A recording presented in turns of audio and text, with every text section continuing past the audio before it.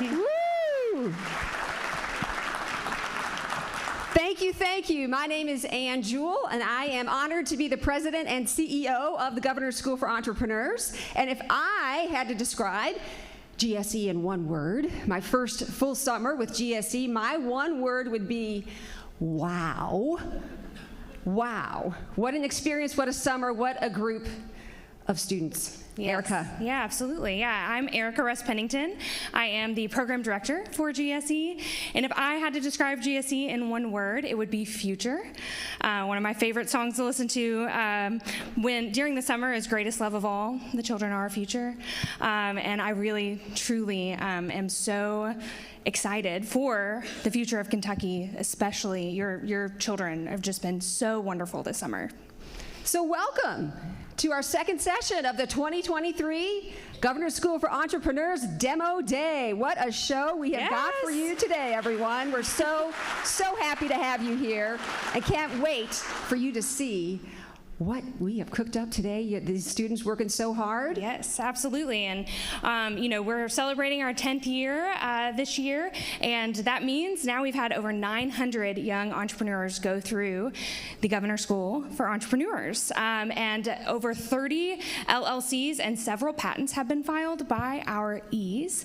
And also, $5 million worth of scholarship opportunities are offered to the students who complete GSE every summer. So really exciting stuff for, big numbers up there. The 5 million, I'm sure, for most of you, is the biggest one. Well, this is a big one for us, that 10 years, number 10. What an amazing accomplishment here. We've got our first decade behind us, and GSE has grown incredibly in those 10 years. We've had our largest class this summer. We started with about 49 students back in 2013, and here we are with about 200 this summer. And we're so thrilled about that. We're at a very exciting stage right now. And Kentucky, by the way, hats off to Kentucky, one of the first states in the nation to create a Governor's School for Entrepreneurs. So our bluegrass leaders on the cutting edge there, and all of you here helping to support this and keep this moving. One other thing I would just like to mention real quick, we have a number of alumni who do come back and do things with us, work with us over the summer. And just to give you a little bit of a quick picture here, I was going to ask anybody who is working with GSE today to please stand up. But I know they're spread out all over the campus too. If you can imagine the logistics involved with this right now, it is quite an operation. But wherever you are out there, if you're with, the GSE team, if you would please just stand up. I would love for this audience to just give some love to this team of people who've been working with these students all summer, since June. And they've been doing, I got to tell you, the love and the support, and it's a challenging job, but it's so rewarding. And if we could just ask the audience to give a round of applause for the GSE team here in our 10th year. I am so proud of this team and honored to work with them. Absolutely. Awesome. Thanks, Ann. Absolutely. The team over the summer, I know all of them are getting your students ready to pitch right now, so not a lot of them are in the room, but saw us on the live stream there. So an overview of the day. We have 20 teams, which means we'll do 10 pitches in the morning and 10 pitches in the afternoon. Each pitch will be 8 minutes long, and then the entrepreneurs will have a conversation with the judges.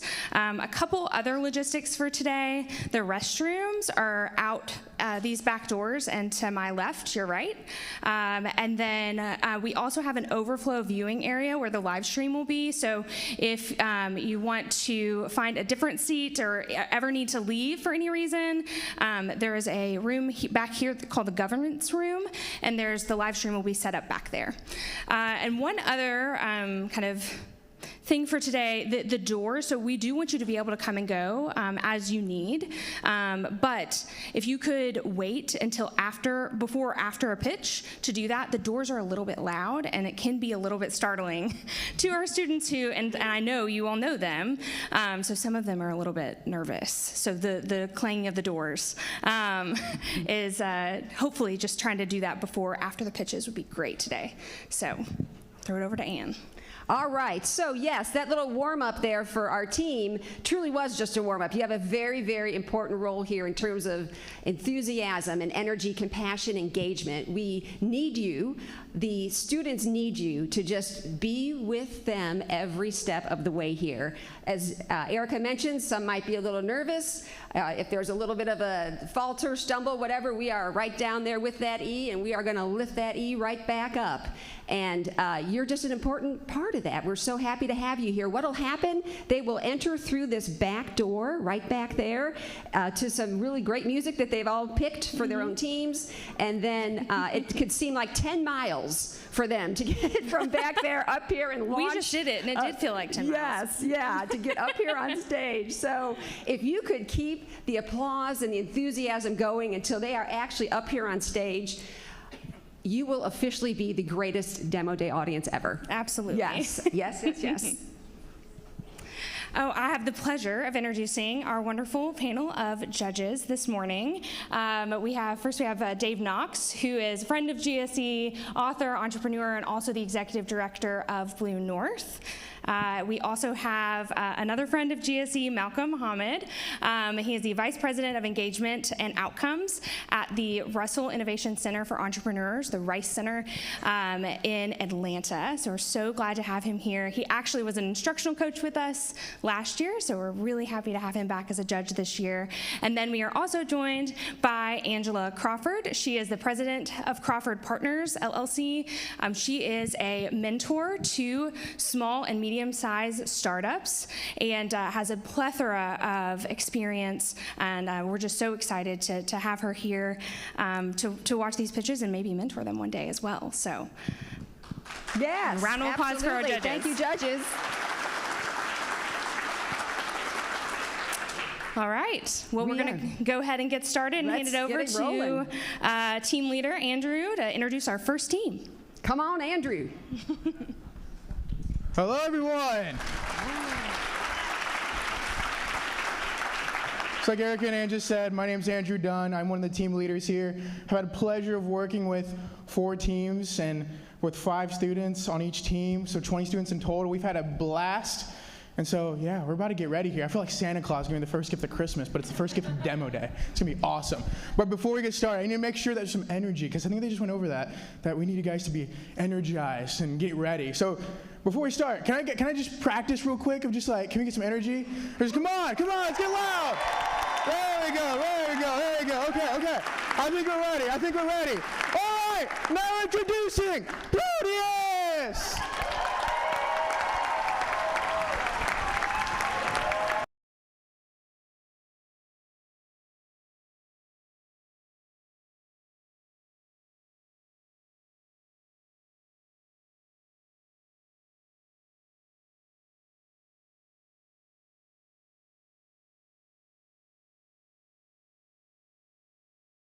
Imagine this.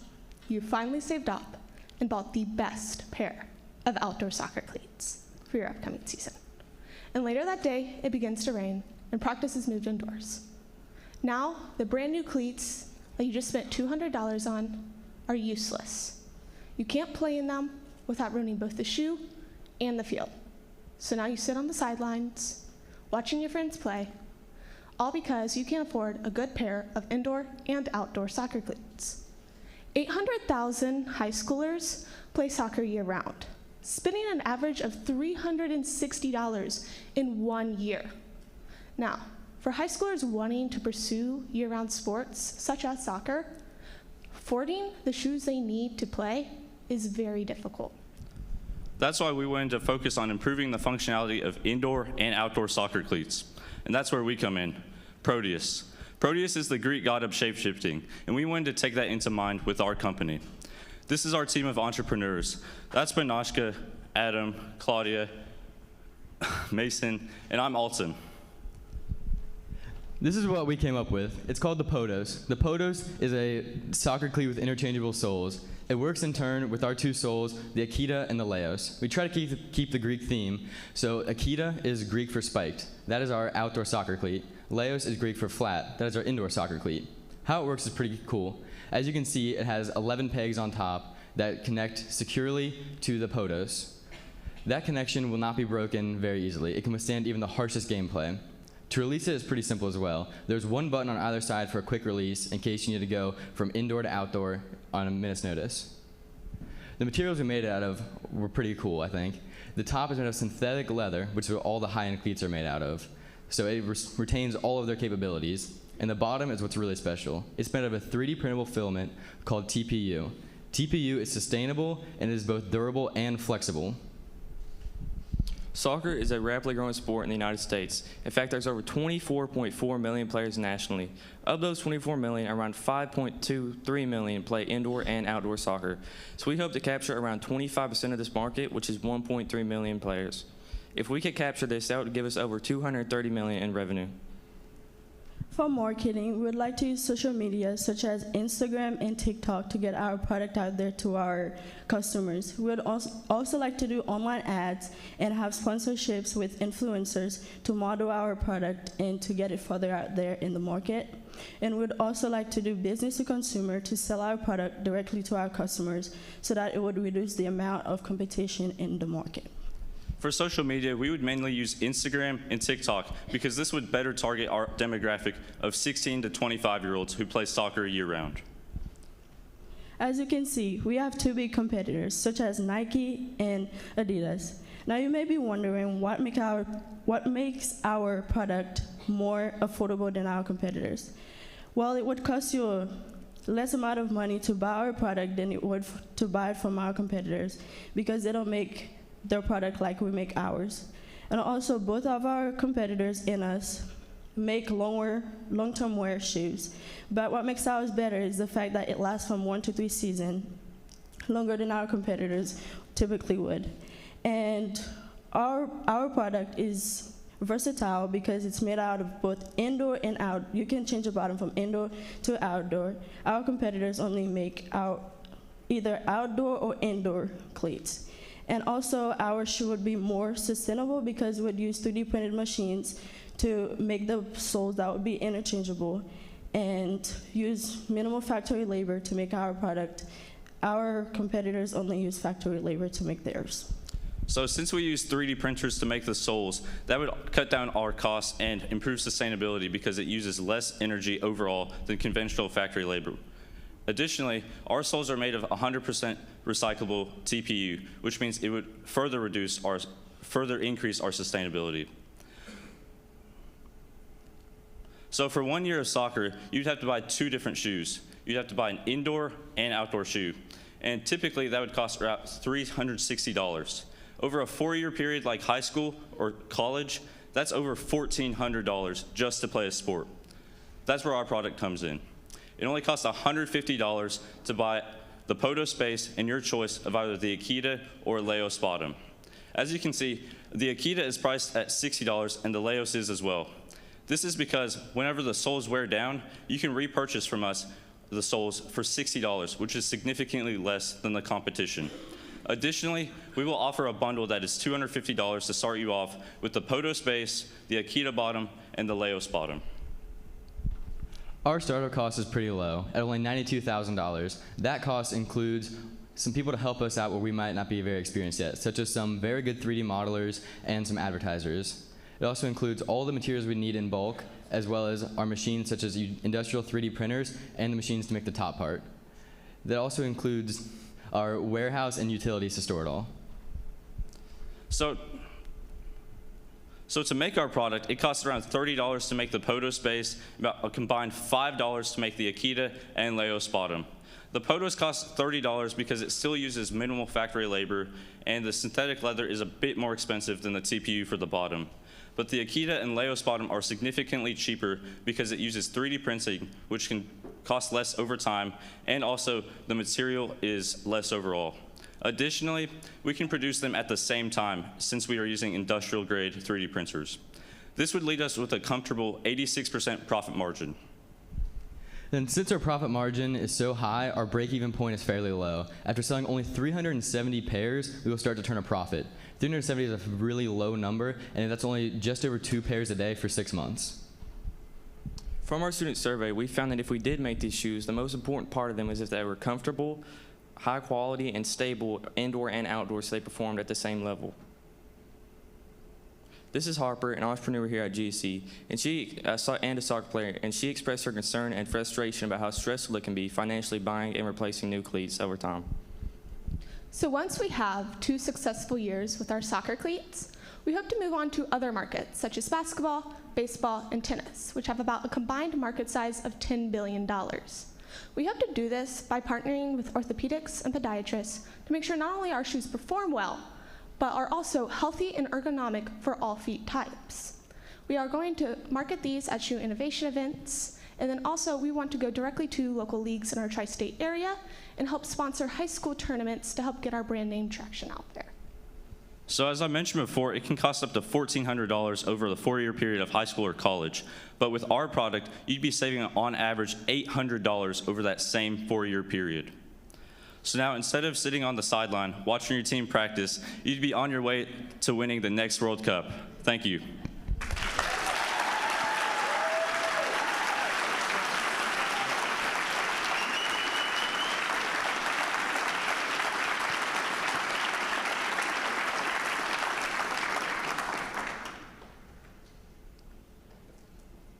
Can you tell us a little bit more about the design? Because I saw some indoor shoes had laces. It doesn't look like yours did. So talk a little bit about how you created the design.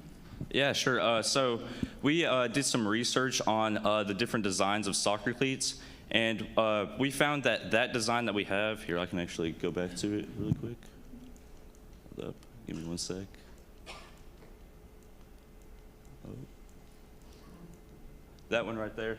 That's the most common type of shoe or design that's at the high level of soccer, so we wanted to kind of keep that. They've kind of perfected that shape already, so we just wanted to use that same one.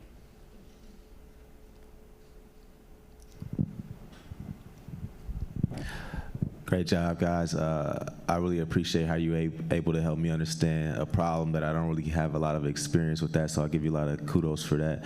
I want to ask about your marketing strategy. So this is one of those problems where the student has the problem, but the parents have to pay for it, right? So can you kind of talk about your marketing strategy and how you address that?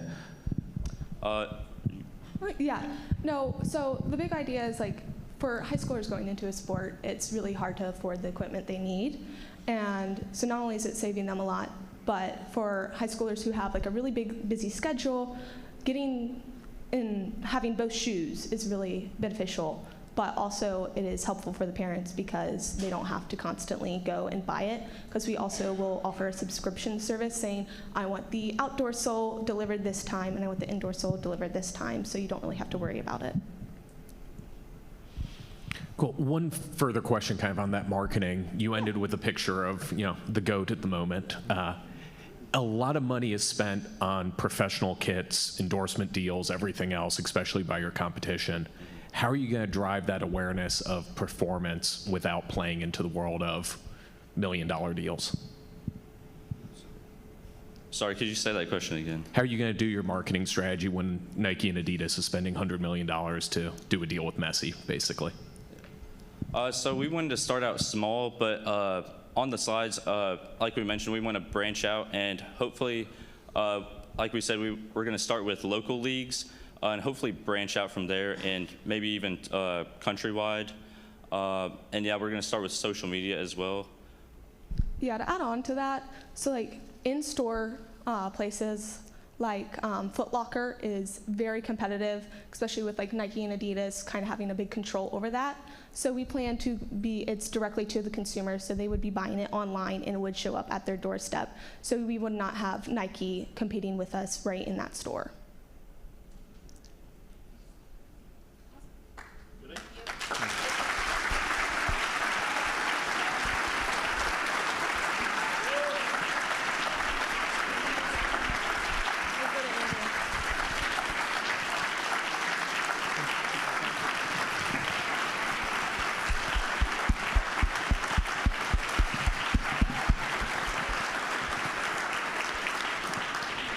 What a great first pitch.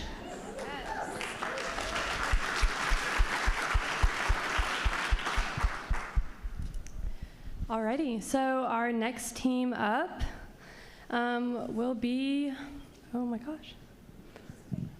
I'm so sorry, I'm blanking on their name. It's actually one of my teams. Oh, sorry. My name is Julia Metters. I'm one of our team leaders. This next team actually isn't one of my teams, but I've had the privilege of working with 4 different teams this session, helping them with their projects, and it's been a blast. So our next team coming up is Youth Active. So give it up for them.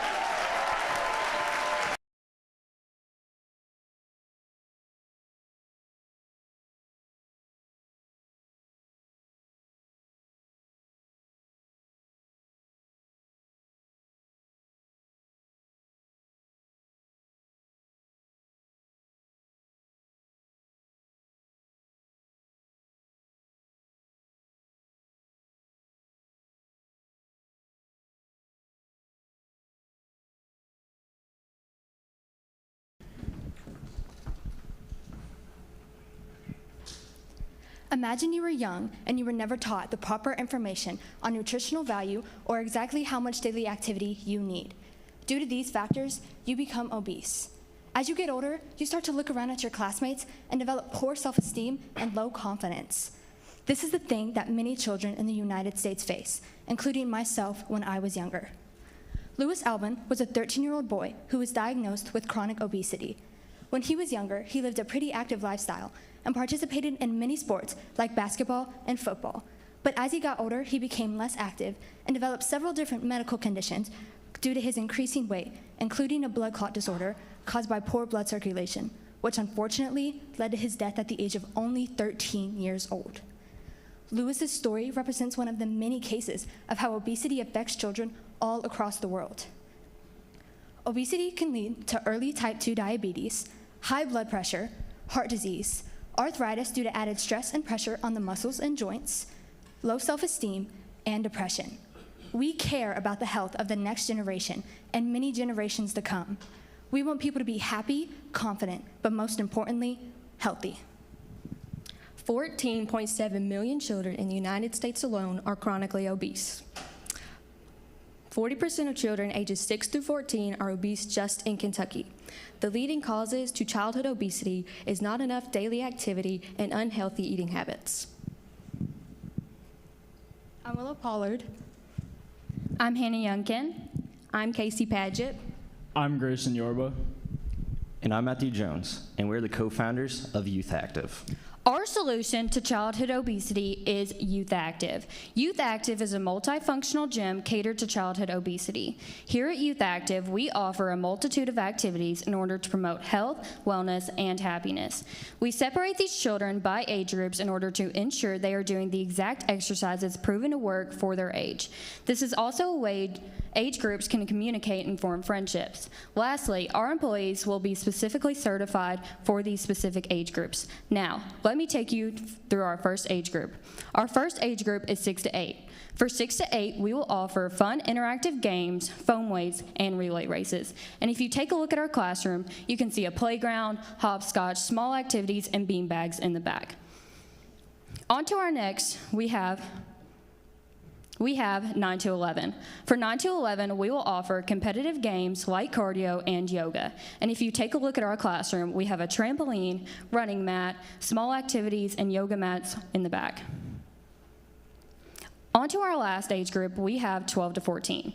12 to 14 is slightly more intense because as children start to get older, they are able to do more intensive workouts and start slightly lifting weights. For 12 to 14, we offer calisthenics, light weights, and cardio. And if you take a look at our classroom, we have Stairmasters, treadmills, cardio machines, light weights, and many more. The benefits of doing these exercises include such as cardiorespiratory fitness, building stronger bones, being able to control your weight, and promoting overall better mental health. Lastly, we offer an evening care service. Our evening care service hours will be 5 to 8 on weekdays and 3 to 8 on Saturdays. We will charge $10 an hour for evening care services, and this is a way parents can go out and be able to have a nice date night while knowing their kid is having fun, being safe, and getting fit.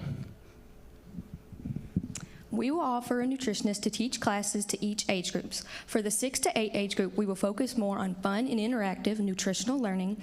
And for the 9 to 11 and 12 to 14 age groups, we will focus more on nutritional values and ways to better your health through the nutritionist's advice.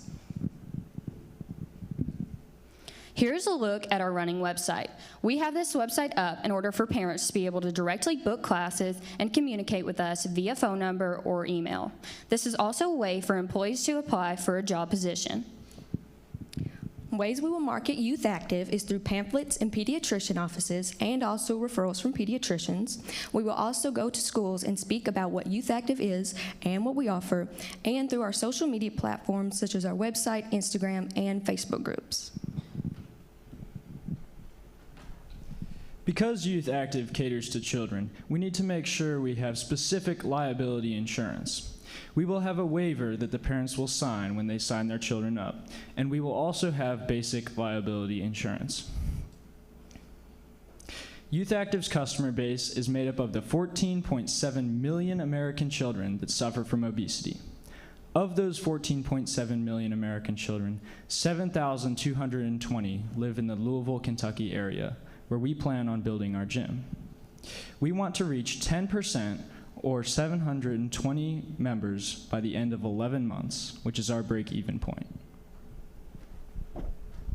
So how does Youth Active make money? Well, we have health classes. We have the base plan, which is $49.99 a month. This includes access to our nutritionists, our equipment, and our staff. We also have a reduced plan, which is $24.99 a month. This is for families that make $25,000 a year or less. This is offered because our target market mainly falls below the poverty line. We also have a $20 one-time membership fee, and this is for both plans. Our second source of income is our evening care, which is $10 an hour. Youth Active has three main competitors: Kids Strong, the YMCA, and Fit Kids. While some of our other competitors offer drop-off and affordability, none of them offer nutritional information or cater towards obesity like Youth Active. So what is our startup fee? It is $270,000. This includes 12 months of rent, 12 months of payroll, our nutritional classes, our equipment, and our marketing. When would Youth Active break even? We would break even before a year, and our projected profit for our first year is a gross profit of $915,000. Kelly Eric, a parent we spoke to, said Youth Active would be perfect for children because most gyms require you to be 16 or older to work out, and we are also unique and helpful for offering nutritional classes. We also spoke to Julia Mitchell, a pediatrician, who said Youth Active will serve communities and children well. What's next for Youth Active? After we break even with our initial investment, we plan on escalating and diversifying our business. We will do this by establishing new Youth Active locations with new activities such as swimming, rock climbing, and camps during the summer. With the launch of Youth Active, kids like Lewis can now find help for their condition. Join us today at Youth Active and get it done the fun way. Thank you.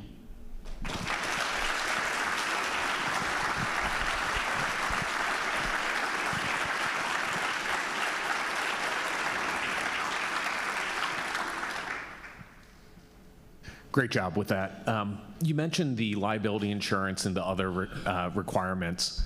What have you looked into when it comes to childcare regulations, especially for the evening, given you're doing multiple hours? So we contacted multiple lawyers, and we talked about certain insurance policies that we would need to cover. But we haven't gotten anything specific yet, so that would be in the future. Thank you for addressing a really serious problem. So it's definitely a challenge out there we're seeing. How much physical space are you, did you plan on? Because I see lots of rooms for all the different, so how much physical space? The property we were looking at was around 4,100 square feet, Okay. and that would be broken up into 3 separate classrooms, and we would have our front desk area and an area for our employees. Did you consider is it going to be owned, primarily owned, or did you consider a franchise model as well? We were considering a franchise model after we develop our first building. Thank you. Thank you, Youth Active, for that presentation. I think that youth fitness is a very innovative idea, so I appreciate that. I want to ask about, you mentioned target market just a little bit. I want to ask you to just go a little bit deeper in detail on that target market, and maybe how did you consider that and where you chose to locate your building in Louisville? So we actually chose to locate our building in the West End part of Louisville because, as Matthew mentioned earlier, poverty has one of the highest rates of obesity. So we decided that the typical impoverished areas towards the West End of Louisville, and we wanted to help that area community.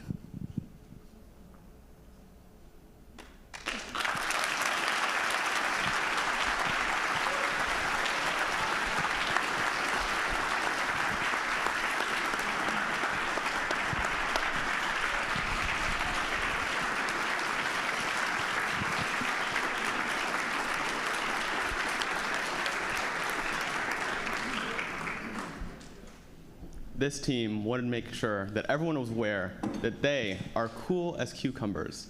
So without further ado, introducing Eat Good Kentucky!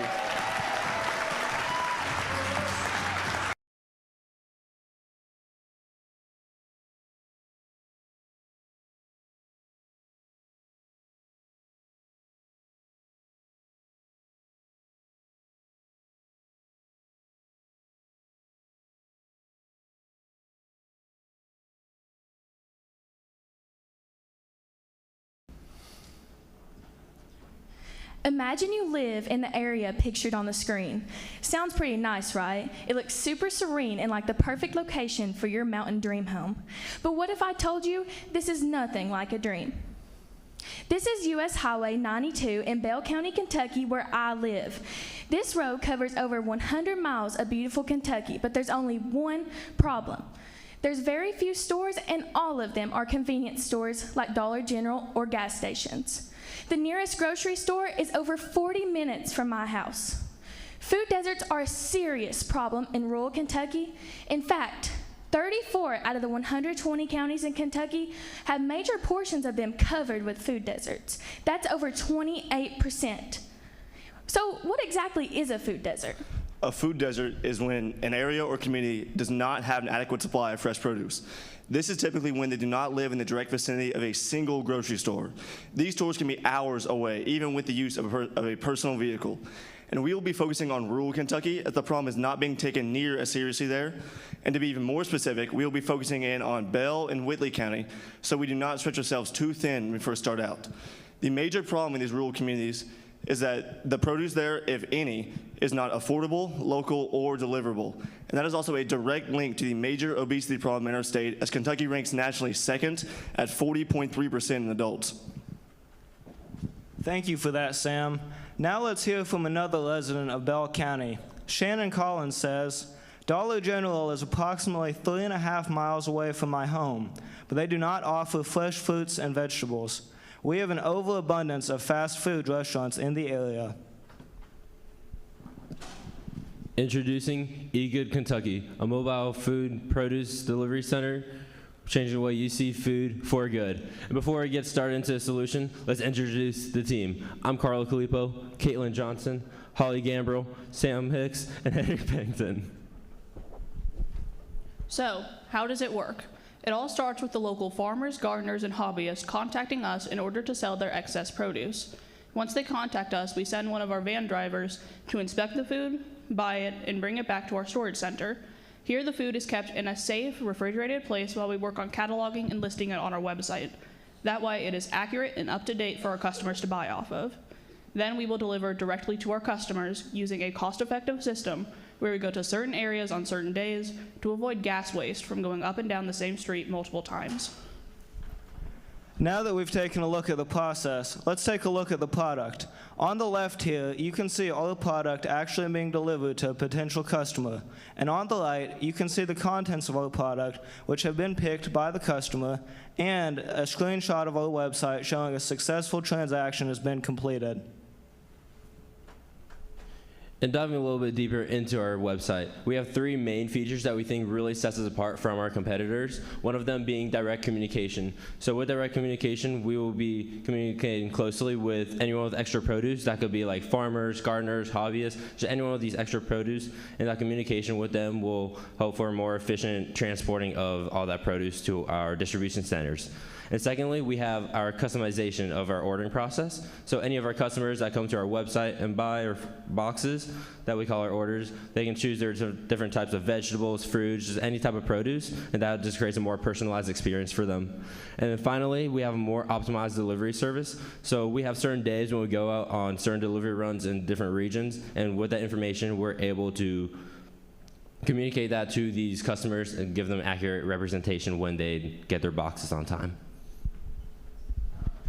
So why us? In rural communities, there are 2 main ways that people get their food. That is through fast food and convenience stores, represented on our chart by McDonald's and Dollar General.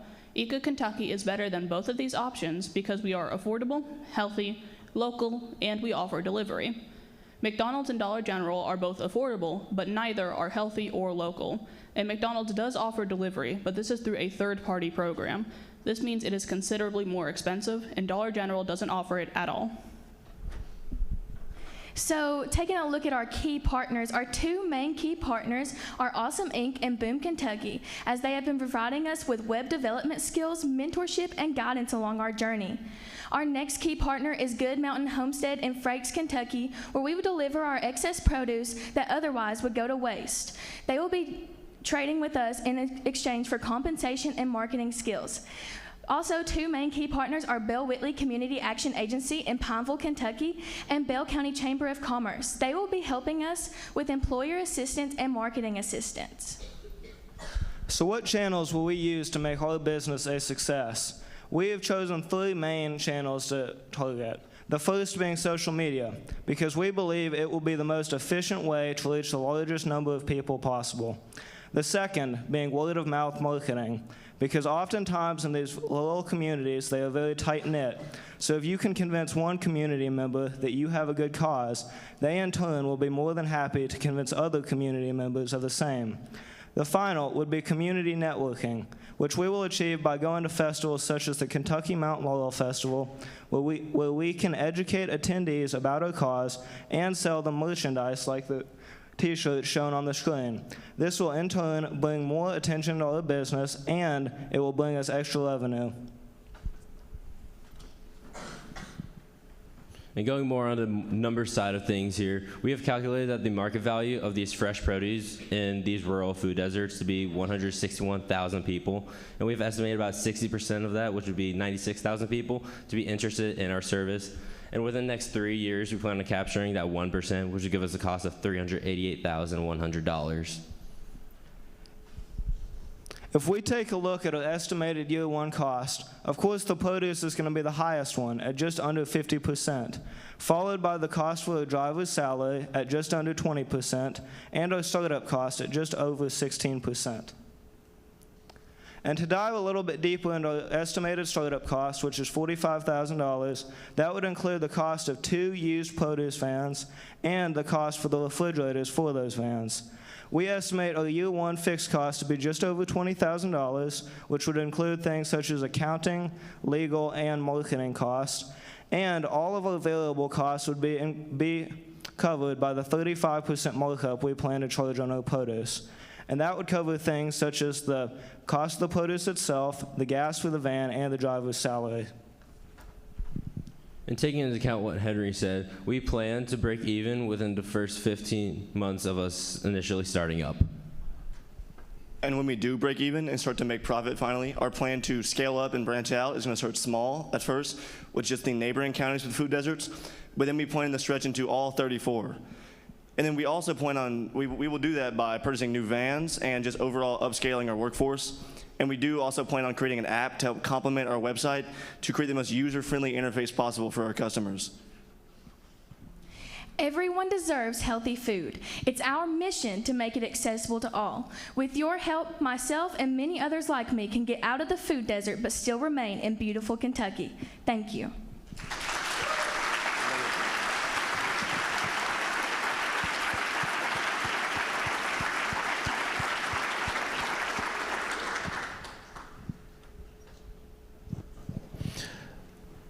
if you could make it easier for me to go live in the mountains, then sign me up day one. So I want to ask, so if I'm your customer, right, one of the things that I'm going to be thinking about is needing some reassurance about the quality of the food when it gets to me, right? So can you kind of talk to me about whether on your website or on your marketing, how you're going to reassure me that you're maybe storing it and refrigerating it well and that it's going to get to me in a timely manner to keep it fresh? Our system starts with our delivery drivers inspecting the food before we even buy it. And then during the packaging process, we're going to check it again to make sure that the food is utmost quality. Then we have our vans, which have safe refrigeration during the travel to our customers. I was hoping you could talk a little bit about the competitive set a little bit more. You mentioned McDonald's and Dollar General as the direct competitors. How did you think about online services like Misfits and others that do direct-to-consumer delivery of fruits and vegetables? So really the value proposition that we provide that separates us from services like you mentioned is that we are more affordable than they are. And oftentimes it's difficult in these very rural communities to get shipping that's going to happen in a timely manner, whereas if we're based in these communities ourselves, we're able to complete that transaction a lot faster, have a lot more fresh produce. Because again, it's another really big problem, and so it's definitely worth looking into. What about pricing? Because a lot of the reason the food deserts tend to exist is because McDonald's is very inexpensive and Dollar General is very inexpensive. So how much would a typical box cost people? So we're doing a 35% markup on all of our produce from the average grocery store, simply because we do not have any grocery stores in competition with us.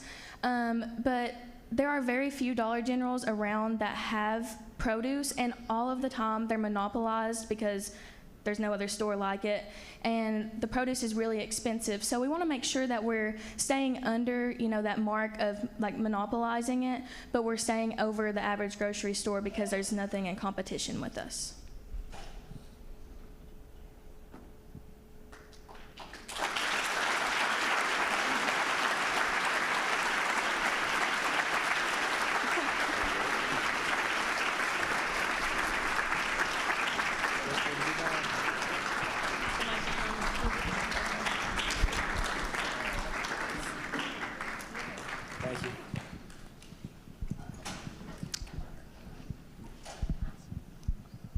Alrighty. Hope you guys are ready for another presentation. The next... Super proud of all of the E's that we have here this summer. But the next group I'm super excited for, so give a big round of applause for Quicker.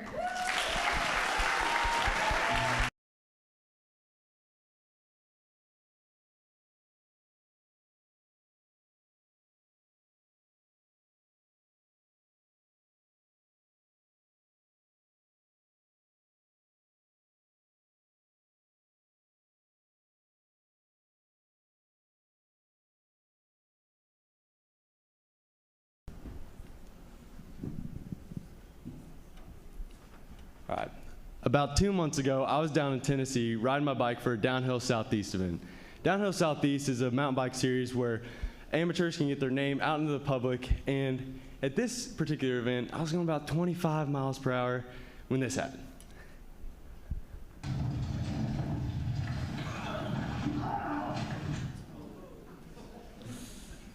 Yeah, I don't know if you can tell, but that hurt. That hurt a lot. I've been to the ER 7 times for mountain bike incidences, and each time it's been stressful and an unpleasant experience. This particular time, me and my dad rushed to the ER, and when we got there, the room looked something like this. A room full of patients all waiting to be treated. I was waiting for 3+ hours, and that's before I even got called back. Once I was in the back, I was being treated for 4 hours. Unacceptable. 2.8 million. That is the number of patients who left the ER last year unseen in the United States. The average ER wait time in America is 145 minutes, and 40% of the population goes to the ER at least one time per year. And of these visits, 30% of them were considered non-urgent, meaning that these people could have went to a different place like urgent care, which would have been cheaper and quicker, and in turn would have helped to not bog down the ERs. Now, there are 4 key problems in this situation. First is that patients usually don't have access to live wait times, so they have no idea how long they will have to wait in the ER for once they get there. There are also not a lot of ratings and review systems, so they don't know how well the ER processes their patients or which ERs would be best for their specific condition. Also, a lot of people don't know whether they should even go to urgent care in the first place or whether they should go to the ER. And there are not a lot of quality navigation tools to help them get to the ER of their choice. Now, imagine you're a consumer. You've just been hurt, you're in excruciating pain, and you know that you have to get in and out of the ER as fast as possible. But you don't know which ER would be best for your current condition. Well, now you do. This is why we created Quicker, for quick care when seconds count. I'm Eli Back. I'm Zach Radovanik. I'm Alexis Davidson. I'm Ryan Runyon. And I'm Deepika Korapelli. So, we have 4 main goals for our app. Number 1 is that we will implement a virtual queue so patients can see ahead of time how many people are waiting in front of them and how long they will have to wait in the ER. Number 2 is that we will implement a rating and review system so people can see past patient experiences and how well the ER processes their units. There will also be saved forms and information to be sent to the ER ahead of time once you choose where you're going. And there will be navigation tools to help you find your way there. The emergency tab of the app is where patients will quickly input their condition, and it will tell them if it is severe enough to go to the ER or whether they should go to urgent care or another clinic. The information and local units tab are for non-emergency situations. This provides a list of symptoms to the users that describe when you should go to the ER or when you should go to urgent care. The local units tab shows all of the emergency departments in your area based on your live location. It shows how far you are from them, their current active wait time, reviews, and ratings out of 5 stars. Because wait times are such a big problem, we also have a couple of competitors that are trying to solve it. ZocDoc is an app that lets patients book appointments with their physician. This app, however, cannot be used for emergencies because patients have to book these appointments ahead of time. ER Express is another one of our competitors that uses a virtual queue, but this app has to be implemented into the hospital's app, so patients will only be able to view the wait times for that specific hospital's ER. Our app is the best choice because this is the only app where patients can view information about multiple ERs. And hospitals will also prefer our app because it combines all 4 of the features listed into one app, so they don't have to pay for multiple services. We spoke to multiple different app developers and got an estimated cost from about $30,000 to $40,000 to develop our app. Based off that, our total startup cost would be about $200,000, including legal fees, maintenance technicians, advertising, and app development. We will start by targeting the 7 ERs that St. Elizabeth Healthcare has in the Northern Kentucky area. We will also target the patients that visit there. We will target the patients through Google advertisements that will have links that will take them to the app where they can download it, billboards, ads in their social media feeds, and most importantly, word of mouth.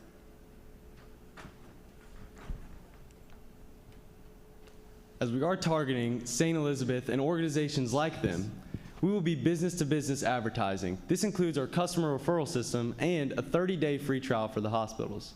The reason we choose to give them this option is that we find that hospitals respond better when they get to interact and practice with our service. It also allows them to better integrate it into their workflow. Now, why invest in Quicker?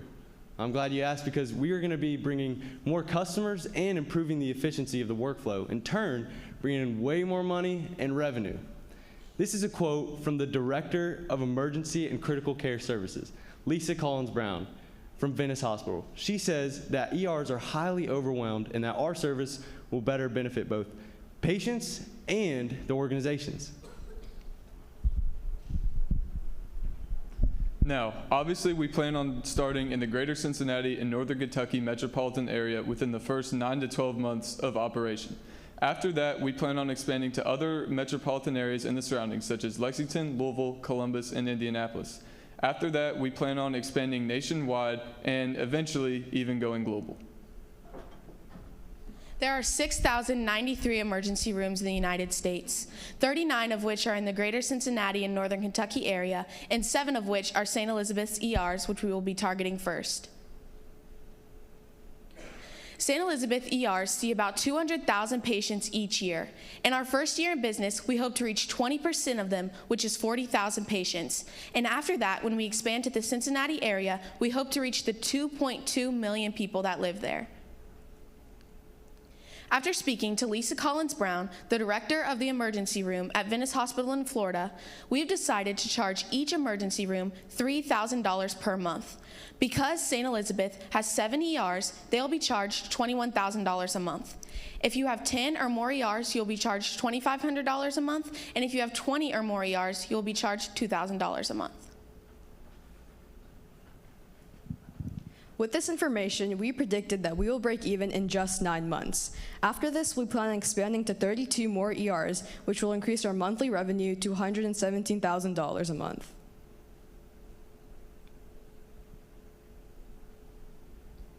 Our next steps include expanding to more ERs nationally and globally. And we also plan to partner with Apple and Samsung to have our app pre-downloaded onto their phones before consumers buy them, so it becomes more universal for ERs and patients. So without our app, you can travel to the nearest nearest ER and wait in a room that looks like this. Or you can utilize the features within our app and travel an extra 10 to 15 minutes and be waited on here. And that is why you should invest in Quicker. Quick care when seconds count.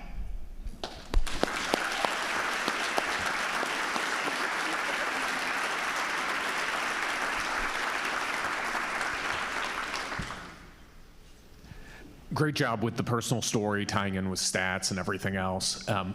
A lot of what you talked about was the consumer benefit for why a person would want to use this. Your business model is charging the ER. What's the ROI, return on investment, for the ER for spending $3,000 per month? Yeah, so one of the benefits that hospitals have is the hospital value-based program, which incentivizes ERs financially when they have a lower wait time.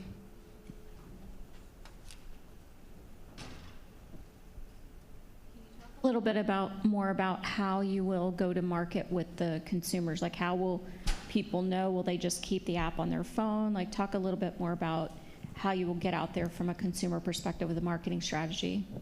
So since we're starting with the St. Elizabeth hospitals, we're going to be targeting their patients first. So whenever you visit a St. Elizabeth hospital for any kind of appointment, they're going to highly encourage you to download their app so that you can use it when it's in case of an emergency. And then once we expand to more hospitals, the hospitals are going to help market it towards their patients so that they can use it. So to add on to that, we're going to run Google ads, so whenever someone searches up like St. Elizabeth hospitals, for example, then we'll have a sponsored link on Google, which will take them to download our app. Thank you for this great presentation. There's a lot of good information there, but my favorite piece was the Michael Jordan walk-up song. I really, that got me pumped up right there. So I want to piggyback off Dave's question, actually. So I know that there are some ERs that have like wait times and reviews listed on their own website, right? So what's your sales pitch to them to say that instead of using your own, you should come and use our app, or even a hospital that says I could just go and build this on my own? What's your sales pitch to use Quicker instead? So that kind of comes into how we're targeting, like we're targeting areas. And so the main idea is once we get all these hospitals on board, these hospitals do not want to be left out. So essentially, if they're not on our app, then they're losing these sites from customers.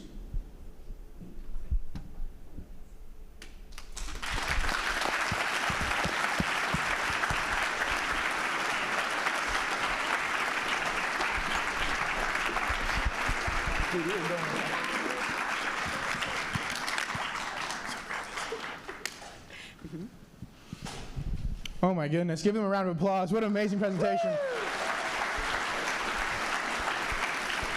All right, so I'm back again. So that means, we've been over this before of what I need from you guys. Can we do that again?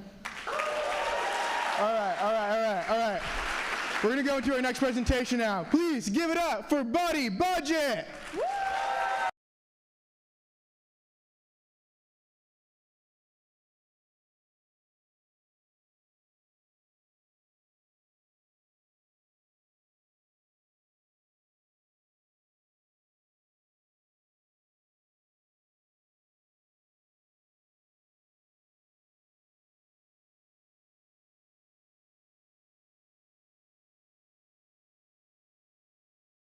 Think back to your high school math class. You're sitting there thinking, when am I ever going to use this in real life? Personal finance is something you will use in the real world. In high schools, personal finance classes are typically not required. And if they are, they're nowhere near engaging enough for teens. 87% of teens admit that they don't know much about personal finance. Teenagers lack a foundation of personal finance, like budgeting and saving your money. Because of this, they lack poor judgment, which impacts their future.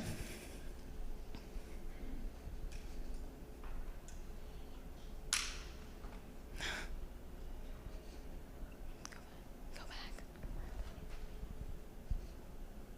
75% of teens admit that they lack confidence and knowledge in finance. 24% of Americans ages 18 through 24 have unpaid debt, and 86% of Americans have $100,000 or less saved for retirement. If we don't educate teens now, these numbers are just going to increase and the cycle will continue.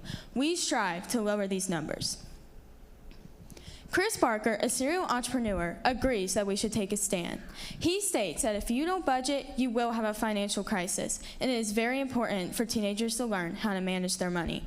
We've tried to do this through Buddy Budget, from broke to ballin'. I'm Marissa, and this is our team. Emery, Berkeley, Bradley, and Isolina. You may be asking, what is Buddy Budget? Buddy Budget is a personalized community budgeting app that offers awards and videos for teens. This is a personalization quiz. As soon as you open the app, we want to know as much as we can about you, like your past spending habits, present income, and future finance goals. So let's say we had a customer named Jimmy. Jimmy wants to learn how to budget and save his money because he just got a new job. Jimmy would take the personalization quiz to find out what he spends his money most on and what he puts into his savings each month. This will really give the app a feel for his financial needs.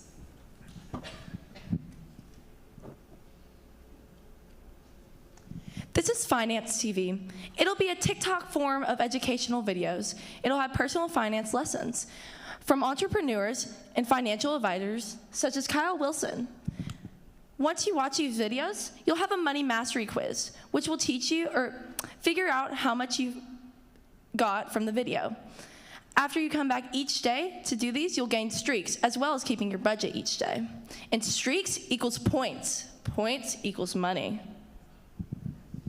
So since Jimmy took the personalization quiz, watched the educational video, and took the money mastery quiz, he has already earned $1.25.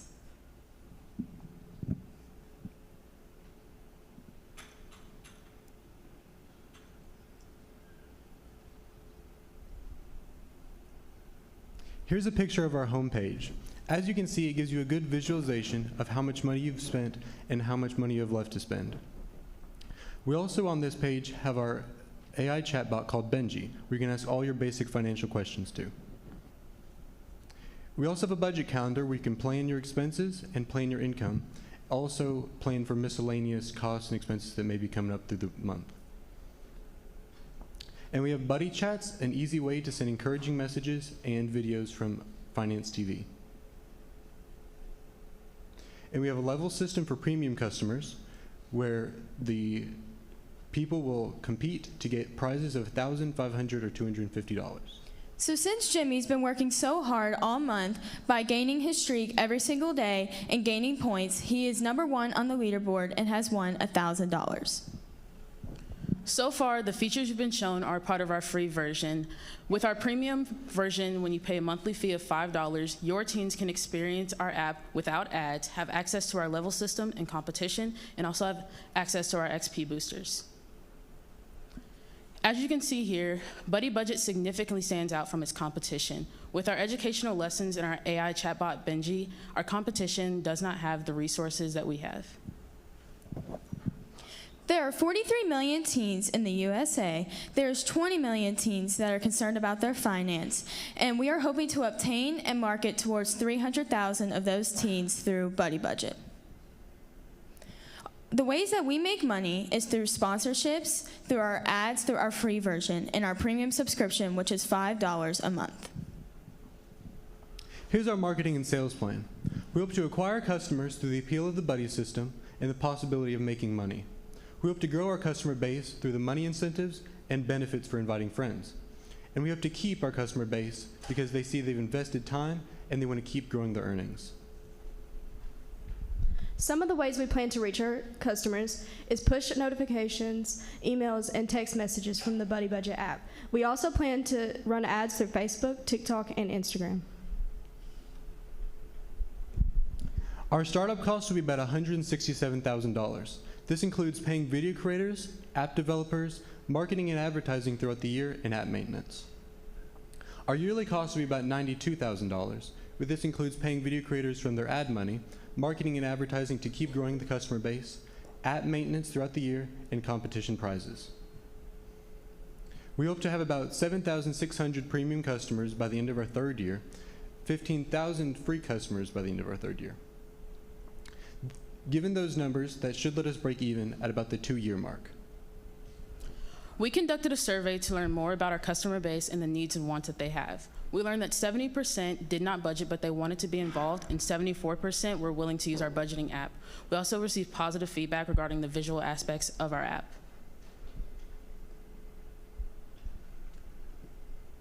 Moving forward, we want to partner with high schools to get students engaged in our competitions and partner with banks so that we can offer the proper resources for students to open their first bank accounts.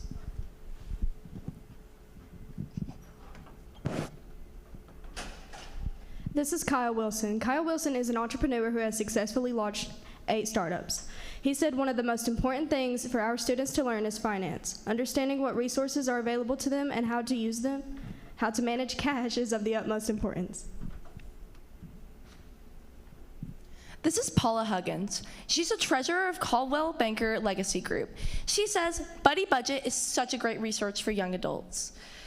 The development team has created a powerful tool that promotes the goal of financial freedom while making it a fun and rewarding experience as well.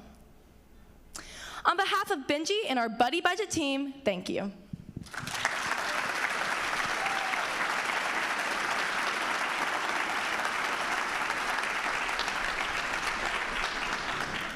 Thank you very much.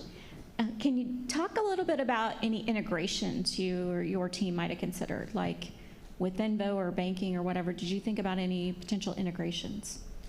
Well, we hope to be able to link bank accounts in the future to make it more easy to track your payments and stuff like that. But that was the only integration we thought about so far.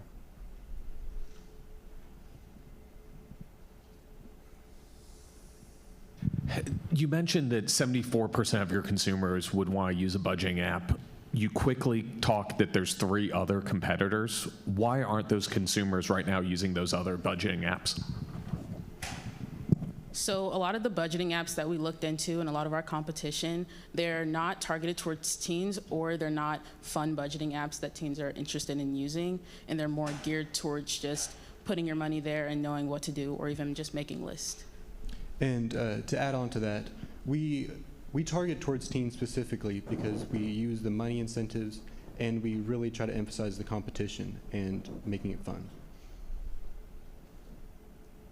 I have a similar question in terms of kind of the competition, but I think you all have a unique opportunity as you are the market that you're marketing to, right? So can you kind of give me some convincing that out of all of the different apps that you have on your phone, all the things that you use, right? Like, you may be concerned about personal finance, but are you really going to use it given all the other apps that you have at your disposal? We took a survey and asked a bunch of people what they thought about it. And given that it's such a short period of time that it takes to get on the app and watch a video and take a quiz, given the feedback we got, we think it's a feasible plan. As well as the psychology behind it, when you get that dopamine from getting those points, it just makes you want to keep coming back.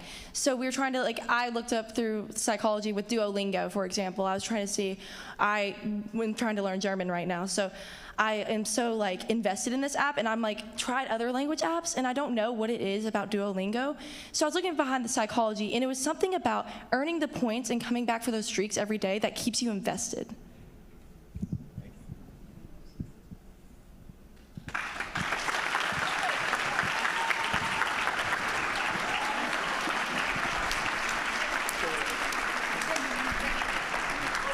Okay. Great job, great job, great job.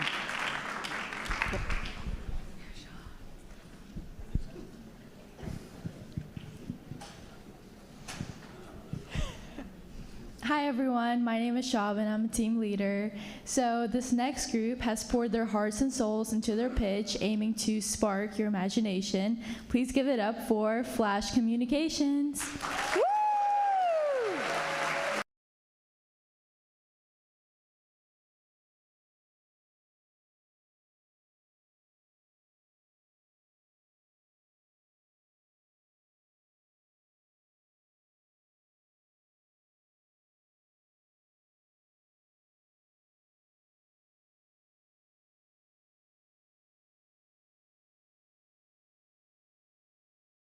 You get a phone call from your family member saying that your loved one with dementia has wandered off. While you're frantically searching for your family member, you find out that they've been found. You're relieved, but you still don't know where they are, and you don't know if they've been hurt. Sounds pretty stressful, right? Hi, my name is Madison Eric, and I was in this same situation in April of last year. I'm here with Flash Communications, and I'd like to introduce you to my team. I'm Charles Comer. I'm Ariana Gijon. I'm Allison Schaus. And I'm Kayla Frank. So, how big of a problem is dementia in the U.S.? Well, currently there's 7 million individuals with dementia, and these numbers are only getting bigger. By 2030, it's projected to be 9 million, and by 2040, 11 million. And of these individuals, 6 out of 10 are statistically proven to wander at least once after their diagnosis. With this information in mind, we knew we had to find a way to bridge the gap of communication between police officers and the families of people who have wandered due to dementia. Our goals were to improve communication between police officers and those families, provide a safety implementation for those members with dementia, and to create a database that not only holds information, but keeps it secure until police officers need it. But why is this such a big problem? As we were researching, we found 4 major reasons. As soon as the growth progression starts for dementia patients, they start having troubles with remembering what year they're in. So although they might be in the year 2023, their minds can be 10, 20, even 30 years in the past. So they start reporting it to nearby police stations, which makes caregivers usually take away their phones as soon as possible. And then by stage 2, they're having trouble remembering their own addresses and a much harder time remembering the names of their family members. But the real problem starts in stage 3, when they have troubles verbalizing their words. In an emergency situation, they can't tell what they need or what they want to police. So what's our solution? Our solution is a microfiber wristband with a stainless steel plate with an engraving of the ID number specific to each patient and a hotline number to contact us with. Our microfiber leather band is water resistant to help prevent the patient from needing to remove it when bathing or when they're in a body of water. Our process includes 4 simple steps. First, the consumer buys the bracelet. From there, the consumer enters their loved one's information into our database by simply clicking a button on our website. That information would include things like their name, where they live, their date of birth, any physical features, their bracelet ID number, places they're prone to wandering, any emergency contacts, as well as a picture of themselves. From there, that information is sent to our spreadsheet, and a representative will call to confirm that the information is correct. So, how does this work on the scene? Every scenario begins with the dementia patient getting lost. From there, it goes one or two ways. If the police have located the individual with dementia, we'll get a call on our hotline and the police will contact us. Our first goal is to get those police on the scene. And so after that, we'll ask for the hotline number or the ID number on the bracelet. They're trained to look for identification jewelry like ours, and so they're already trained to do so. After they've given us the ID number, we access their information in the database. We contact our emergency contact numbers and get the police and the emergency contact numbers to bring that loved one home. The other way we work is if the family contacts us and the police has not found the loved one yet. If that's the case, we collect new information. Where were they last seen at? What time were they last seen at? And we spread that information out to police stations across the area through an automated system. We also have ads that we use through Facebook and Instagram in order to get the community involved and bring your loved one home as efficiently as possible. We market to the families of people with dementia. We do this by word of mouth, so police officers to police officers to the consumer, and then the consumer to the consumer. We also do this through our 4 social media pages. We have one on Instagram, Facebook, Twitter, and TikTok. During the month of June, which is Dementia Awareness Month, we plan to post informational posts to spread awareness about dementia. And right now, there are 75,000 people that suffer with this problem on a daily basis. So we want to reach 25% of that market in the next 5 years. This means we could potentially help 17,500 individuals whose families just want to keep them safe.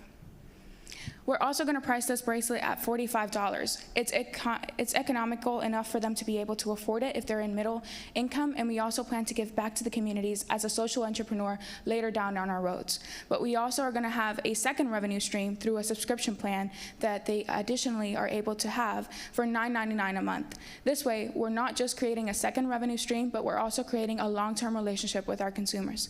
The reason that we wanted to emphasize this in particular is because offsprings often have a 50% chance of inheriting this disease later on. So we wanted to make sure that we made sure that the individual felt safe, but also the family members. We also have created our startup cost of $106,500, and this covers administration, general costs, and bracelet production. We would be able to break even in less than 12 months by being able to have a revenue of $45,000 through our bracelets if we sold 1,000 in our first year, and also $109,890 through our subscription plan. How are we going to do this? We have 3 major steps that we need to take. First, we want to make sure that we are incentivizing the experience of purchasing. So like Allison mentioned, we want to be able to offer discounts in the month of June so that more people can reach out and get the help that they need with our product. We also want to be able to attend the Alzheimer's conference that takes place internationally later this June. There they have a dementia forum specialized in solutions for dementia. But we also want to be able to partner up with 10 dementia advocates. The reason we chose the number 10 is because Kentucky can easily be separated into 5 major regions. By having 2 in each region, we're making sure that we have a close bond with the communities placed there. So, what sets us apart and what makes us different? So, we have 4 big things we're proud of. Firstly, we don't have a need to charge. We don't use trackers like many other medical jewelry bracelets do, and so we eliminate that risk of having to take them off and remembering to put them back on, or remembering to charge them at all. We also are waterproof, and so our water-resistant band makes that same risk eliminated. We also have our ads, and this really gets the community active and involved in finding your loved one and bringing them home as quickly as possible.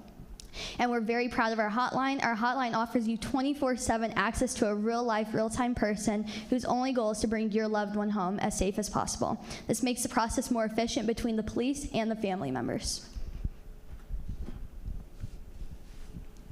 Our next 3 steps is flash communication. We're trying to sell in 3 different states, sell in 5 different pharmaceutical stores, and then partner up with 9 different nonprofit associations in the next 4 years. With our product, we bring you and your loved ones peace of mind. If you guys have any questions or want to give us any general feedback, we would love to hear it. Thank you.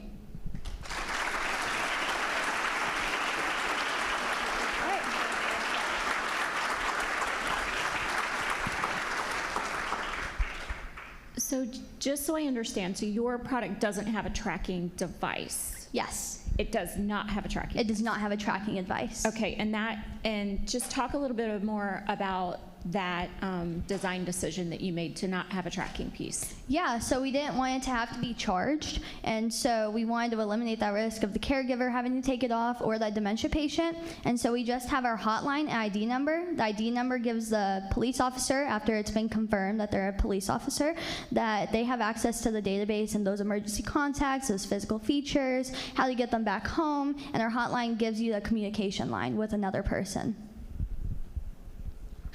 You mentioned that first responders are trained in looking for identification jewelry. How's that training take place, and how will you educate them about this new form of jewelry they should look at? Okay, so with our jewelry, we've talked to a couple different police officers, and they talked about how in their training, they're trained that these are like critical patients, and so it's like very fast or very like quickly looking for these individuals, and so they like have the identification jewelry. There's a couple other products out there that have hotlines and things like ours. They just don't have the combined resources and stuff that we have in the communications lines with the police, and so it's really just more efficient for the police being able to use that hotline. Thank you for the presentation. I want you to just kind of share your thoughts on any potential like adoption problem. Like what if the patient simply might not want to wear the bracelet? Have you thought about that? Yeah, so we actually reached out to several people, and we talked to them about the process of, do they wear jewelry already? Is that something that you've noticed? And actually, one of the other E's here, he talked about how his grandmother has a bracelet on herself with a key for the apartment. However, because his aunt also lives there and has to live in that same area with her, she's the one who has to take that on and off for her. And so we asked, hey, if there was a bracelet that you wouldn't ever have to worry about someone else taking care of that, would you buy it? And he said yes, so.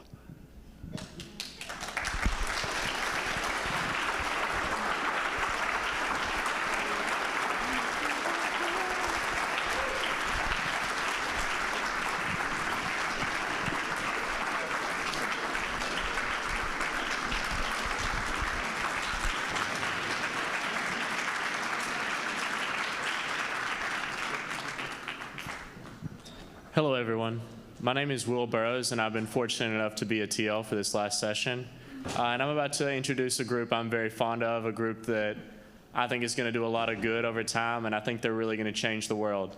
I'm really excited to bring you Artlit, presented by the Burts.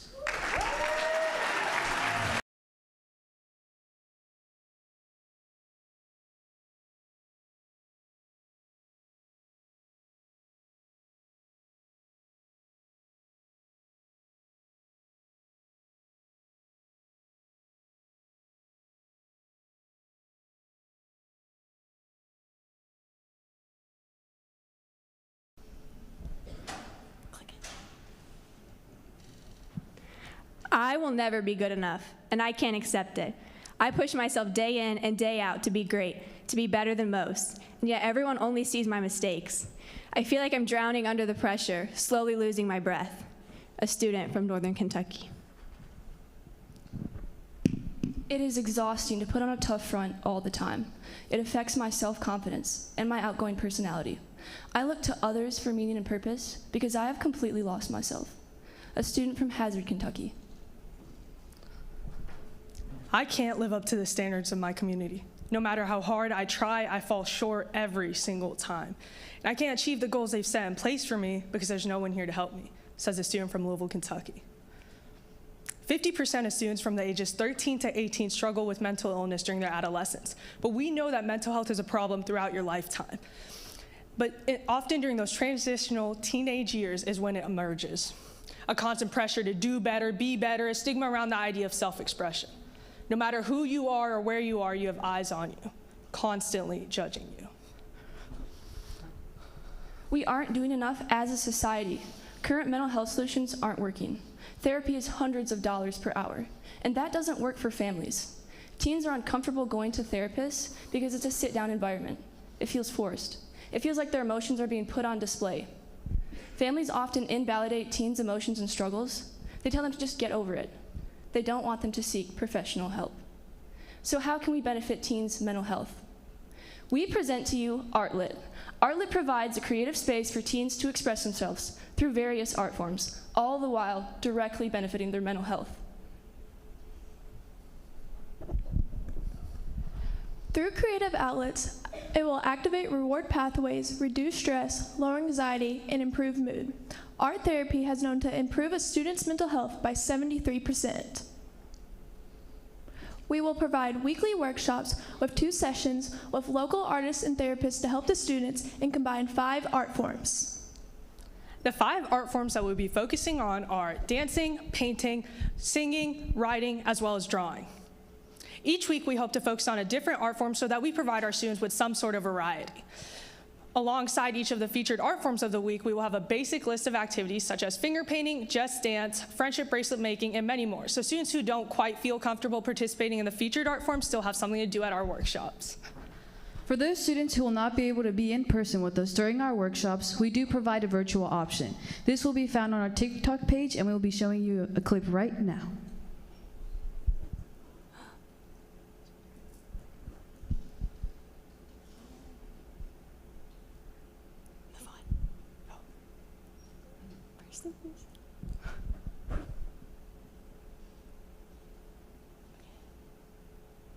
Doesn't have any sound, but doesn't that look like a lot of fun? At Artlit, our goal is to provide a creative space where teens feel comfortable enough to express their emotions. We encourage our teens to bring all their friends to make our environment more fun and enjoyable. We hope that teens come back time and time again to create more lasting memories. One main goal at Artlit is to base our environment around the 5 senses to ensure a welcoming experience. Compared to other options that improve mental health, Artlit is a far cheaper solution. Going back to what Krishika said earlier, around half of high school students struggle with mental health. In Louisville, that's around 46,000 students. At Artlit, our goal is to target around 460 of those students in the Louisville area.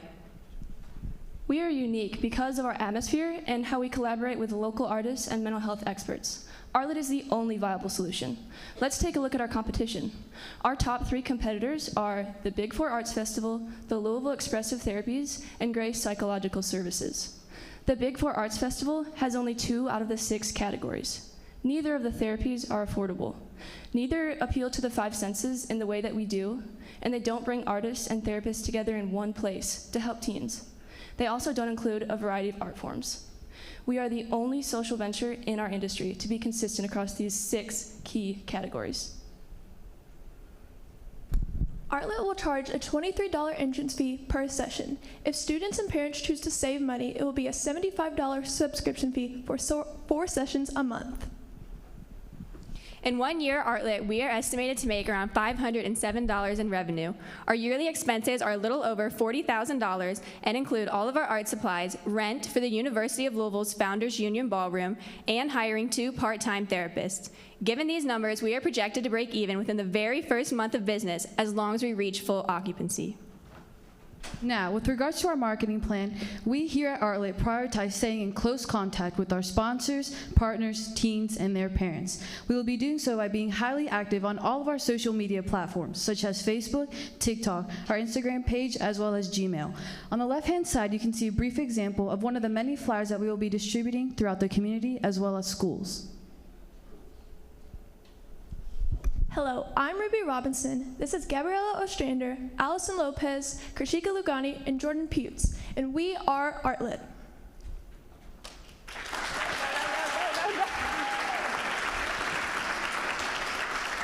We reached out to a local Louisville artist, Michi Banks. Growing up in his hometown of Chicago, he never had this sort of community. Being recently new to the Louisville area, he would love to give back to Artlit's participants. Alongside Michi Banks, we were able to contact Mental Health America Kentucky. They responded and told us that creative pursuits give people the opportunity to feel emotions that they don't otherwise feel safe having. We also had this great opportunity to talk to Lena Ellinger, a psychologist in the area. She had to express how creative outlets, particularly for high school students, better benefit their mental health and their school life balance. Now, our next steps. Our next steps are to be purchasing more materials when needed, contacting sponsors as well as local artists, and advertising a lot more.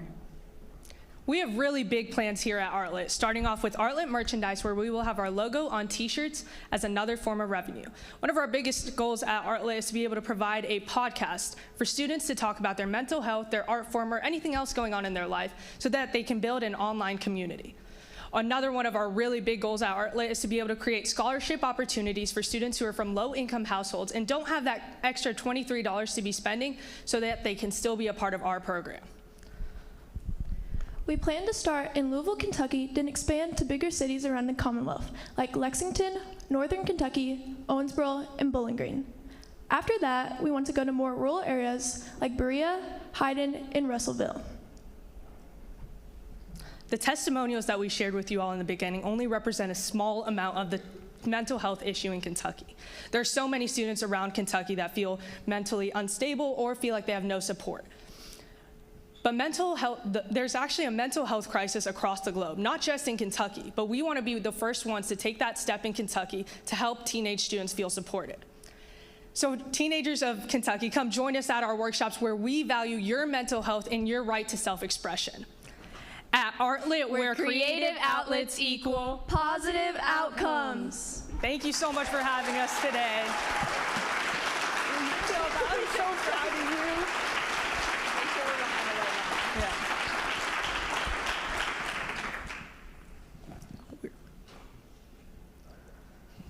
Thank you. I really enjoyed that pitch. So my question is related to your marketing strategy. There's a lot of complexity, a lot that can go into it, right? You got the schools, the students, the parents, a lot of research behind this. So how are you going to kind of keep your marketing message simple and effective to grow your customer base? So like stated before, we want to be very active in all of our social media platforms, specifically in TikTok. We know that many teenagers are highly active in that app, so we just want to get our name out there. We will be putting many videos about our workshops, how we work, the things that we do, and like stated before as well, all of our flyers that we will be posting through communities, through schools. We'll also be like advancing our advertisement in the future, but that's what we'll be starting out. To add on to that, we also are targeting Facebook so that we can really reach out to all of the parents in the community. And eventually one of our goals is to be supported by therapists, mental health experts so that they can recommend us for other people. Very good, thank you. What about a lot of the reason people don't get help is the stigma related to it.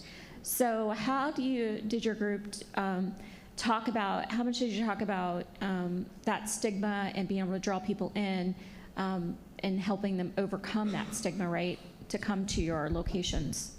Thank you so much for that question. So we all kind of discussed our own problems since we are teenagers who are in high school. And after that big discussion with us, we really realized that when you create that sense of community and you create a comfortable space where you have friends that will come to our workshops and you can bring more people in that you are already comfortable with, it helps around that stigma of like, am I really gonna talk to a therapist right now if I don't feel comfortable in the environment? So that's how we achieve that. Related to that, what was the choice for doing that physical space versus digital, or how do you think about a hybrid of the two? So the reason we did that digital space is, or in-person space first, is when you are doing stuff online, there's some sort of disconnect that comes in when you are in person with someone. There's that little moment where you're like, it's like a little hesitancy. But we do want to have in-person workshops where our students can really create that community and that space and have a feel for each other and empathize with each other. But alongside that, with our online community through a podcast, we can reach a wider audience. All right.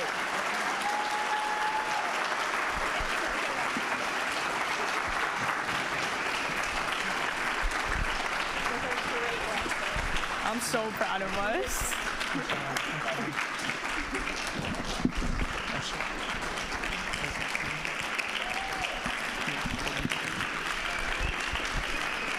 All right.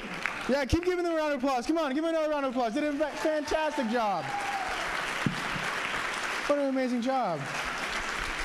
I mean, these presentations have been fantastic, haven't they? Yeah? Yeah? All right, the good thing is, guess what? I got another one for you. Isn't that awesome? All right, so please be loud. I need you to get some loud in here. I need some energy, okay? All right, please, introducing Parcel Protect.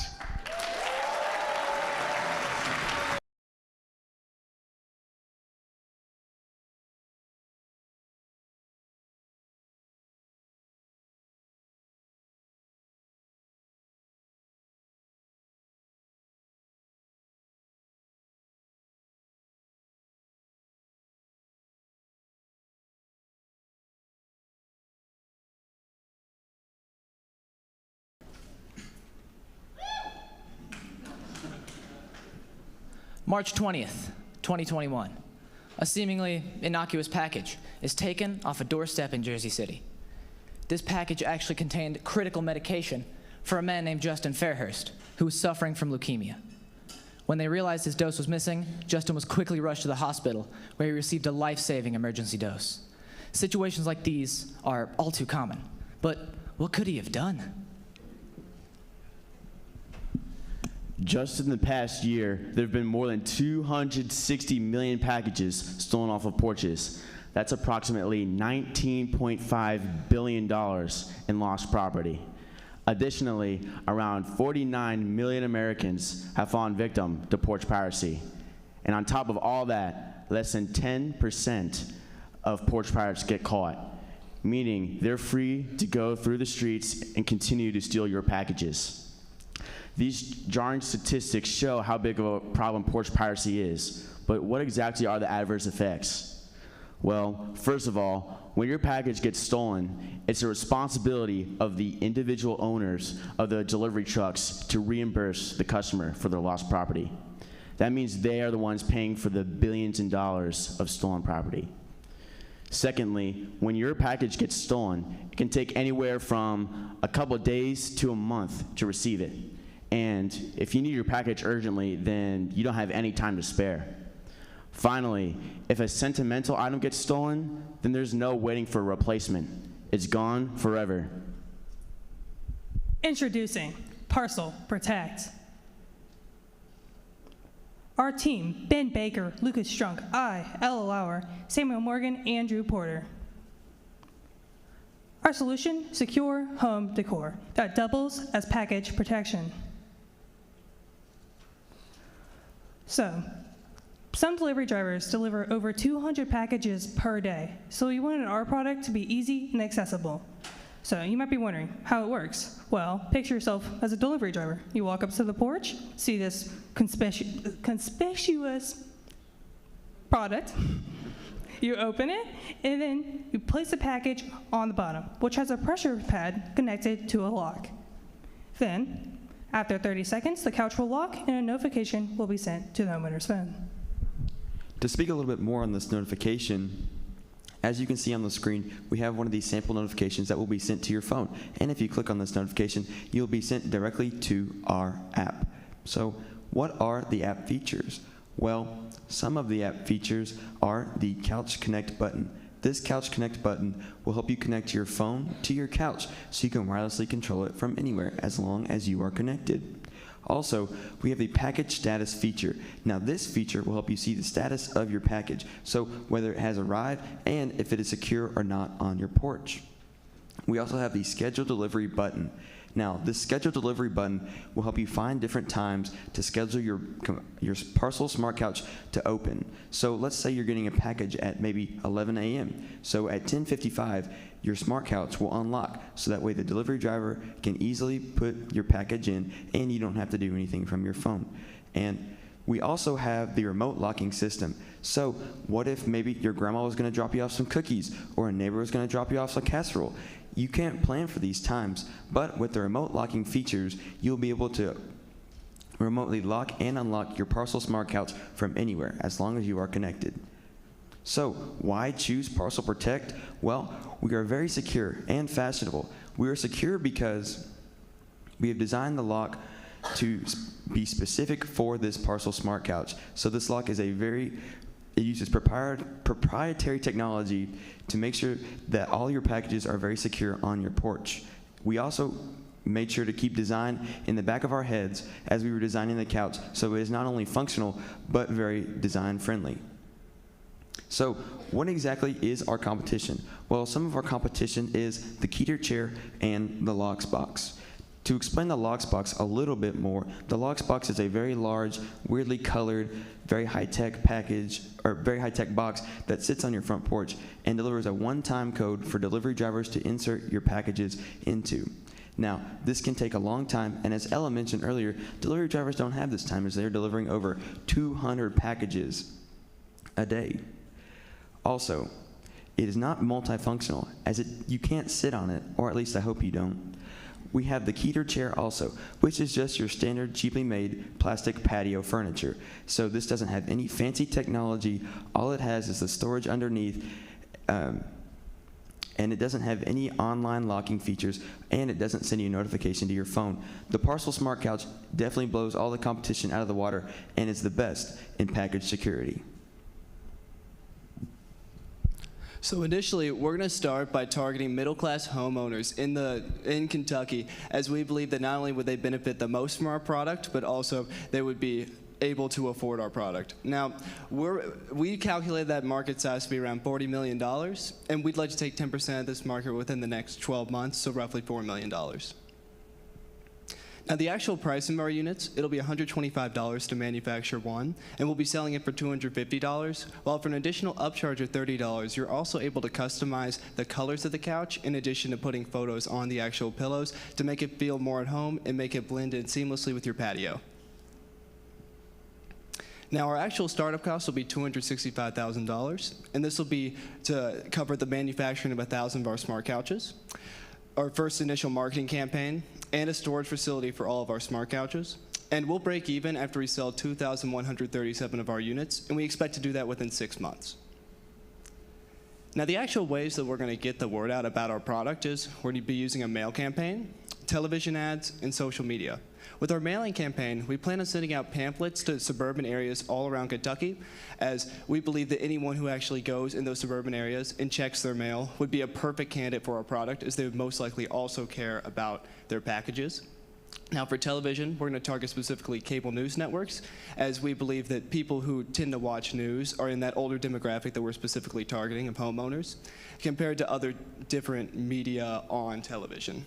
Now, with social media, we're going to target specifically Nextdoor and Facebook, as not only do they post about package thefts and such a lot on there, but also their demographic tends to be older, especially when compared to other social media such as Instagram and TikTok. Now, within 3 months, we plan on producing and selling at least 1,000 of our units and capturing 2% of our total market share that we initially sought after. And we really want to cement ourselves in Louisville to the point where if you go in any suburban area in Louisville, you will find one of our smart couches on nearly every single patio. Now, within 12 months, we plan on selling and producing at least 4,000 of our units, having broken even at this point. Additionally, we would have liked to capture 10% of that total market share we initially sought after. And really, we'd like to have extended ourselves into the Cincinnati metro area and the Lexington metro area.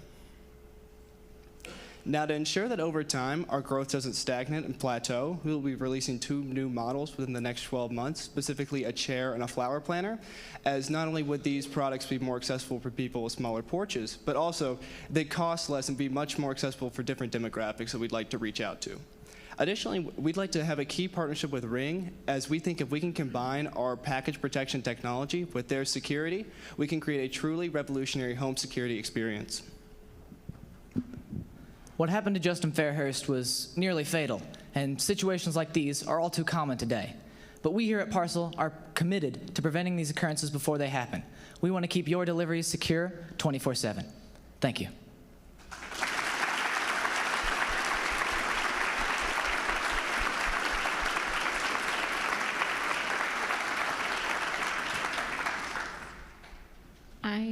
Thank you very much. I love the couch, but there's not a chance it would fit on my porch. So I was curious why you decided to go with a larger couch in your first rollout versus like a smaller version. So just walk us through like the design choice there. So originally we wanted to have a product that can hold as many packages as you need within a 1-day span. We wanted to, like if you were going to have multiple deliveries in or getting a larger package, we wanted to be able to accommodate that immediately rather than waiting for that further along our rollout.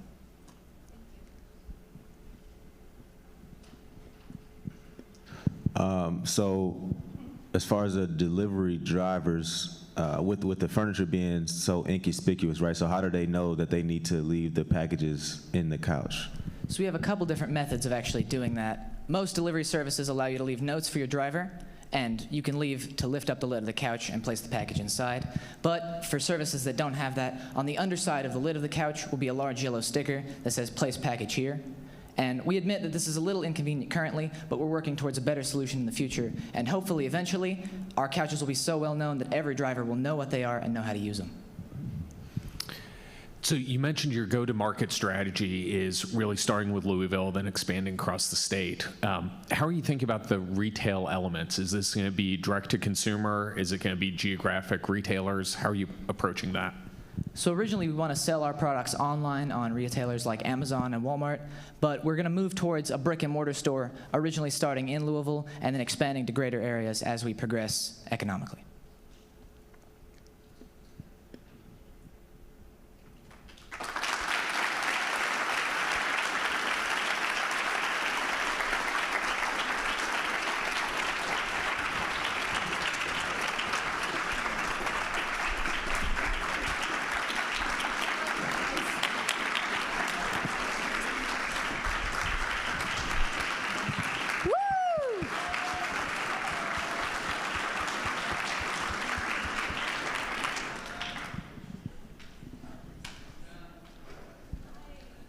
These entrepreneurs have been rock stars since the beginning, so let's give a rock star welcome to the Food Journal.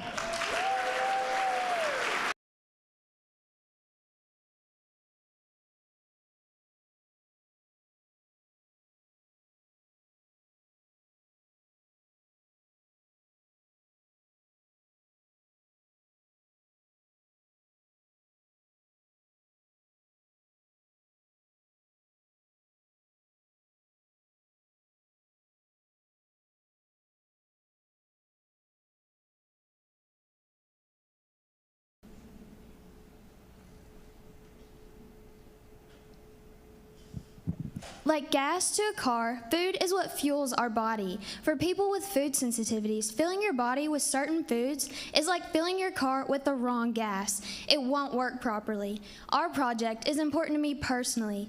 Since 4th grade, I've suffered strange symptoms such as heart palpitations, shortness of breath, and almost daily stomach pain. After multiple tests, I was diagnosed with SVT. Later, I talked to a doctor that suggested that my diet might be causing my symptoms. So, by food journaling, I started to eliminate foods. Through this process, I realized that keeping a food journal is not practical. It's hard to remember to keep a food journal on you and record every meal that you eat. It's also hard to pinpoint the exact ingredient you're allergic to because processed foods have so many additives. I also thought the adjustment was hard. I had so many questions and not enough support. Finally, after much trial and error, I realized that gluten is making me sick. Although 90% of my symptoms are gone, I still feel like there is something that sometimes causes my symptoms. I believe that our project could help me eliminate my symptoms completely. 26 million Americans have food allergies. But did you know that 52 million Americans have food sensitivities? That's nearly 20% of our population, including 1 in 13 children. So basically 2 in every single classroom. Hi, I'm Emma Montgomery. This is McKenna Chambliss, Zana Yaji, John Extercamp, and Trent Cox. And we created the Food Journal because we understand the struggles that go along with having a food sensitivity. While there's no cure or even a valid test, there is a way to manage it. Our goals at the Food Journal are to help people identify their hidden food sensitivities and help them find a community of people with similar sensitivities so that they can feel supported. By doing this, we will improve our customers' overall health. To fulfill these goals, we created a mobile app.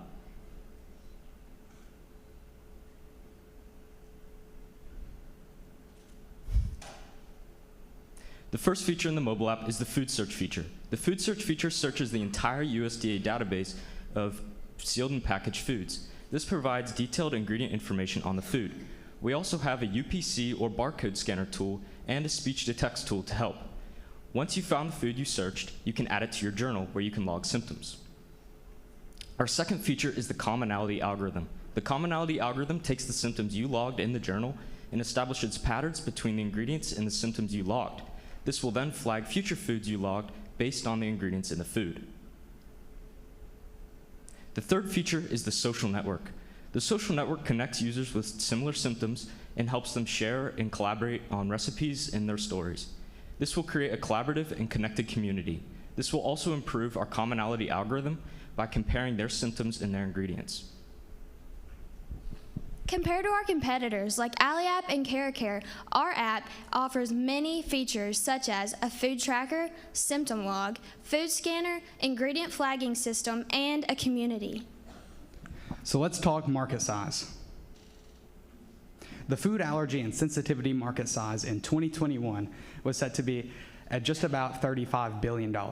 And through a compact annual growth rate of 5.64%, it is set to be at over $54 billion by the end of 2030.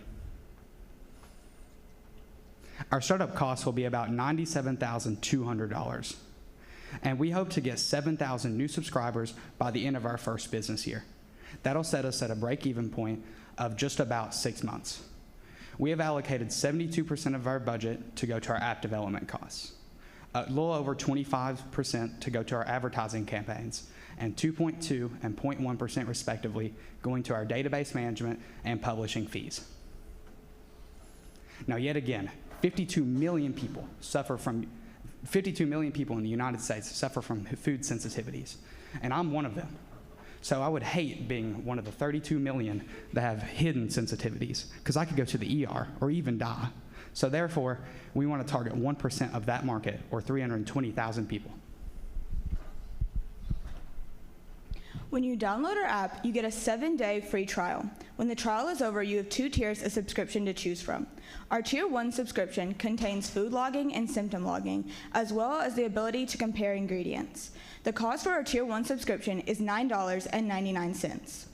Our Tier 2 subscription has all of the amazing features that our Tier 1 subscription does, except it also contains no advertisements, our community feature, and reminders on when to log your meals and if your EpiPen is about to expire for people with already known anaphylactic allergies. Our price for our Tier 2 subscription is $14.99. When it comes to marketing and sales, we have 3 main social media platforms: Instagram, Facebook, and Twitter. And we also have a website. These outlets allow us to connect with a large and diverse audience while also advertising our products and connecting with our users on a more personal level.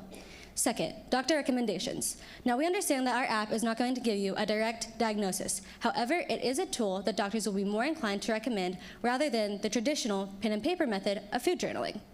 And lastly, the invite system. It's a feature that allows our users to recommend the app to a friend through a simple text message. This is because we understand you are more inclined to download an app a friend shows you rather than an app that you see from a random ad.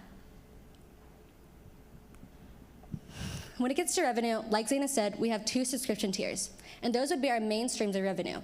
But we also have advertisements, which would allow other companies to showcase their products on our app for a certain fee, of course. And then lastly, there's selling data. And I know what you may be thinking, but unlike other apps, we value transparency. So we won't be selling your personal information.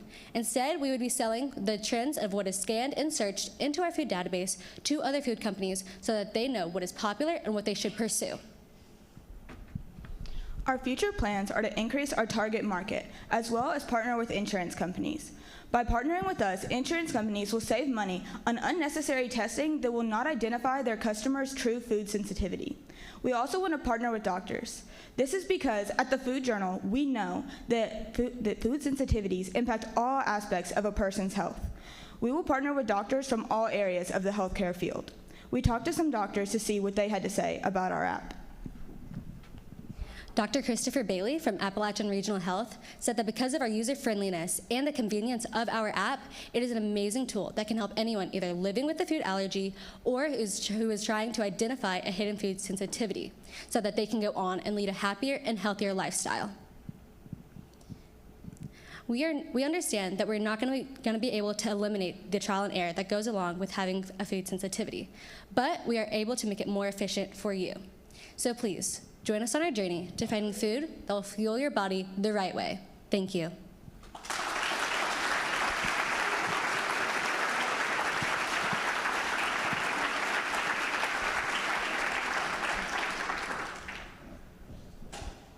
So from all of your pricing is B2C, so your strategy is going direct to consumer.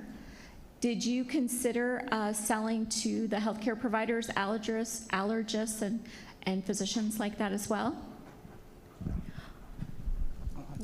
So we did consider that, but we feel that we would make a lot more revenue selling directly to our consumers because we believe that the consumers that really, really need this are willing to pay the premium price. And we also, like Zeta mentioned in our future steps, we are going to be partnering with doctors, hopefully in the future. And so instead of selling it to them, they would be allowing us to help out their patients as well. So my question is about the consumer, right? So given the prevalence of food sensitivities, it could be across all ages, different severity, all that type of stuff, right? So what kind of characteristics or criteria can you use to hone in on a specific market within those with food sensitivities? Can you say that again for me? Just reword it for me, please. Thank you.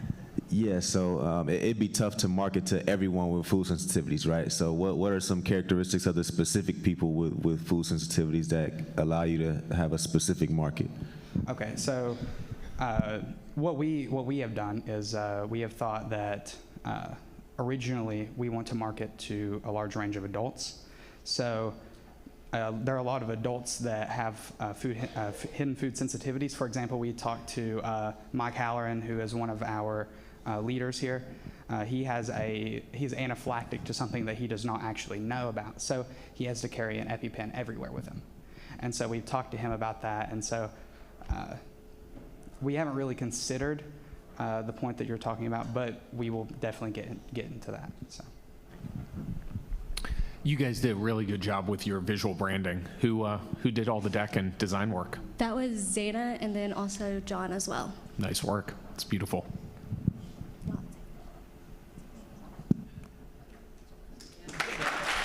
Thank you.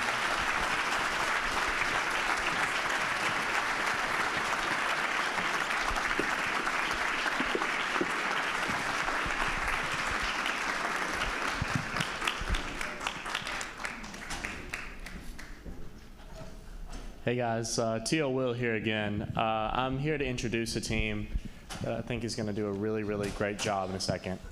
They also wanted to let you all know that we had a pitch challenge while we were here that they ended up actually winning. And because of that, they got to choose their placement this session. And as Ann and Erica were saying earlier, this is the 10th year. They're actually Team 10, and they wanted to go 10th in honor of the GSE 10th thing. Yeah. So now presenting Team 10 Magnify. Give a hand.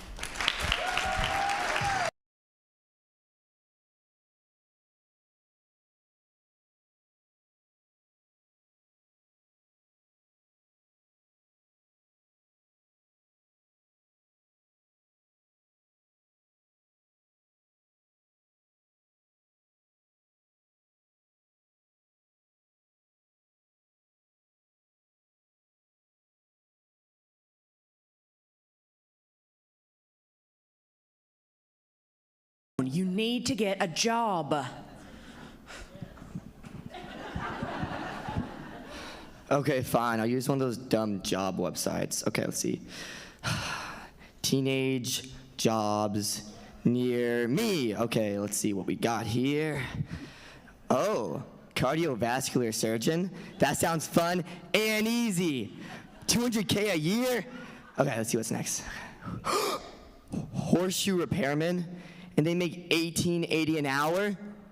Oh wait, that says posted in 1880. I give up. Out of the near 22 million teenagers in the United States, 15 million are unemployed, and only 6 million have jobs during the summer. In 1979, teen unemployment was around 35%. As of 2019, it has nearly doubled to 60. While this may not seem like a pressing issue at first, there is data that supports teens having jobs being beneficial, whether that's them performing better academically than their peers without jobs or being more prepared for jobs in the future. Here at Magnify, we have the solution to teen-oriented job searching.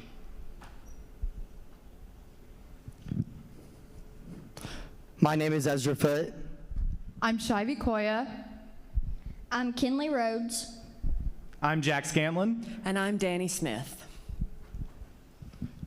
When teenagers first download our app, they are given a career interest survey.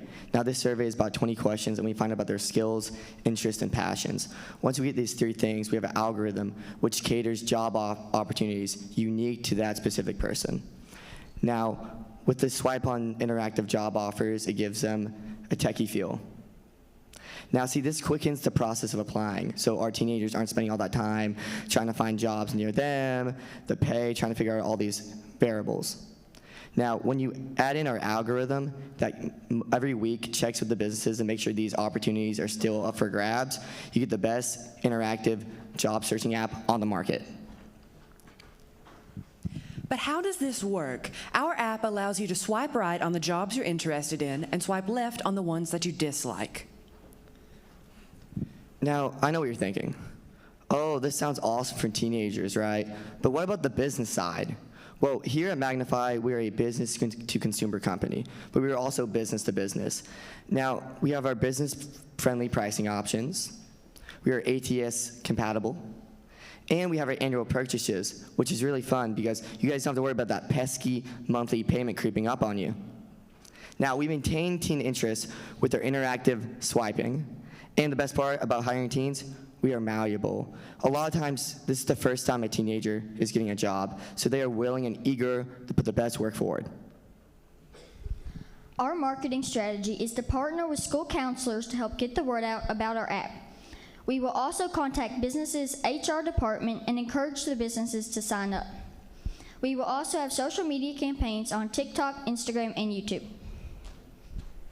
There are 22 million teens between the ages of 14 and 19 in the United States. We plan to target 10% of Louisville's teens, which is about 9,300 teens, and 1/4 of Louisville's businesses, which is about 3,350 teens in the first year.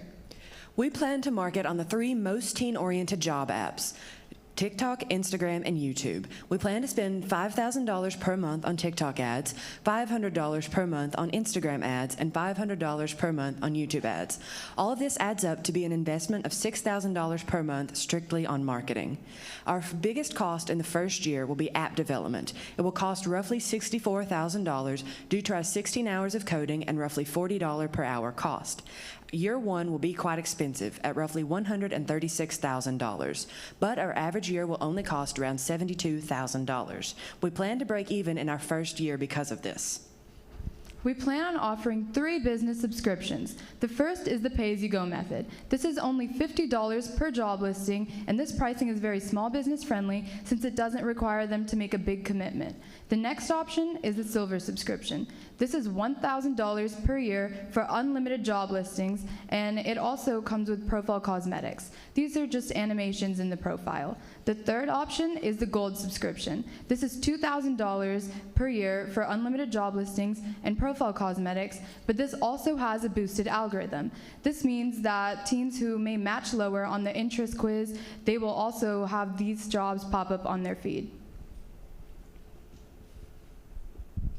Our monthly revenue streams are we're going to have video ads after every 6 swipes. This will bring around $3,000 per month. We will also have data monetization. We will make 2 cents per user, and we plan on having 9,300 users. This will bring around $186 per month.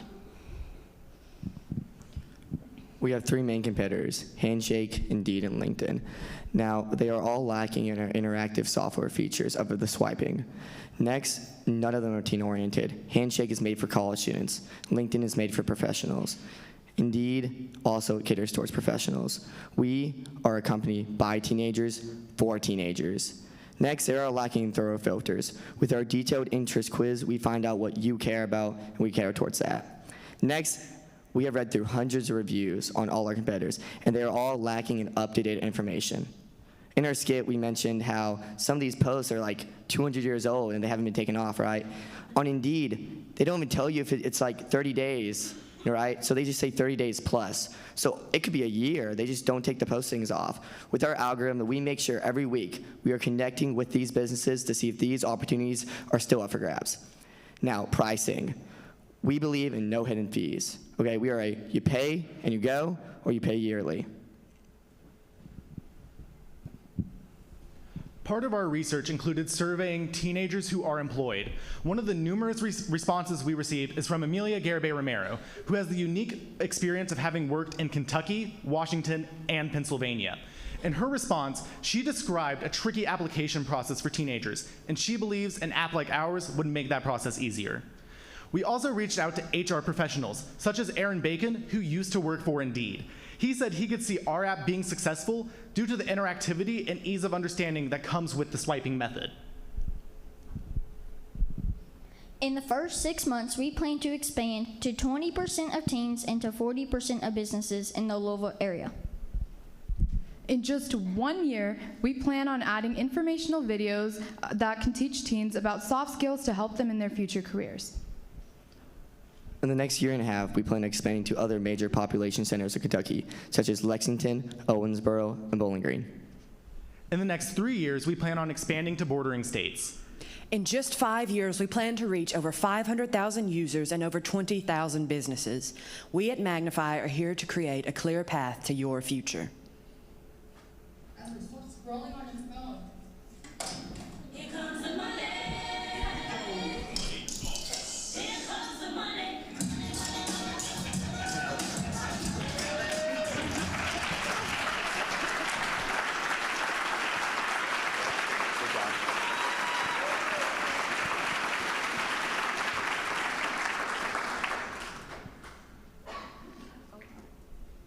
Thank you very much. Did you come up with any regulatory or legal types of issues because your target market is will be mostly minors? That's a great question, thank you. So like I said, we are weekly checking on businesses, but we are also checking, make sure the chats are secure and appropriate. In your business model, you mentioned there's a $1,000 and $2,000 annual fee that's in there. Is that per business, or is it per franchise, or for a national brand? How do you think about the pricing? So that is per shop or business, not by the franchise. We plan to pay per business. Can you talk about that decision and your growth strategy to focus geographically, given that it's an app and your marketing strategy is all around social media, so there's really no geographical constraints on that marketing. So can you just kind of walk us through that decision? We want to ensure that our businesses are secure and legit businesses, and we find that it will be easier if we focus on one area first while we build our security behind the scenes.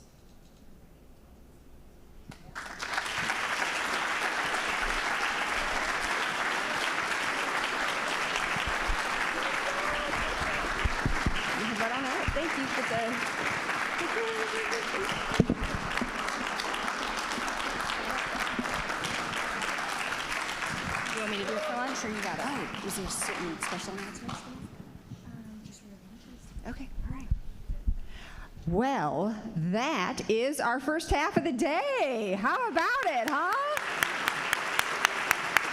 Even running ahead of schedule. The trains are ahead of schedule, and we're going to try to keep that going. We figure you folks might kind of appreciate that. So we will be taking a break for lunch now. Are they out there? Yes. Lunches have arrived. Terrific. Some back here still too. Out in the hallway. We are going to try to stay ahead a bit of schedule. So I know on the schedule it says, you know, we'd maybe go till about 12:45 with the lunch, but about 30-minute break or so. Yeah, that sounds great. We'll take about a 30-minute break here. Judges will deliberate a bit on the first half of the day, and we'll see you in 30-ish. Thanks, everyone.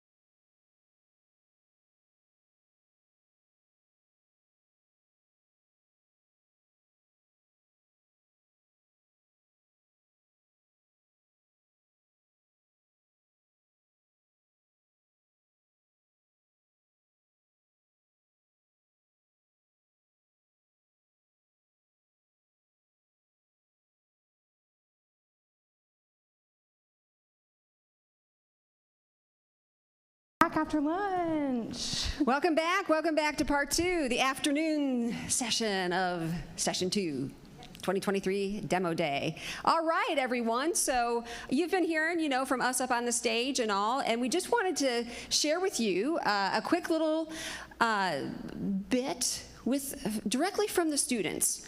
We've talked a little bit about how much GSE has meant to us and the state of Kentucky, but we thought you might like to hear directly from a few of this session's E's. So why don't we go ahead and play that?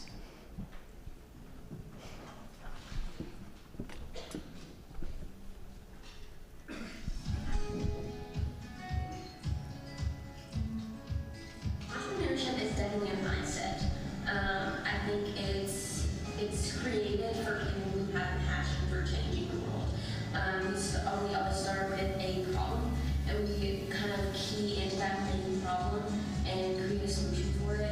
Entrepreneurship has definitely taught me to be a better leader, and I think I'm just going to take the entrepreneurial mindset and use it as I continue throughout my life.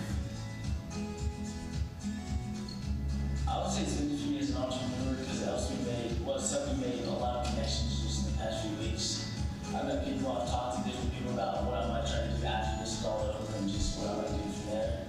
And as a person, I'd say something to just open up. I mean, at my school, I would say I'm quiet on the quieter side of things. Either I've tried to be more expressive, just learn more about people and just express myself a little more. Yeah, a lot of GSE is talking more about like networking skills, like getting to know people and like also just get to know like people who are a lot different than me, but like are still amazing, I realized that entrepreneurship is so much more than just making the business, it's making the connections with people, and you can even like make your own products. Like I just didn't realize how much goes into entrepreneurship. So entrepreneurship to me is really just a way of expressing yourself and the way that you think. Every entrepreneur has a different way of thinking and a different way of attacking problems. Definitely help with the entrepreneurial mindset. So as soon as I leave GSE, I'm going to talk to people I met at GSE and say, hey, we're interested in this industry, maybe we can go to business together. Definitely when I head back to school, I'll try to start my own business in like landscaping or some online businesses, but definitely set me on the best course to be an entrepreneur. I'm definitely going to remember GSE for as long as I live. GSE has taught me so many factors. I could say about myself that I didn't really know were there. I've had to, like I said, pivot. I've experienced triumph. I've experienced stress, anxiety, the goods and the bads, and I feel like every moment has made me into a better version of myself. How about those E's? Aren't they amazing? Gosh, oh my gosh. I just, what a wonderful, bit of feedback really from them about how this is impacting their lives, and that we've been doing this for 10 years now and so on. And we get so much support, from the state of Kentucky, and that means the world to us, and we're very grateful for that. And we, as a nonprofit, we do also depend on donations from the public, private donations, from foundations, and so on. And so we're just here to talk with you for just a couple minutes about that a little bit and ask for your support with our Give for the Ease campaign here with our 10th anniversary. One of the things that so impressed me and where I knew I really wanted to be a part of this organization was when I learned that GPA and test scores and so on are not taken into account. We look for students with grit and drive and passion, and it's also free. That all of this is free, and that just, I really had to let that sit in for a minute when I first heard that. But it's free because of the generous support that we get from the state of Kentucky and from folks like you and foundations and so on across the state. Yeah, it is, and it's just such an incredible, I get to speak with the students throughout the 3 weeks and talk about, it's a privilege to be here, it's a privilege to be an E, especially because you get to do it for free. And, we have all of these wonderful things, wonderful instructional coaches and staff, and everyone's teaching them, and, it is just that 3 weeks. It's beyond the 3 weeks as well, with a ton of alumni opportunities and scholarship opportunities. I know you all are, know all about that. but it means a lot to me to be able to give this to them for free. I'm also a governor's school graduate, got to do one of these programs for free, and then got to go to college for free as well. So I'm sure you all are thinking about that too. So I encourage you, as you are leaving today too, to talk to your E's in the car ride home and ask them about their experience and ask to hear the stories of everything that they experienced while they were here. Those kinds of stories, I think, it makes it even easier if you want to listen to their individual feedback. It makes it easier for you all to head to our website and give for the E's. So it is on our website. It is Kentucky, all spelled out, GSE.com. And then you can just click on the donate. You can't miss it. We did that on purpose. So if you want to head there later today or next week, even if you hear some more smatterings, of encouragement or excitement from your E's, and you all also feel excited to donate, we would really appreciate that. From the bottom of our hearts, thank you very much. And back to the presentations. Yes, absolutely. Here we go. Mm-hmm.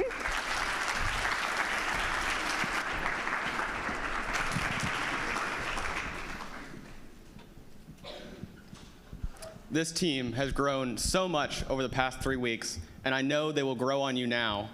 So let's cheer till they hear us in the hills of Green Appalachia!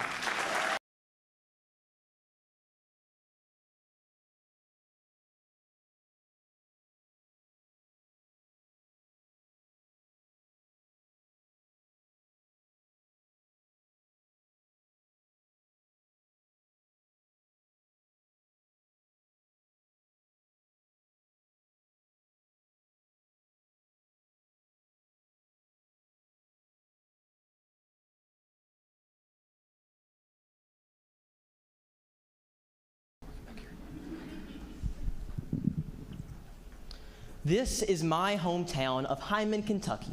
For my teammate, Zoe Corellis, her hometown of Hazard, Kentucky. For the past 16 and 17 years that we've grew up in these small rural communities, one thing that we found in common is that not a lot happens, and not a lot changes either.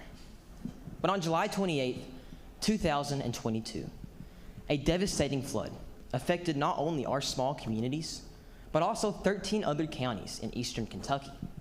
This flood devastated tens of thousands of eastern Kentuckian lives. 9,000 homes suffered flood damage. 1,700 of these homes were completely destroyed beyond repair, leaving many still to this day homeless, living out of campers and tents. But worst of all, 44 fatalities were reported because of this flood. And one of those fatalities was a friend of mine and Zoe's. No community should ever have to face this level of devastation. So that inspired us to dig deeper and research other case studies like flooding in our community. We looked at 2 areas specifically, Mingo County, West Virginia, and Indonesia.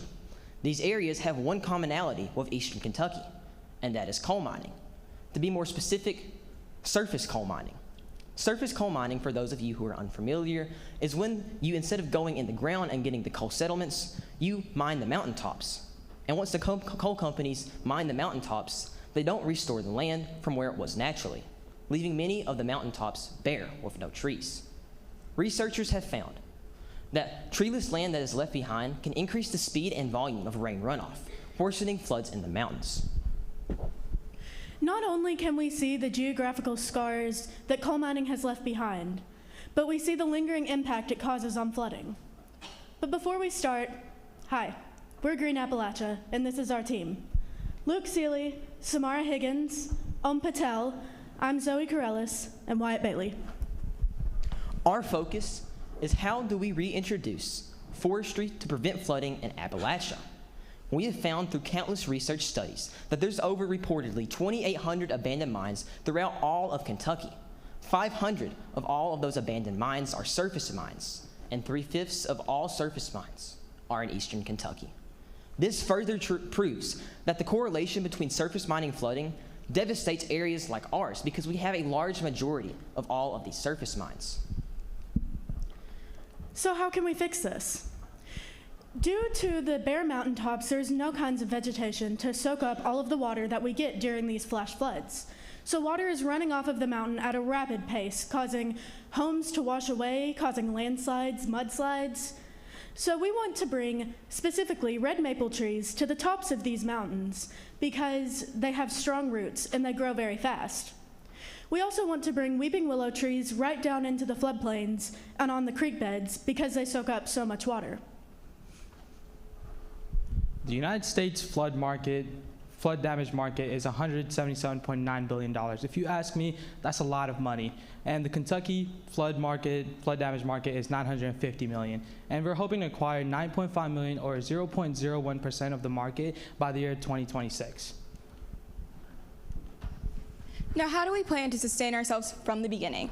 Starting out, we're offering our customers two options. First being our $25 tree package, and our second package being a $30 shirt package. Now, we've all heard the phrase, buy one, get one free. However, here at Green Appalachia, we go by, buy one, give a tree. With each package purchased, a tree will be allocated to Eastern Kentucky. Now, who are we looking to reach within our audience? Our target audience consists of ages 18 to 35. Within that demographic, we are looking to target those individuals with middle to upper income. And as far as psychologically, we're looking for environmentally concerned and aware individuals. Where can you buy our product? We're hoping to use TikTok Shop and Instagram Shop as one of the ways people can buy our services. And we're also looking to sell on our website, greenappalachia.com. And we're also wanting to educate every one of our customers on what's going on in Eastern Kentucky. These are our competitors. A living tribute, one tree planted, and plant with purpose. Here at Green Appalachia, our mission is to plant trees on the deforested Appalachian mountaintops so that we can reduce flooding in surrounding communities and cities. That is our mission, and that is what differentiates us from our competitors. This is Chad Conway, the Knott County Agriculture and Natural Resource Agent for the UK Extension Office. He says that tree canopies and their root structure definitely help control heavy rainfall and help reduce the risk of flooding from runoff.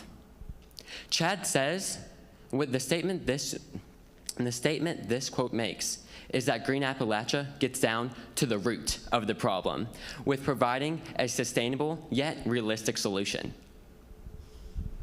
We're hoping to market on these three major social media platforms, TikTok, Instagram, and Facebook. We think it's going to be the best for our demographic that we're targeting, and it's going to raise awareness. And we're also, again, hoping to raise awareness through our website, greenappalachia.com.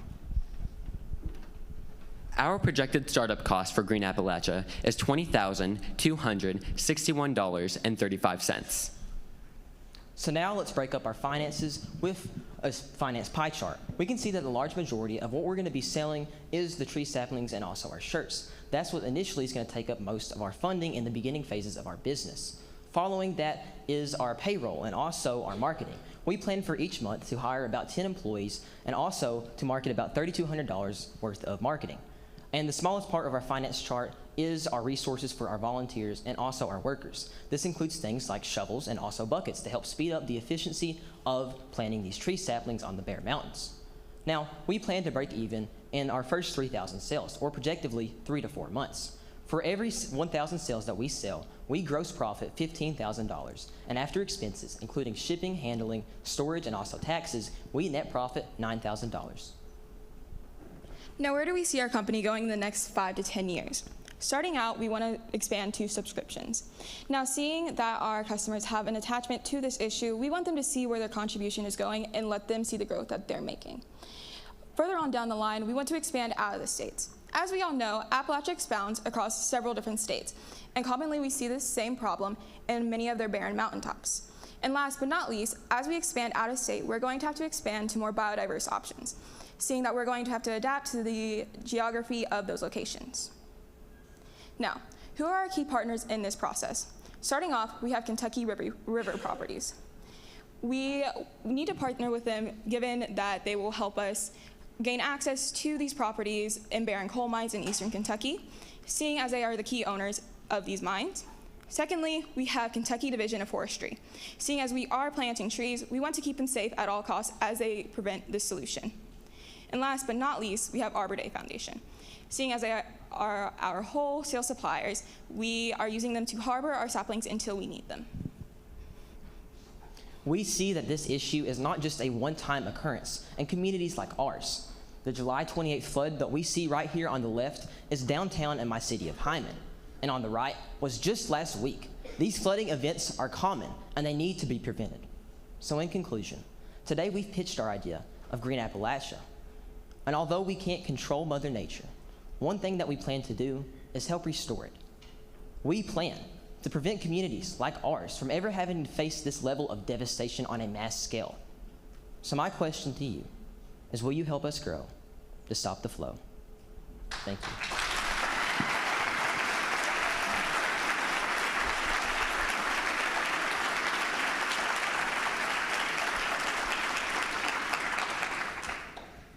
Thank you very much. I had a question about, as entrepreneurs, we know that one of the most important pieces is product market fit. So could you just talk a little bit more about the specific products you're selling, and then just describe more about who exactly is the target market you're going to go after? So seeing as we are targeting 18 to 35-year-olds, in that upper age range, we have 35-year-olds who are becoming homeowners, and they're looking to add investments onto their property. So buying trees from us not only donates to a cause, but also helps them with their property value. In our lower age range of 18-year-olds, they're supporting a cause through buying our merchandise of our t-shirts and representing a cause through their apparel. And adding on to that, our product is like she said, you know, instead of the phrase buy one, get one free, you buy one and give a tree. It's kind of like Tom's shoes. You buy one of our products and then we donate as part of the profit margins that we take from the product to Eastern Kentucky to plant these trees on these bare mountaintops. You know, amazing charitable cause that you guys have set up with this. Related to that, why the choice of making it a business versus maybe a nonprofit, 501c3 or some other vehicle?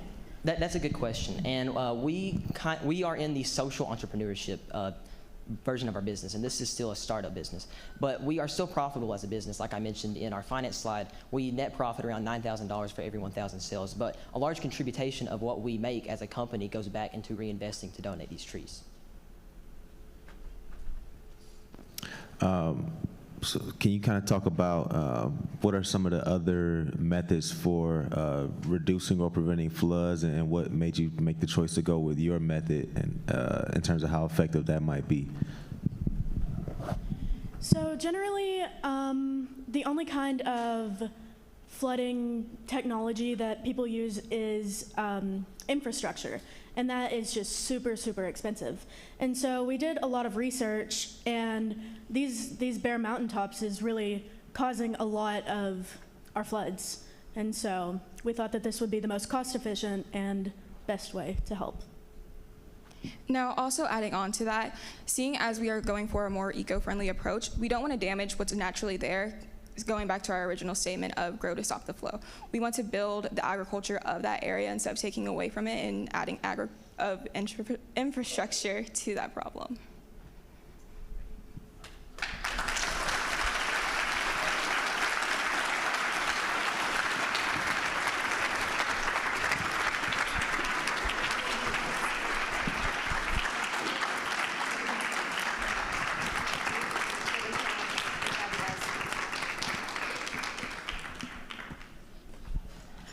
Awesome, great start to have after lunch.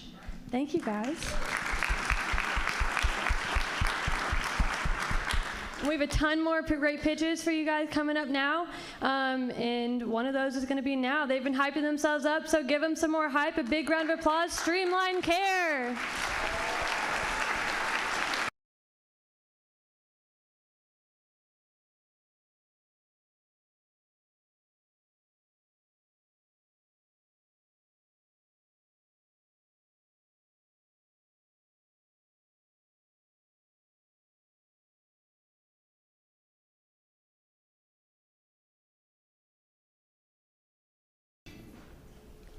By a show of hands, who has a grandparent or parent that struggles with a medical check-in experience? As I read this next statistic, know that you are not alone. 77% of seniors report needing help when operating an iPhone or a tablet. This is a huge problem because today in medical offices, most check-in is done through an app, which makes it very frustrating for those that do not know how to operate this app. Upon further research of the transportation barriers for elders, we found that approximately 21% of elders struggle with this issue of transportation barriers getting to their medical appointments. A quote from my Nana, Florence Wiggins, when faced on this issue was that she feels like a bother at her doctor's appointments because she can't figure out a simple medical appointment app. The three main problems that my Nana and other elders were facing was first, scheduling the appointment. On the app, the font size is way too small and there are far too many options to generalize it just to their needs. Next was getting reliable transportation and receiving her prescriptions right after her appointment. Not only is this a struggle for the elders themselves, but the families and caregivers of these elders. Imagine this. You are thousands of miles away from your mom or dad who needs instant medical care. You can't do this because you're too far away or you're busy handling your lives of your own. This makes it extremely difficult for them to get the care that they need. We found a statistic that those between the ages of 40 through 49, which is 54%, struggle with having an elder over the age of 65 at home and a child under the age of 18. This is a big problem because if you live too far away or if you're juggling your young kids' lives, it's very hard to give elders the care that they need. Our team values the importance of spending the most important time with the most important people in our life. Introducing Streamline Care, where we believe we can improve the lives of elders and their families by making medical experiences more straightforward and accessible. Our solution uses a three-pronged approach. First, we send someone out to the elder's house to help them make their appointment. Next, we provide transportation to help get the elder to their appointment and back. And last, we also provide transportation to help the elder get any medication they may need. We want patients to feel like they matter. That is why we send our trained and certified assistants to the elder's house. While they are there, they will assist them in scheduling their medical appointments and answer any questions that they may have. Our employees will be well versed in multiple apps and scheduling systems used by healthcare professionals. That way, it is hassle-free for the elders and their families, but it's also supplying that face-to-face interaction that they prefer with good quality customer service. We want to eliminate the possibility of any chance of not having a sufficient form of transportation to and from the doctor's appointment. That is why we supply our elders with safe and reliable transportation that they can count on. Our drivers must be licensed properly so that we can ensure a protected and trustworthy ride, because our patients' health and safety is our #1 priority. Not only do we want to help them in the process of preparing for the medical appointment, but we also want to assist them in collecting their medications at the appropriate time so that they're starting them as soon as possible. We want to guarantee the best of care for our clients and promote better health. Using these three services allows it to be easier on elders, but also stressless on their families, because we want quality time spent together and not wasting those precious and valuable moments wrestling with the complications of medical appointments. The best way to reach us is through our app. However, we can also be reached through our website or over the phone. When you open our app, you'll be prompted to select any or all of the services we provide.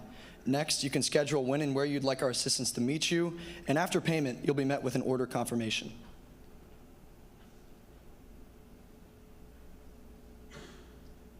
We'd like to roll out Streamline Care in Louisville, Kentucky, as it is the largest city in Kentucky and gives Streamline Care the biggest room for growth. As we previously stated, our target demographic is the 54% of 40 to 49-year-olds who have both an elder and a child. Starting out, we'd also like to target middle to upper income families, as prices will be higher in the early stages of the company. Taking all this into account, that leaves us with a total addressable market of 12,000 people in the Louisville area. We'd like to capture 5% of this market in the first 3 years, totaling 600 customers. The average person over the age of 65 visits a doctor 4 times per year. If we meet our market share goals, then we will be facilitating 2,400 appointments in our 3rd year. Our startup cost is $169,000. Of this, $80,000 will go towards website and app development, and the rest will go towards insurance, certificates, and marketing. Every time we offer our service, it will cost us $42. We offer 3 pricing options, one being a one-time use for $150, The other being a monthly option, which allows you to utilize our service twice for $200. And if that does not suit your needs, we offer a yearly option, which allows you to utilize our service as many times as you need for $5,000. To break even in our first year, saying that each pricing option is purchased equally, we will need to acquire 136 customers. We plan on reaching these customers primarily through meta advertising, specifically Instagram and Facebook. We really want to target parents because they have less time on and spend a lot of time on these platforms. We also want to work with medical practices because they know who needs our help. You might just say, why don't I get an Uber? Well, do you really want to go through the trouble of scheduling an Uber to the hospital, then to the pharmacy, then back home, all while trying to direct your parent or grandparent to the right vehicle? And raise of hands, who here is going to put Nana in an Uber? Nana deserves better. Could say, why don't I get care.com? Well, it's a more expensive experience overall, and you have to go through the process of scheduling, payment, and vetting the person to make sure they're who they say they are. Assisted living centers might seem like another alternative, but they cost $3,500 a month, and that takes away the autonomy we know your parents want. In-home care is another option, costing twice as much for a single day of service than our care. And is it really autonomy if somebody's looking over your shoulder for 8 hours a day? At Streamline Care, we provide you the peace of mind you want in an all-encompassing package while giving your parents the autonomy they want. We wanted a system that would be sufficient for our customers. So based on an anonymous survey we sent out, 90% said they would potentially pay for a service that assists in scheduling medical appointments. And 94% said they would potentially pay for a service that provides reliable transportation to and from the doctor's appointment. Based on these numbers, we know that this is a needed service that will benefit our customers and their families. So meet our team: Reese Anderson, Colin Spalding, Nate Aronson, Daniel Ramage, and I am Abby Jo Gill. We are Streamline. Streamline Care's next steps will be expansion. We will be starting in the Louisville, Kentucky area, as said before, but we hope to expand to Cincinnati, Ohio, and Lexington, Kentucky, because they have those higher populations in a more defined area, so we're getting more customers, but in a smaller place. We would also, once Streamline Care gets growing and a well-known business, we want to eventually partner with insurance companies. That way we are widening and diversifying our customer segment, benefiting us, the insurance companies, and our users. Our solution provides a cost-effective way for elders to get the medical care that they need while still maintaining their independence. This way, we're bringing back personal connection and taking away from those stressful medical experiences. Here at Streamline Care, we focus on accessibility for all seniors. Thank you.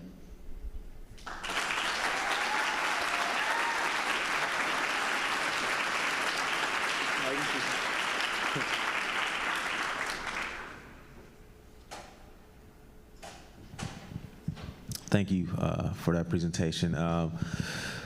My question, could you describe a little bit more about who your target market is and how you imagine that they are going to use this product? Like, do they need to have somebody to assist them to use the product, or what's that going to look like? So we're actually targeting the families because they would actually know how to use the app, because we understand like it's confusing an appointment to make an appointment. But we feel like the families would be paying for the elders service, and that's why we're marketing through Facebook and meta advertising, because they have that older customer base.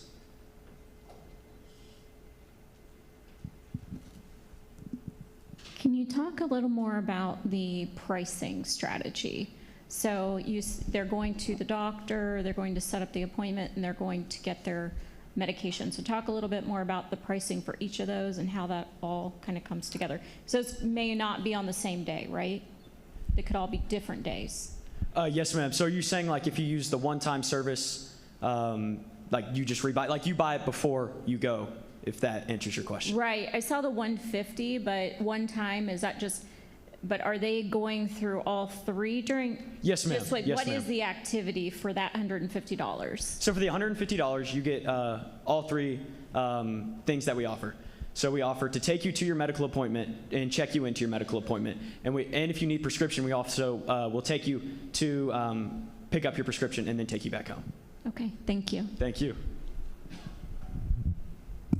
With the business model, you made this consumer-oriented. Did you explore anything when it came to the B2B side of the pharmacy of where you might fulfill or other vehicles for monetizing? We did, but we saw that some certain prescriptions couldn't be picked up by those, like there are other services that already fulfill that, but there are certain prescriptions that can't. So when we take that person to go pick up their prescription, there's nothing that gets left behind.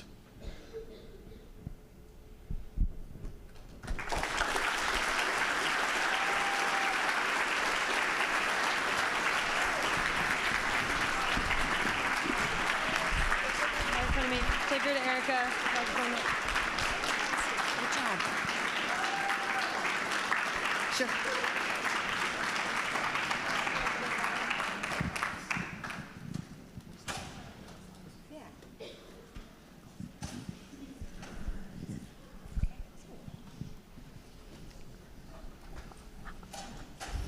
Alrighty, that was an awesome pitch, and we have another one coming up for you.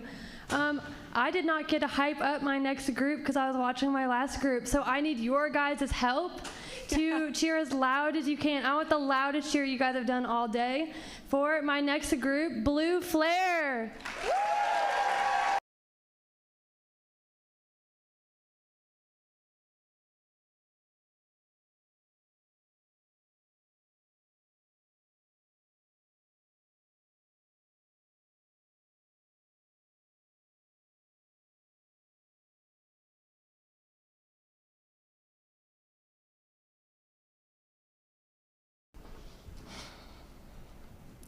As parents, how many of you all have ever been feared for your daughter's safety? If so, you may recognize these two signs. On the left is a zip tie tied to a young and vulnerable woman's car. A human trafficker uses this to pinpoint that she is in fact alone. This is also a signal to other traffickers that she is in that vulnerable position. On the right is a dollar bill laced with fentanyl or other types of drugs. When a woman bends down to pick this dollar bill up, she then becomes unconscious from the drug, and from there, a human trafficker is able to take her away from those she loves. Women represent 65% of all human trafficking victims, and 3 out of 4 females are used for sexual exploitation. Women are in this constant fear, this constant state of mind that they cannot go out alone by themselves because of this issue. As a teenage girl myself, I fear for my safety. This leads to the question, how can we decrease the success of human trafficking amongst women? The bigger question is, how will you protect your daughter? We are Blue Flare, a ring company that provides protection and prevention against human trafficking amongst women. I am Josie Kaminsky. I am Lily Cleveland. I am Courtney Corbett. I am Mila Santapaula. And I'm Electra Clower, and our website has 3 major functions: buying a ring, creating a profile, and registering a ring to your profile. When you create your profile, we'll require your name and a recent photo. You can use other means of identification if you so choose. When you receive your ring, it'll come with a model number and an identification code, which you will attach to your profile in case of a call of distress. Our silicone rings are made up of 100% silicone, encasing our battery, button, and tracker to make it 100% waterproof. Pressing the button 5 times consecutively will send signals to our GeoSAR and LeoSAR satellites, pinpointing your exact location. Our operators at COSPAS SARSAT will then contact your local police of your location and your sign of distress. Now you may be wondering, how can an itty-bitty little device help save you or your daughter? Easy. It's small, discreet, easily accessible, even with your hands tied. Our main 2 competitors here at Blue Flare are Invisaware and Ring On. Invisaware is a jewelry company that has GPS trackers on various bracelets and necklaces. Their main flaws are that they do not have rings and they aren't cost efficient nor waterproof. With them not having rings, they aren't easily accessible. Let's say your hands were tied behind your back. How would you be able to touch that tracker around your neck? You couldn't. They also aren't cost efficient. Most of their products range from $200 to $300. Our product here is more cost efficient than that. They also aren't waterproof. Let's say you wanted to go to the pool with it on. If you were wearing Invisiware's product, it would malfunction and not be able to work anymore. But if you were wearing our product, you could still press that button 5 times and it would work. Our other competitor is Ring On. Ring On is a children's ring company that also has a GPS tracker in it. However, they only have kid-sized rings, and they only come in vibrant colors, which will be easily visible for a tracker to see. Us here at Blue Flare, we have sizes for all ages, such as ranging from ring size 5 to ring size 10, and subtle colors such as black and gray. Our key partners are CostPass-SARSAT, which is our satellite and operating company, who will send your exact GPS location to local law enforcement. We are also partnered with the FBI and local law enforcement to send an investigative research team straight to you once we get your GPS location. We are also partnered with Cavco Ceramics, our silicone providing company, who will provide us the silicone to make our rings. Our target market is females ages 10 to 24. There are 32 million of these females all across America, but for now we are going to focus in on the 851,517 currently living in the state of Kentucky. This is where we plan on starting out before expanding all over the nation. We want to capture 10% of our market, or 85,500 people. Which brings us to our marketing plan. By using the tactic of word of mouth, we are able to target towards friends, family members, and people all over our community. By using TikTok, we are able to target the younger generation, as well as it being a great advertising tool. By using Instagram, we are able to use their shop as another way to sell our ring, and it is not only targeting towards the younger generation, but the older generation as well. By selling our t-shirts, which are available also on our website, they help show awareness to human trafficking against women with the use of our slogan, protecting women one ring at a time. This shows just a glimpse of what our company has to offer, as well as it being a great revenue stream for our company. The cost to manufacture one of our silicone rings is $48.12. So we are pricing it at $125 and profiting $76.88. And let me remind you, this is a lot cheaper compared to our competitor Invisaware, who prices their products ranging from $200 to $300. The cost to manufacture one of our t-shirts is $14.88, so we are pricing our t-shirts at $21.99 and profiting $7.11. For the first year, we plan on producing and selling 3,000 rings and 500 t-shirts. The startup cost for our company would be $151,800. This would come from our production of rings, our production of t-shirts, our payment with bills, and our payment with partners, especially CostPass-SARSAT, our satellite and operating company. Our profit after 1 year would be $234,195, and our break-even point would only take us 8 months. Our next steps are to firstly market at big events, such as the Kentucky Derby, sports games, concerts, things like that, so that way people can be more aware of things that are happening in their city. Next, we're going to start selling our product in store. That way people are able to touch, feel, and see our product and know that they need it. And finally, we would like to give some of our proceeds to the Polaris Project, which is a human trafficking awareness organization. Again, women are in this constant state of mind, this constant fear that they cannot go out by themselves alone because of this issue. When you invest in our product, you can help us protect women one ring at a time. Thank you.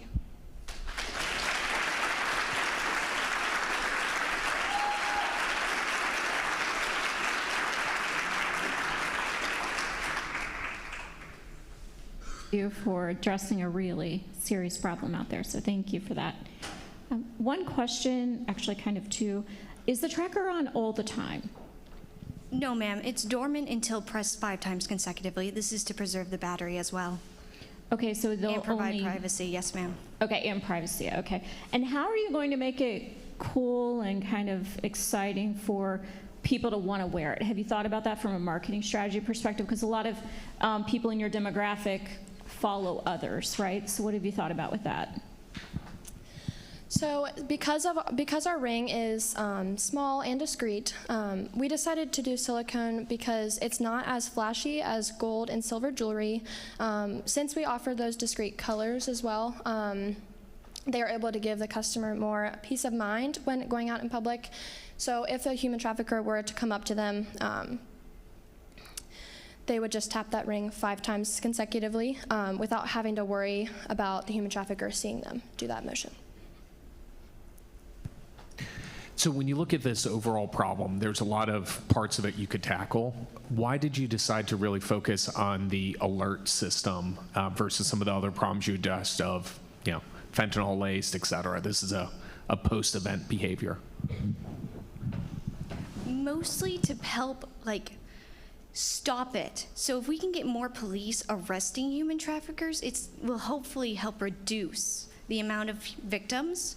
Therefore, we will really be tackling the problem and preventing it.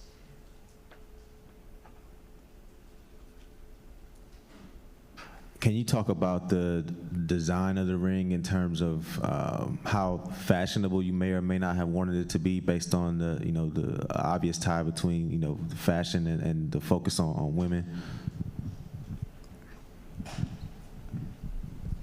Well, again, we didn't want to make it too flashy like our competitors, because we don't want that our product to be super noticeable, so that way they don't have the urge to want to take that away from you, because you want to have your ring on as much as possible. So, good question.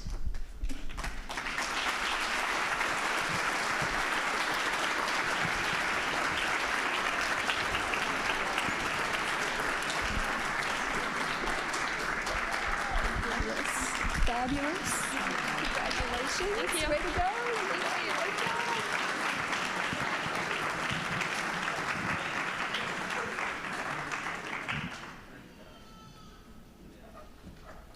Wow, that was an awesome pitch. So now please give a huge round of applause for Covered.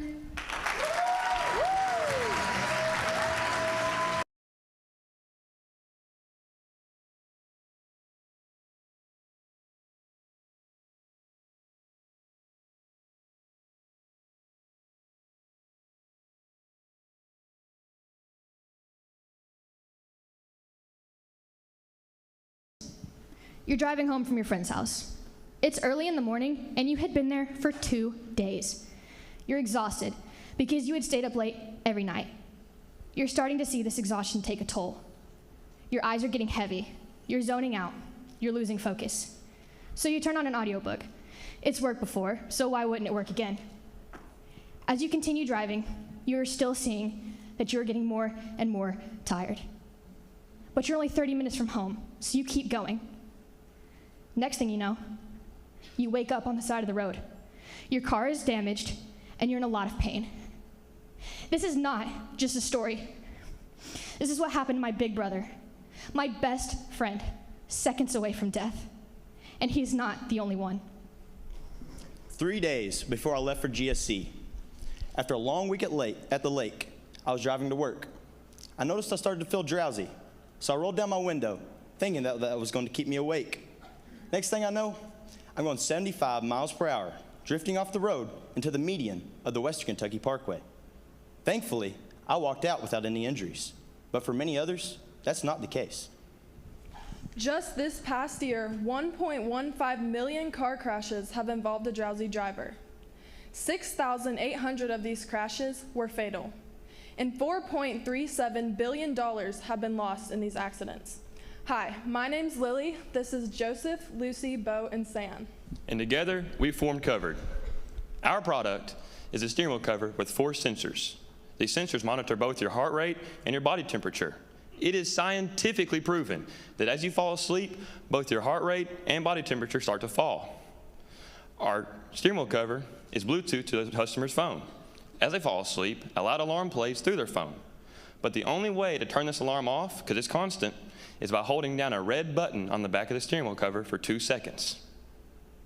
To keep our steering wheel cover charged, we have both a USB power cord and an interchangeable, rechargeable 9-volt battery located on the inside of the steering wheel cover. You can connect your steering wheel cover through our app using Bluetooth. You can calibrate it to your specific specifications by placing your hand on one of our 4 sensors located on the steering wheel. Our app lets you calibrate to your specific body temperature and heart rate. You can contact us in our app using our email, Instagram, and our 24-hour live chat service with professionals. Our settings tab allows the customer to tailor the app specifically to themselves. Along with the custom calibration and the 24-hour live chat service in the free version of the app, there's also a premium version of the app. In the premium version of the app, it comes with parental settings to lock down the device from your children adjusting it. It also has alarm customization where you can choose from over 30 different options compared to the 2 in the free version of the app. It then comes with volume adjustment where you can turn the volume up or down depending on what keeps you awake at the wheel the easiest. It has ICE or in case of emergency contact calling, where by double-clicking the same button that turns off the alarm, it'll call someone you have it set to call to, and you can have a conversation with them to keep you awake. And on top of this, it has no advertisements. We conducted a survey, and 74.3% of parents said that they would purchase this for their kids. The safe driving market is estimated at about $30.07 billion. So with this much money going into it, you might be wondering, why covered? Well, not only is our solution comfortable, it is also affordable. We use heart rate and temperature tracking to make sure that when you are falling asleep, it is caught immediately. Our solution is permanent. You do not have to remember to put on an earpiece or put on an armband. There's no risk of you taking it out of the car with you or accidentally leaving it in your home. It stays on the wheel at all times. You can also not access our phone while you are driving, meaning there is zero distraction from your screen, and you must keep your eyes on the road at all times. You can purchase our product through our covered app, our covered website, and through our Amazon storefront using Fulfilled by Amazon to reduce shipping costs. We market our product through social media, word of mouth, and social media ads, specifically targeting Facebook ads because our main consumer is parents buying for their children. It costs us $38.19 to manufacture each steering wheel cover. We sell our product for $99.99. That leaves us with a 62% profit margin. We also charge $20 every 6 months for our premium app plan. We have many different revenue streams. We sell advertisements on our app and website so other companies can advertise their products. We also generate income from direct sales of our steering wheel cover through our website. We plan to partner with major box stores to get our product on the shelves. And finally, our premium app plan generates income. It's going to cost us $88,190 to start up our company. That includes copyright and patent, production costs, app development, and marketing costs. By selling 1,000 steering wheel covers, we will break even in our first year. And if 15% of those customers purchase our premium app plan, we will gross $106,000 in sales in our first year. The future looks very bright for Covered. In our first year, we plan to net $17,000 in profit, and this is done with the 1,000 units previously mentioned. In the next year after, we plan to net over $30,000 in profit. This is done by selling 1,300 units, all the way through 2028, where we plan to net over $300,000 in profit, and this is done by selling 8,000 units. Our key partners include Kentucky Farm Bureau, Kentucky DMV, and Ford Motor Company. We are partnering with Kentucky Farm Bureau to lower the insurance rates for their customers. Our safety design in our product is to ensure saving lives of their customers and people over the road. With the Ford Motor Company, we want our technology patented into their vehicles coming off the line, so there's no need for a steering wheel cover. It already comes with the car. And with Kentucky DMV, we want our product put on their website so that when concerned parents are looking up driving education or permit locations and they want something safe for their children, our product comes up. This is our detailed website. Here, customers can read about our company, contact us, and purchase our product directly through us and get it shipped to their home. We have many future plans moving forward with the Covered steering wheel. We want to have fully customizable cover designs so it has the color that you like, and you can move the sensors around depending on where you typically have your hands on the wheel, so it can have a more accurate reading of your heart rate and body temperature. We also want to work with transportation companies like truckers because those drivers drive long hours alone and they're very susceptible to falling asleep at the wheel. We want to partner with car manufacturers so we can get our technology seamlessly integrated into the cars. And we also want to have eye tracking AI technology whereby if it detects your eyes closing for a longer period of time, it can automatically start the alarm. And we're not the only people who think that Covered is a brilliant idea. Chandler Royalty, a truck driver, said that Covered's idea would be super beneficial in the trucking industry. Mary Ellen Chapman, a mother of 3, said Covered could help save lives. What a creative idea.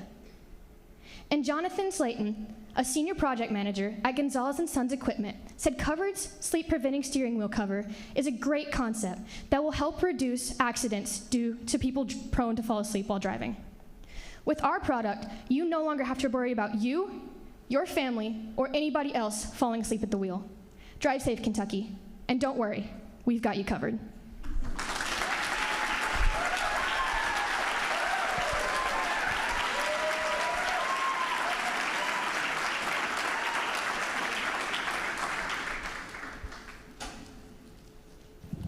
Thank you for that. I want to talk about the actual design of the product. So the sensor goes off based on temperature and heart rate. Is that it? Yes, sir, it does. And so does the cover, so your hands have to be in a specific spot in order for the sensor to go off, right? Yes, sir. So how is somebody that kind of drives with different hand positions, how would it work for them? So right now we have it designed where there's pads at both 10 and 2 and top and bottom. And what Joseph brought up with our MVP and our future plans are making it to where eventually our steering wheel cover comes with an idea that you can literally move the pads around to your most comfortable driving position. Going off that, our sensors are small, but they don't just read exactly where your hand is. It covers a widespread area. So even if you're not exactly where the sensor is, it's still going to pick up your heart rate and temperature. Related to the features, when you looked at the market and looked at the automotive industry, did you look at the prevalence of things like heated steering wheels and other things where you might have issues with the cover? Take that. Yes, we did. And we can include it right next to those. So it can all be in one. And Tesla already has the same concept we're thinking of, but we're wanting to put it in every other vehicle. So we can use our technology with the heated steering wheel. Yeah, going off that, our product is also not vulnerable to heat, so if your heating steering wheel is on, it is still protected and it will not break due to that heat.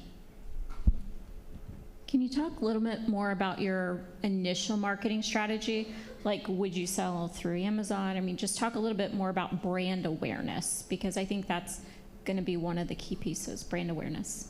Yeah, 100%. So what we want to start doing is we want to start posting videos and posting just general pictures and informational posts on Instagram and on Facebook. We're going to make ads that target specifically parents of teenagers aged 14 to 18 because we found out that this is our most prevalent target audience at the moment. So using those ads and using ads on other social media platforms, we are going to get our idea out in front of them. That way they are aware that it is here and they can help their children stay safe.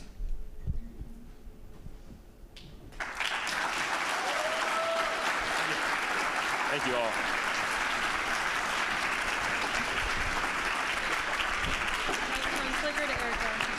Great job, great job, great job, great job.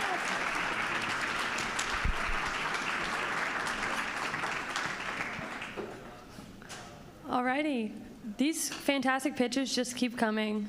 I'm blown away by all the hard work that all of our E's have done. And I'm so excited this is gonna be my next and final team of this demo day. So let's give a big round of applause and a big cheer. I'm super excited for Brain Bundle.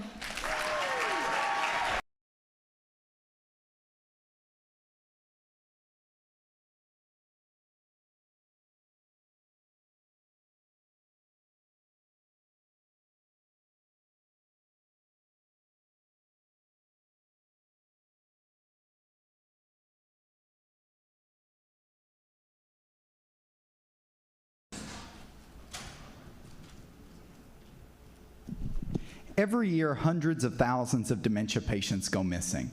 Last year in the United States alone, there are an estimated 170,000 cases of missing dementia patients. These are real cases with real people.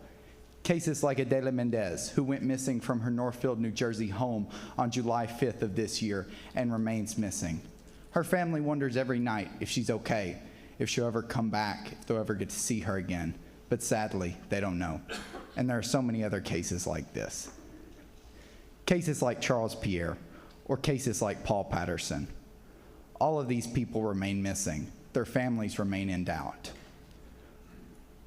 But you have to be wondering, these people didn't just up and decide to walk out the door one day, did they? Actually, they did. All these people that come from different backgrounds, different ethnicities, different social economic statuses have one thing in common. They all suffer from dementia. Dementia is the symptom of many different diseases. It causes a gradual loss of memory over a period of time, and this is a huge problem. It causes these patients to wander off right out of their houses. In fact, worldwide, there are 60 million people suffering from dementia. This number is expected to increase by 10 million in just this year. So, we bring to you our solution. So before we head into our solution, I'd like to introduce you to our team that has made the solution to this problem possible. I'm Bhavana Tumacharla. I'm Trey Stevens. I'm Maudie Forster. I'm Aubrey Sutton. And I'm Cole Sizemore. Together, we bring to you Brain Bundle. When our team realized how big of a problem dementia really is, we asked ourselves, how might we create a solution that decreases the chances of a dementia patient wandering off while reducing the stress and anxiety placed on a dementia patient? Through a lot of data, research, and Jolly Ranchers, we bring to you Brain Bundle, a one-stop shop for dementia patients and caregivers that will greatly reduce the stress and anxiety placed on the caregiver by reducing the chances of a dementia patient wandering off. Boredom is one of the main causes of wandering in dementia patients. Our solution to you is Brain Bundle. Brain Bundle is a series of games designed specifically for dementia patients.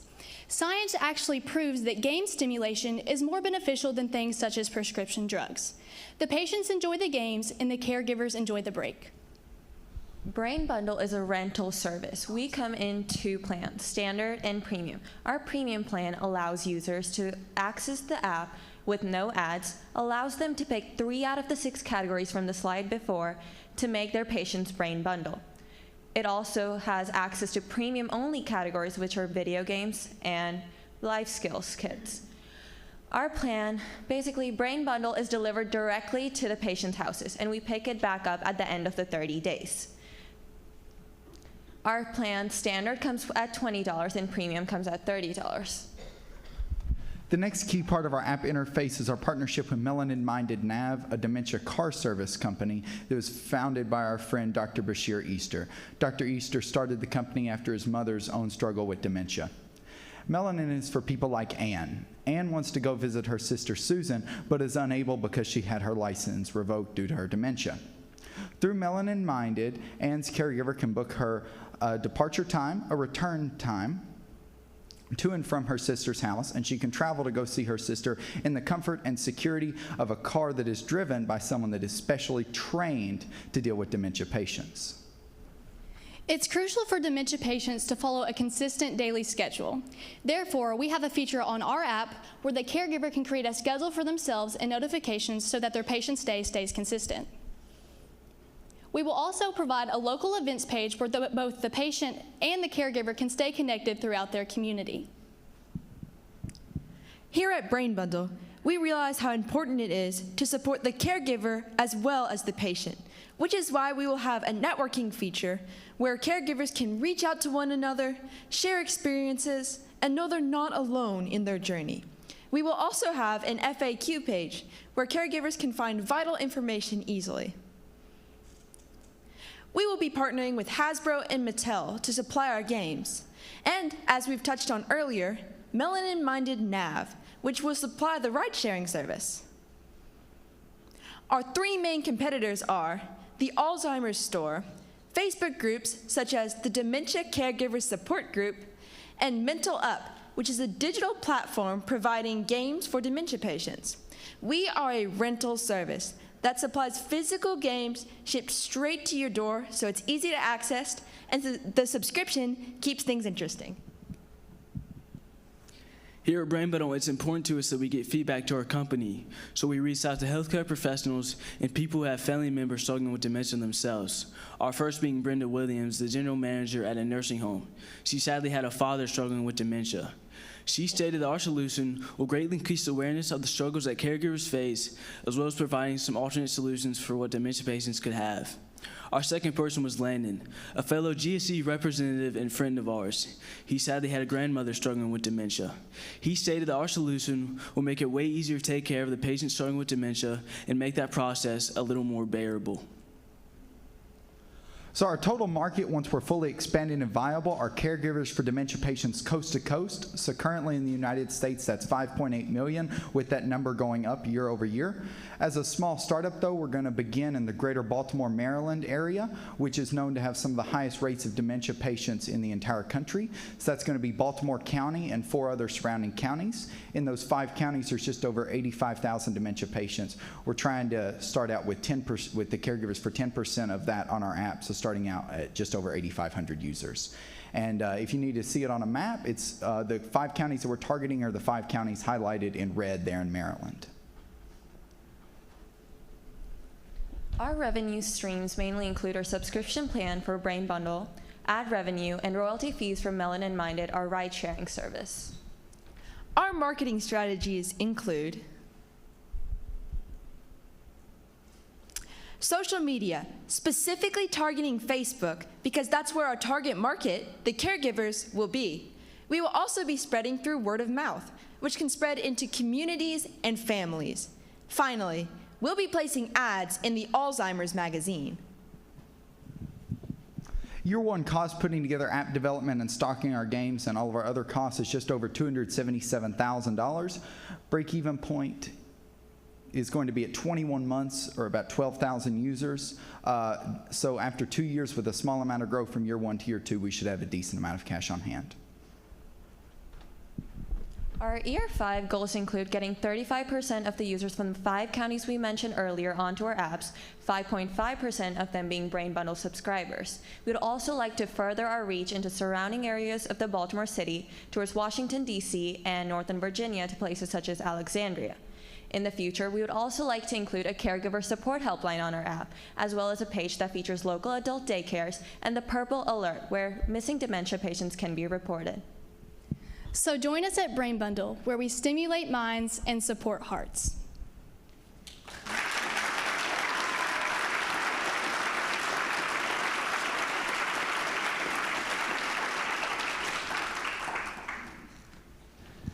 Earlier in the presentation, you mentioned that boredom is one of the most frequent leading causes of wandering. Can you explain more about that?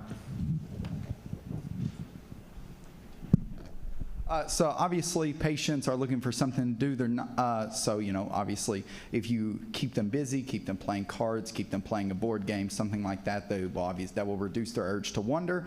And it's just generally keeping them occupied is because if they're not occupied, their minds begin to wander, and that quickly goes into their feet wandering, and right out the door they go. So if we keep them occupied, it really lessens the chance of that happening.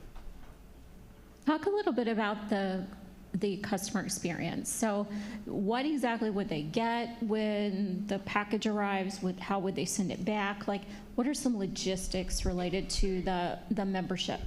So basically, as we said, we're a rental service. On the app, if you are a standard, you apply for a standard subscription.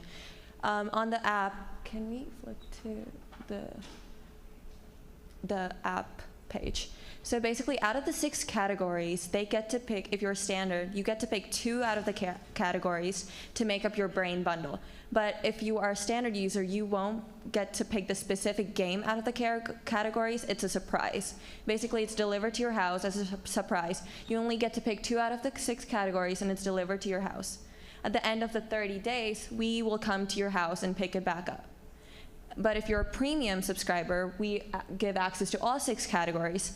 You get to pick 3 categories, and you get the specific games inside each of the categories, and you get to pick which game you want for your patient, because you know them better than us. So premium, you get to pick what exactly is in the Brain Bundle, and it's shipped to your house. Thank you. Can you talk a little bit? I think the idea of games to cure boredom and the symptoms of dementia is very interesting. Can you talk about kind of the research that you found that convinced you that this is actually going to be effective? Terribly sorry. Yeah, absolutely. So like Monty spoke to earlier, research has time and time again shown that these games are even helpful in improving the condition, even as well as I talked about earlier, in addition to curing the boredom. They're in most cases more effective than even drugs themselves. So we see research from all these different studies that just show if their minds are occupied, they won't be wandering. And that's exactly what we're trying to prevent. So most dementia patients, 90%, are like the older community. So research shows if they do like a card game, it actually brings back memories because that's what they used to play when they were younger. So that's a good stimulation for their brain.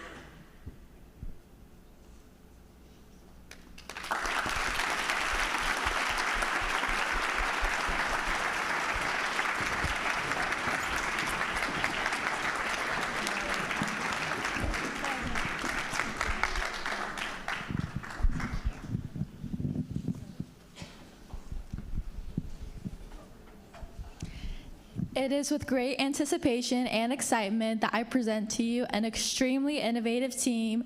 Please give it up for JS Chats.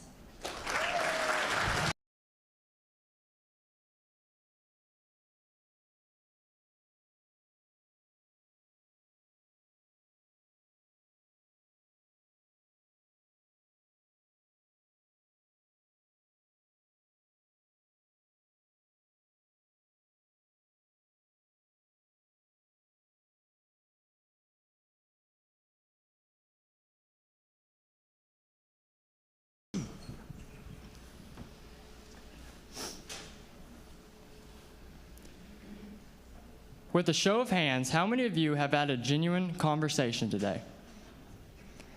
It's a lot of hands, right? Well, what if I told you the answer wouldn't be the same if you asked somebody from a senior care facility?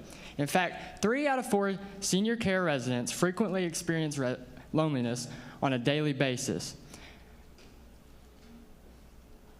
This is a depressing statistic that I learned in my experience as a dietary aide at Wortland Nursing Home. In addition, 64% of residents don't leave the room to talk with others. This is very saddening. It's better explained by Jonathan Cox, a physical therapy assistant, and where he says that most of the time senior physical residents are depressed because they have nobody coming to visit them. They spend most of their time just staring at the 4 walls of their room. The huge problem is that senior care residents aren't getting the proper communication they need, whether it be in or outside of senior care facilities. So that's where we come in. We are Junior Senior Chats. Hi, I'm Haley Carr, and I'm the Chief Marketing Officer. This is Landon Skaggs, the Chief Executive Officer, Noah Stewart, the Chief Financial Officer, Ollie Urali, the Chief Technology Officer, and Timothy Nichols, the Chief Operating Officer. Join us as we form generational connections, one conversation at a time. Here at JS Chats, we aspire to create a better life for your parents, your grandparents, and potentially for yourselves one day. In order to solve this issue, JS Chats plans to connect senior residents with high school students. Not only is this a simple way for senior care residents to have someone to talk to, but it'll also be an opportunity for high school students to be able to learn from the older generation and to also gain service hours along with that. What we do, we're going to sell our services to senior care facilities and partner with schools and school clubs such as Beta and National Honor Society, which track service hours for students. The schools and facilities will then talk to their students and residents respectively to inform them about this opportunity and form generational connections. How we do it, we have a website and a mobile application, both of which do video calls and scheduling, with the website also dealing with initial registration for someone who wants to sign up for our services. Here is the student interface for our mobile app. It has 3 pages and allows the students to see what residents are available, learn about these residents, and potentially schedule a time to connect with them. Go back.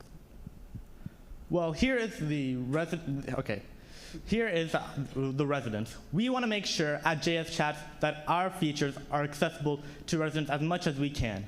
Our platform works on any device, has an automatic login, and a list of upcoming calls. And when those calls do come, they will come straight towards the resident, and they'll have an easy way to accept them. As here is the resident interface if they were to have a smartphone. They're the same as the students. They have three pages and can help see what students are upcoming, what students they're going to talk to. And when the students do eventually call, it shows the screen on the very right with an easy-to-use accept button. Alternatively, if a video chat is unavailable, we will provide an audio call. We expect that we can have at least 7,000 eager high school students willing to volunteer for our services. Now, on to the competition. Our first main competitor are traditional visits, which only provide in-person visits, which can sometimes be inconvenient and hard to get to.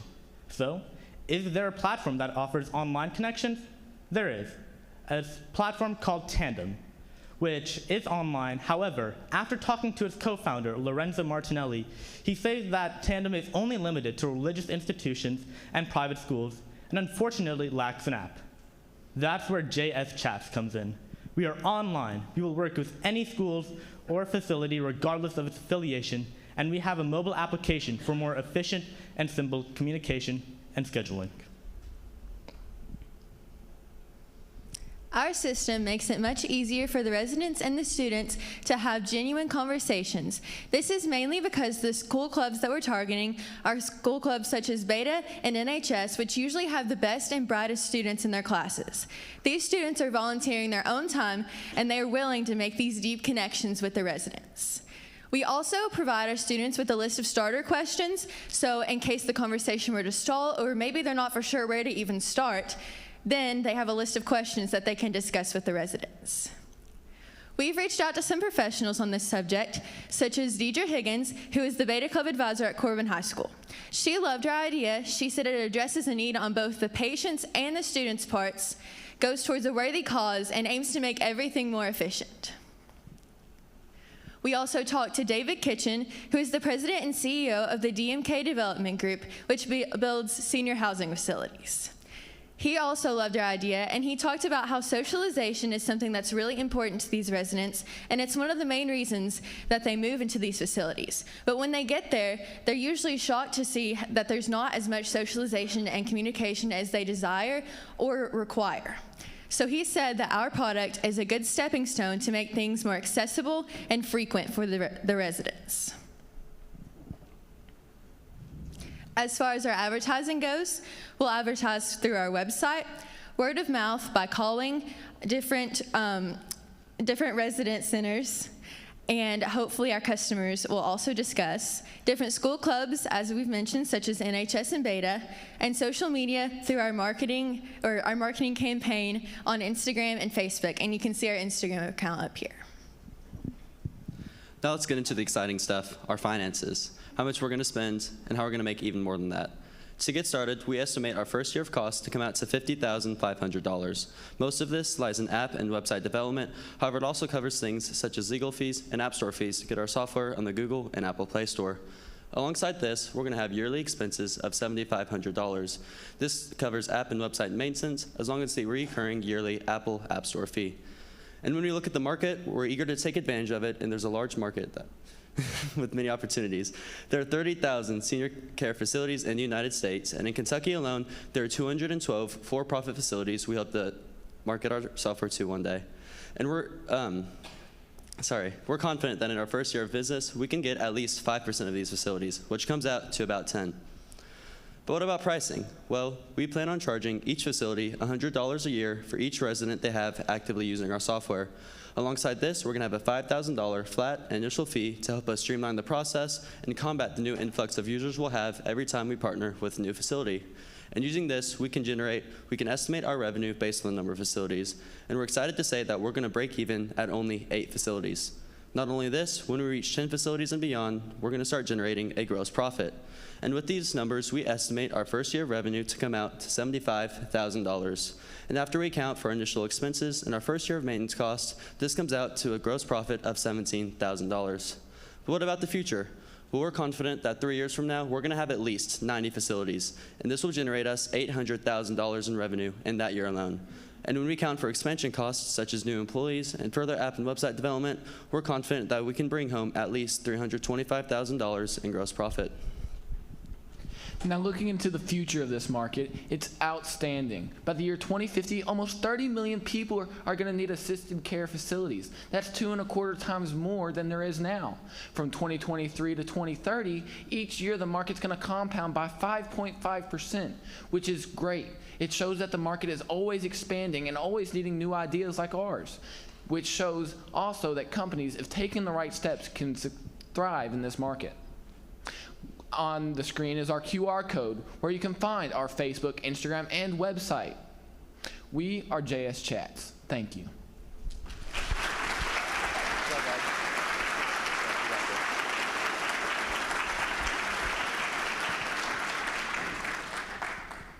Thank you. Again, another team going after a definite challenge out there.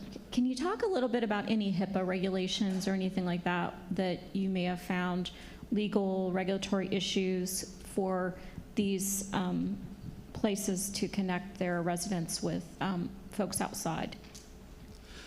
Yeah, so in our main pursuit of looking into the legal requirements behind this, most of what we found is that there will be compliance forms needed to be filled out by the students and the residents. I'm not exactly familiar with what you were discussing there, so we'll have to look into that in the future. However, we did account for legal expenses in our initial budget, so we will be able to discuss that with the lawyer.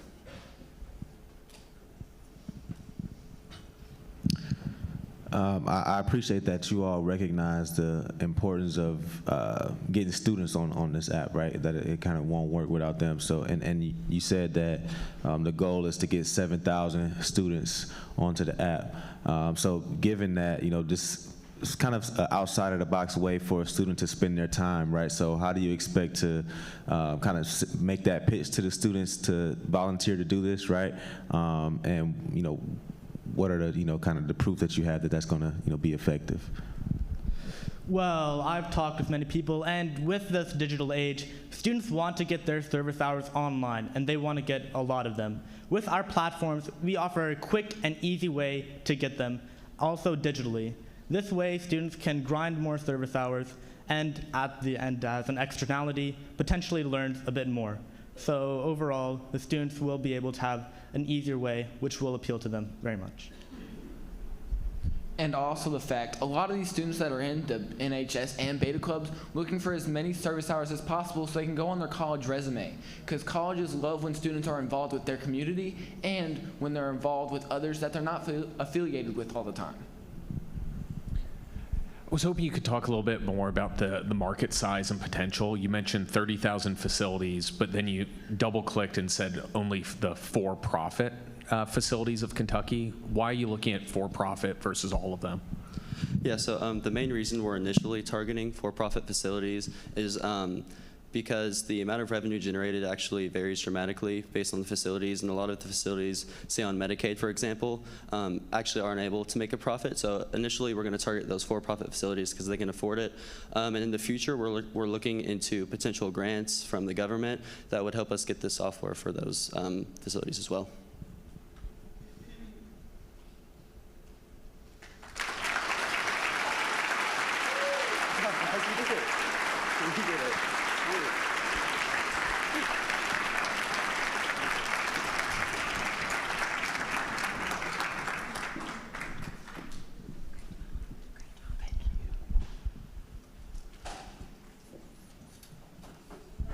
Great job to our last group.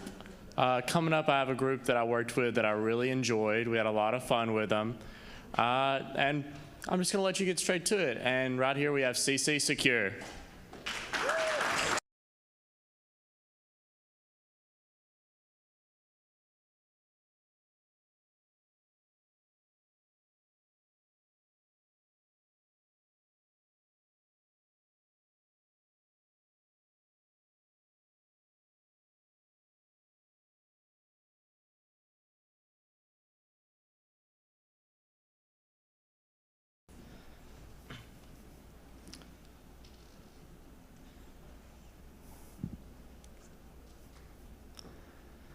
In July last year, I got in my car just like any other day. When I turned it on, I heard this loud, roaring noise.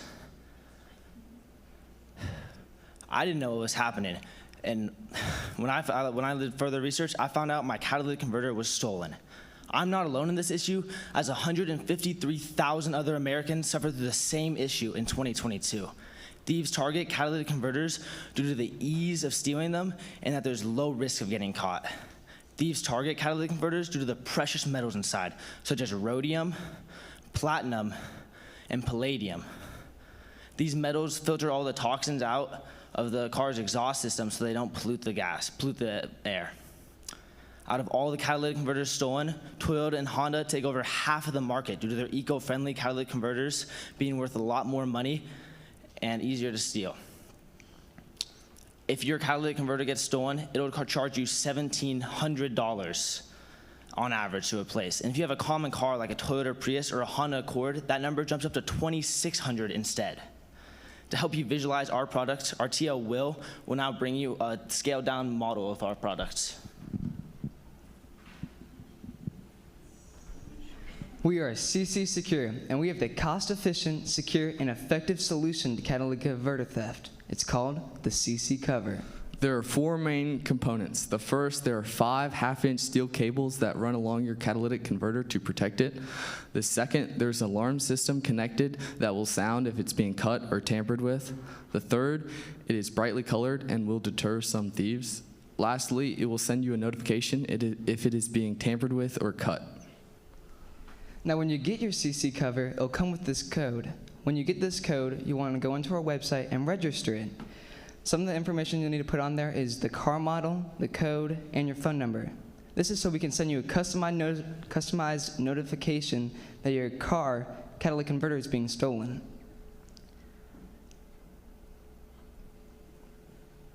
The reason why we have notifications is because we want you to know as soon as possible if your catalytic converter is being stolen.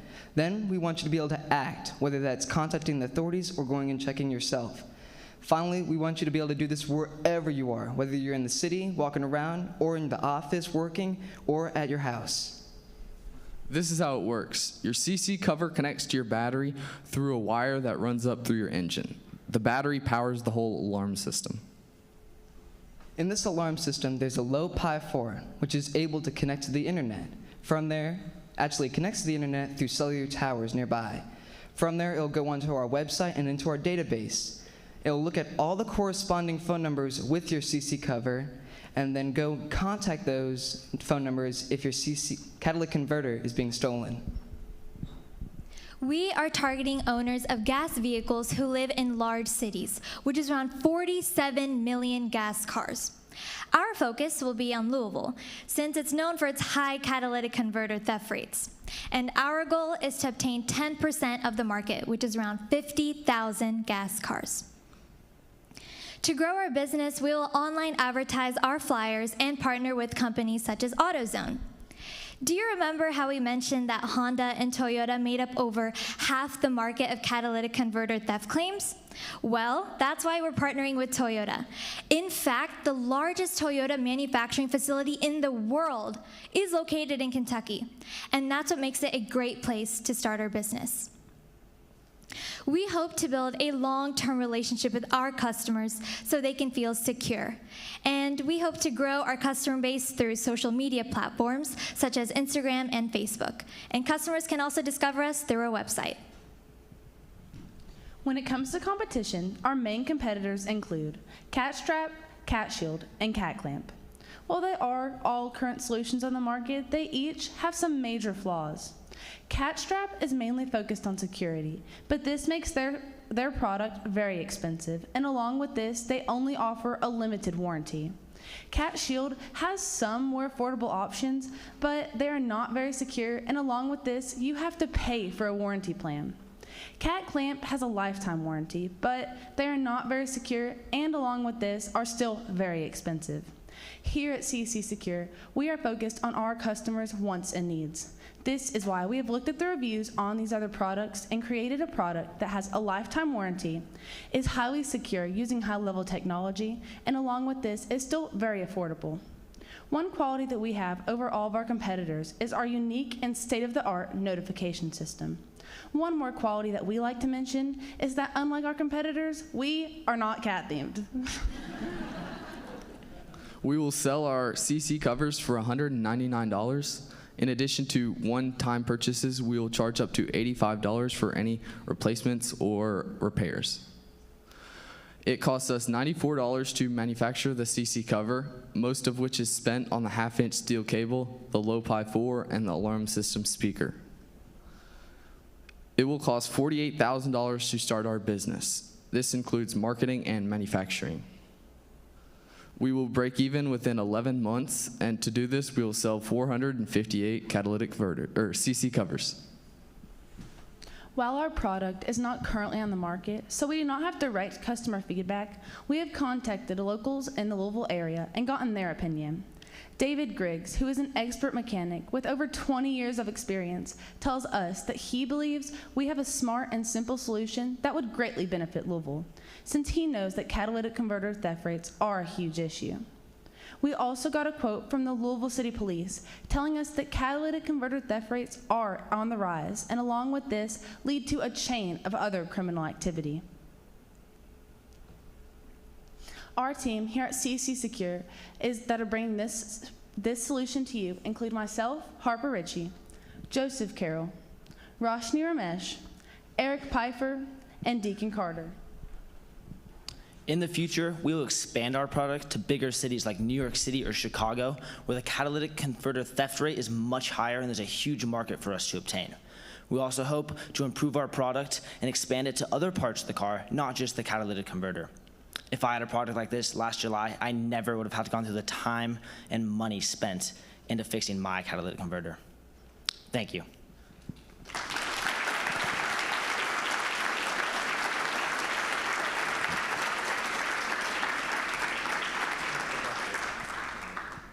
So who installs it? Talk about the installation process, how much that costs, who can install this? So you will have to take our product to a mechanic to install it, so we can partner with some of our local mechanics in Louisville that we offered for you. And then with the mechanics, we'll have a video on our website explaining how to install it. And to add to that real quick, all of our competitors, there might be one that doesn't, but all of them require a mechanic to install. So this is really even and universal throughout everything. Yeah, speaking of that, can you describe a little bit more detail about what the competition, what exactly you do, not just the features, but how's your product different from the model you just showed us? Most are shields, and they have to be not all cars are the same underneath the car, so they have to be custom to the model. And ours, with the straps that go around and the wires, we can fit this on most any car. And we have our alarm system that no other company offers. We have so we can text you. So none of these other companies have anything near where you get a notification to your phone. Some of them have some sirens or whatever, but nothing will be able to notify your phone, and so you can't access the information as quick as ours.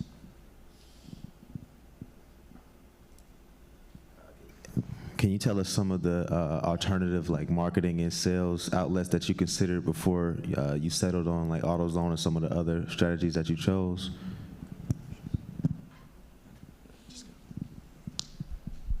Some of the other strategies we chose is going to mechanic shops or just classic places where you'll be finding cars and just hang up posters.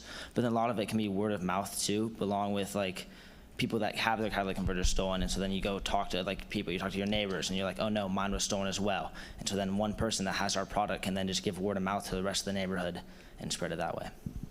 Also, a little to add to that, we wanted to do stuff with Toyota, because they're one of the leading ones that have their catalytic converter stolen. So, and since they have actually one of the largest one in the world here, I mean, that's really cool.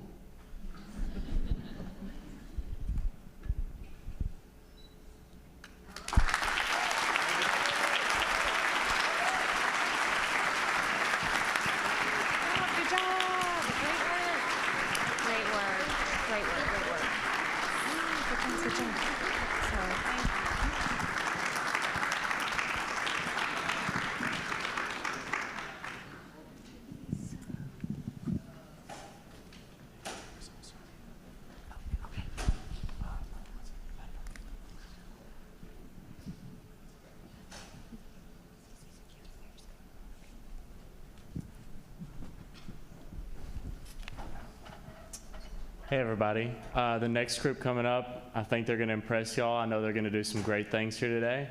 Why don't we give a tremendous hand out for Ferriscope?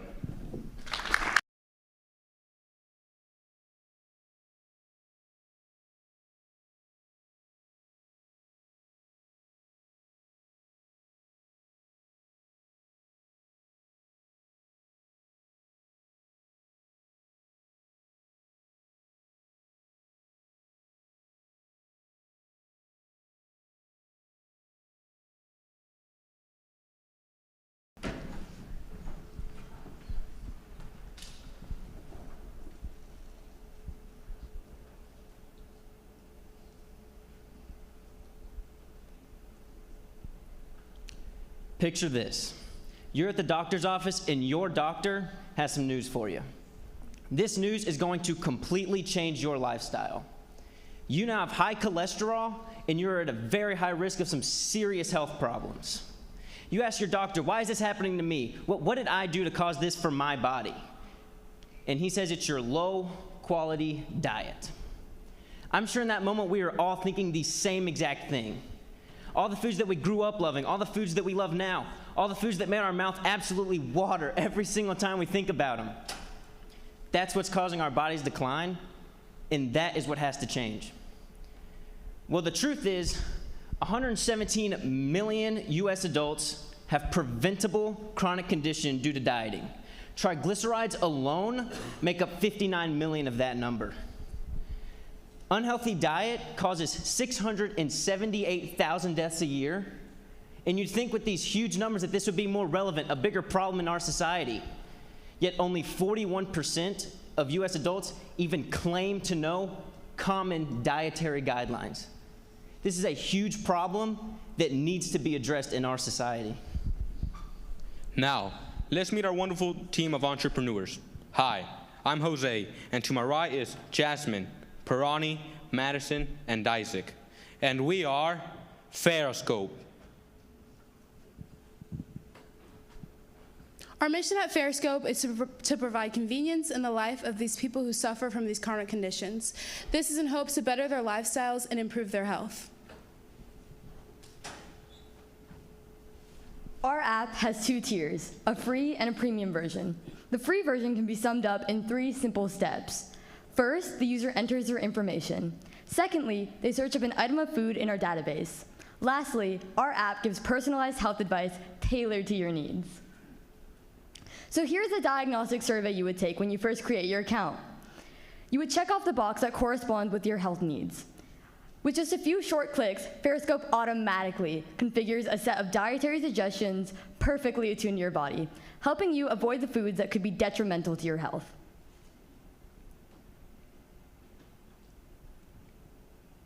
So the 9 macronutrients we would offer trackers for initially are cholesterol, blood glucose, iron, calcium, sodium, triglycerides, high-density cholesterol, potassium, and albumin. Ferriscope takes into account the user's balances and imbalances of each of these macronutrients and advises the user whether or not to consume a certain food. For example, a user with high cholesterol levels would be advised against eating red or processed meats.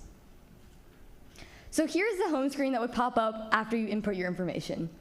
You would press on the Magnify to search up a generic item of food.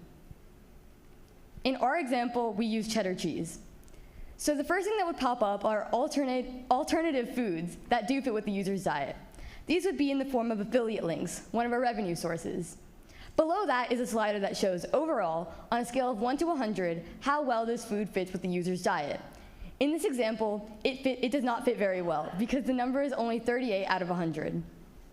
Below that is a broken down form of the data for each macronutrient, listing if the food fits, doesn't fit, or has a low impact on the user's levels.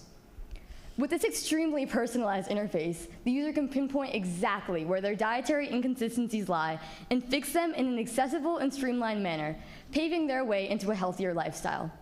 Below that is an example of a pop-up ad, one of our revenue sources.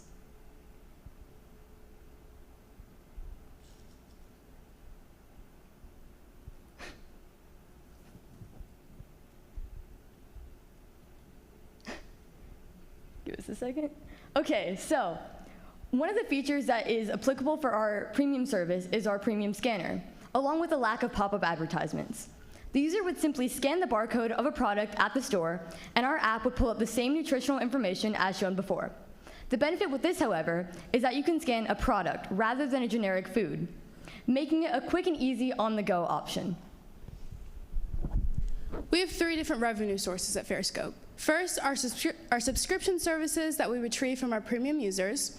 Our pop-up advertisements, where in this example were Kind bars, but we would also advertise other healthy food companies, HelloFresh, and gyms. Also, affiliate links, where if our customer clicks on the link, we would receive and buys the product, we would receive a commission of that. We also have 3 different competitors, the first 2 being MyFitnessPal and Thig. While these are both 2 convenient options, they aren't personalized to you, and they don't help prioritize your health and prevent illness. We also are in competition with an everyday nutritionist.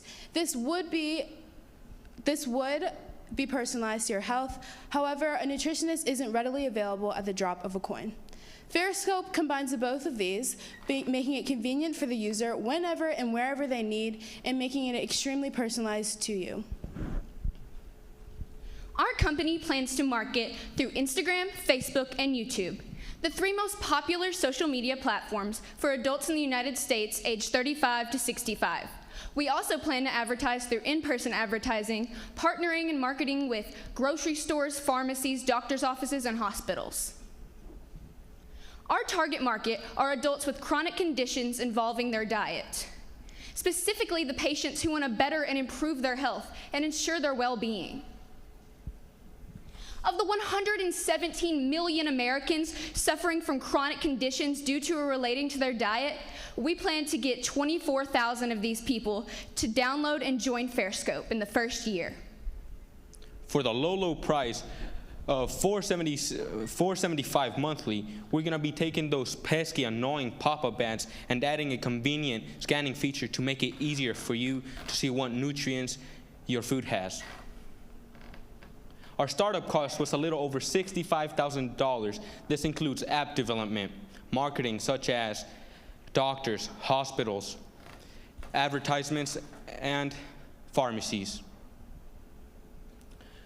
We plan to break even in only 15 months with the use of affiliate links, advertisements, and our subscription services. In our next steps, we hope to incorporate lab results. Our hope is for the user to be able to directly upload their lab results from an app like MyChart into Ferriscope, where they would then be translated into health and food suggestions. With this feature, this becomes a beyond personalized experience. It also gives the user the ability to track and keep track of the progress and growth of their labs.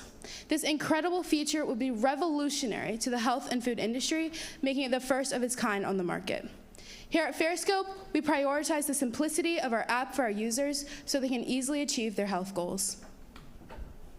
We also hope to expand from 9 to 13 major chronic illnesses, providing more inclusivity in our app. This is all in hopes of reaching our goal of lowering the number of the almost 700,000 adults who die each year of these chronic conditions. Laura is a patient with chronic kidney disease and a kidney transplant recipient. But more importantly, she is my mother.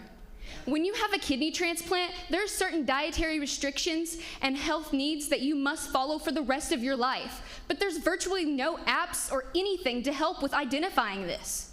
Ferriscope would solve this problem through giving her personalized food options and solutions based on her health needs. Heather Morgan, a nationally acclaimed nutritionist, said, "Every time you eat or drink, you're either feeding disease or you're fighting it."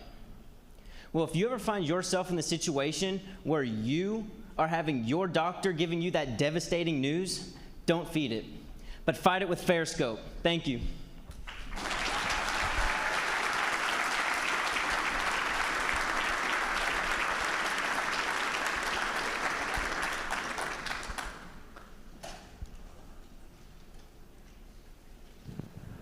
How are you compiling the expertise and the resources that you need to be able to provide accurate nutritional and dietary advice?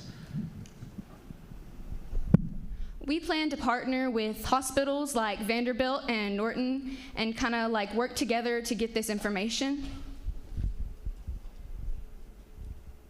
Thank you. Talk a little bit about, I'm a FitnessPal power user, I would say. So talk a little bit more about how your app is different from MyFitnessPal.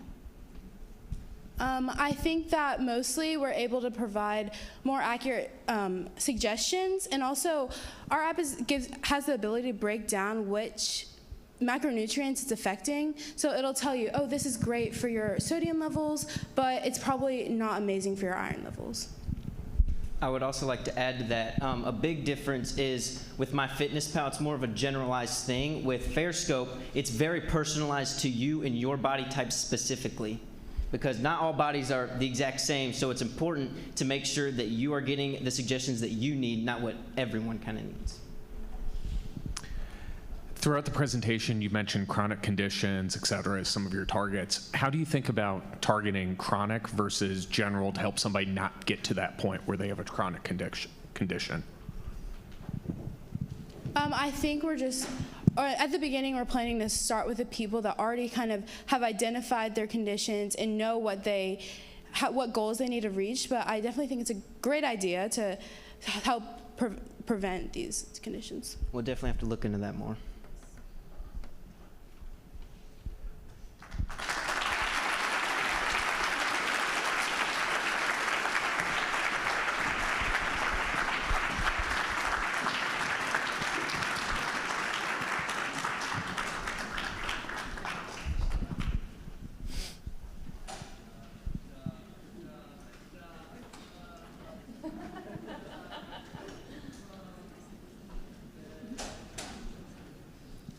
Like Tony the Tiger, this next team is great. Welcome up to the stage, Upcycle.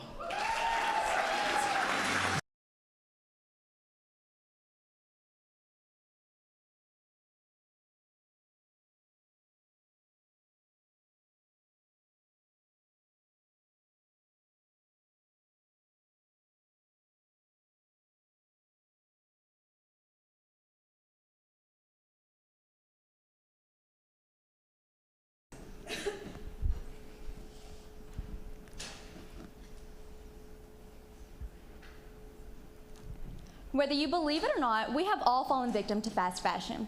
The affordable prices and large inventory has intrigued each and every one of us. But do we really know the effect that it has on our environment? Now, you may be asking yourself, what is fast fashion? It is the overproduction of low-quality clothes aimed at keeping up with the newest fashion trends. H&M, Shein, Forever 21, and Zara are just a few of the stores you may have bought from.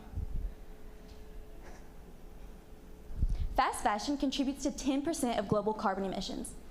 92 million tons of textiles and clothes are thrown into landfills each and every year. And while they're there, it takes them up to 200 years to decompose. And as they lie, they leach toxic chemicals and dyes into the land they are on.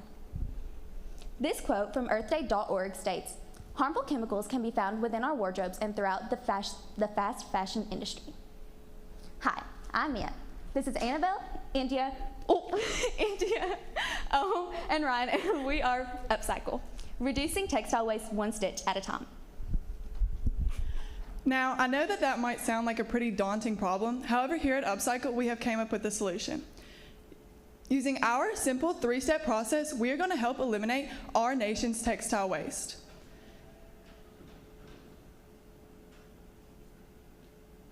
The first step in our process is receive. By partnering with your local secondhand shops, such as El Salvation Army, Goodwill, and Plato's Closet, we are going to get their dead stock, the clothes that could not be sold and otherwise would have landed up in our landfills, and we're going to take those, and in turn, we're going to promote their businesses on our social medias and to our customers. The next step in our process is to clean. Of course, we want to make sure that all of the clothes that we are donated are sanitary and ready for use.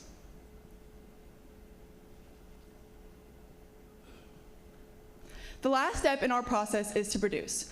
Once we have ensured that all the clothes are sanitary, we will ship them out to our contracted quilters where they will have complete creative design over the quilts. All the quilts will be patchwork quilts, however the patterns and the colors will vary for every quilt. After those 3 simple processes, all that's left to do is put it in a box and ship it out to our customers. And to ensure Upcycle reaches anyone who is looking for a more sustainable option when shopping for their bedding, we're going to be using this marketing strategy. Almost every single one of us in this room are on at least one or more social media platforms, and that number of people continues to grow every single day. In fact, products that are being marketed as sustainable are boosted by 2.37% across all social media platforms.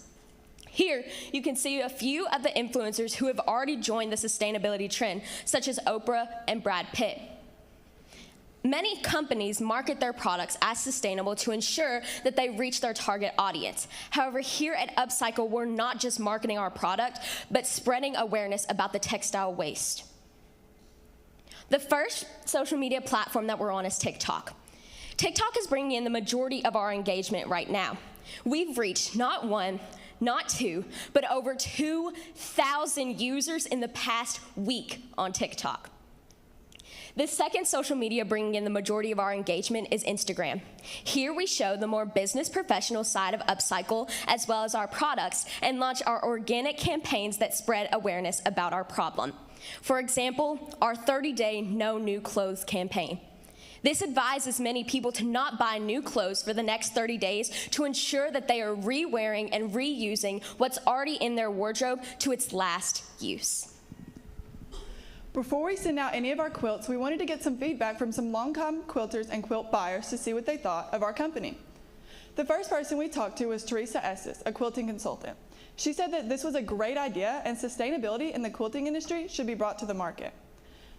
The second person we talked to was Terry Castle. She said that as an avid quilt buyer, she's always wished for a more sustainable option and is glad that we are finally making one. After factoring in all our expenses from marketing, transportation, and storage, we have concluded that our total startup cost will be $25,000. In order to break even, we will reach our target audience through social media such as TikTok, Instagram, and Facebook, as well as through radio ads.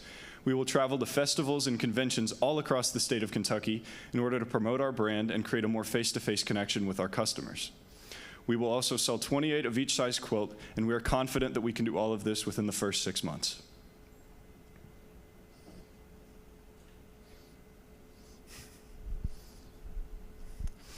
These are our prices, which are very similar to those on the market today.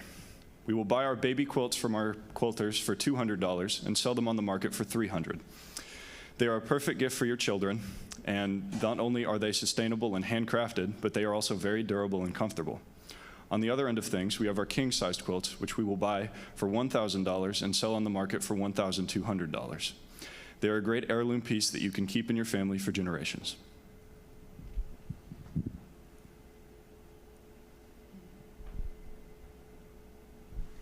We currently have 2 revenue streams, which are the online store that we have and the pop-up shops that we will place at the festivals and conventions across Kentucky. There are currently 93 festivals and conventions throughout Kentucky, and we plan to attend at least half of them within the next year to boost our sales and our product.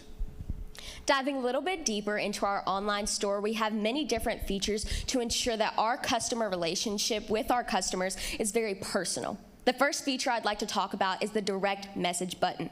This allows any of our incoming customers to ask one of our co-founders a question without having to go through an entire emailing process. We also have a tab that includes our store policies as well as an FAQ tab along with our online store. The quilt market is valued at $4.5 billion. Below that is the sustainable quilt market, which is valued at $1.8 billion. We plan to target 10% of that market, which is $18 million. So why buy from Upcycle? What sets us apart from the other quilting companies? Well, we compared our brand to 3 others just like it. However, Rayso Creative and Bluebird Garden might be hand-stitched, and one of them is sustainable. However, they are not made out of recycled fabrics. Opal House is a major corporation who distributes their quilts throughout all of your local targets.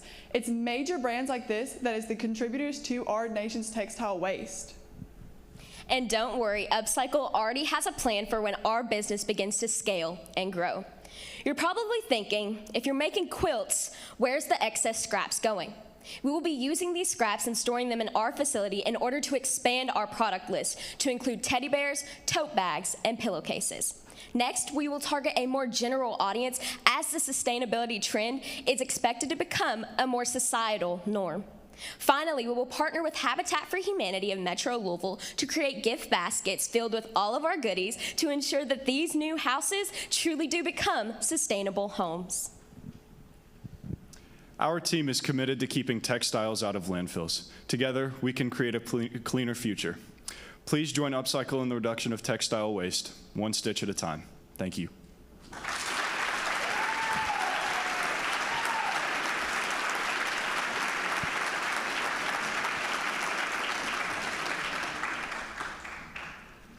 A really big problem, definitely. The question I have is related to the process. So you'll get the dead stock from those organizations. Walk us through how that then gets to the quilters, and are the quilters cutting it, or are you cutting it? What's that whole process?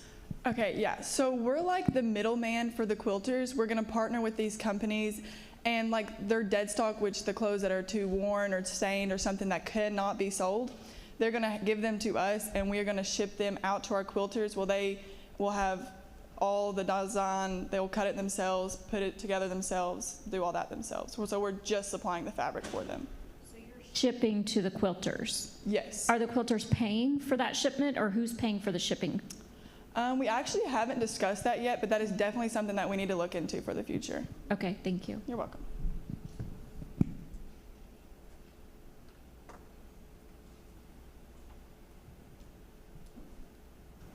I have like one mini question off of that one.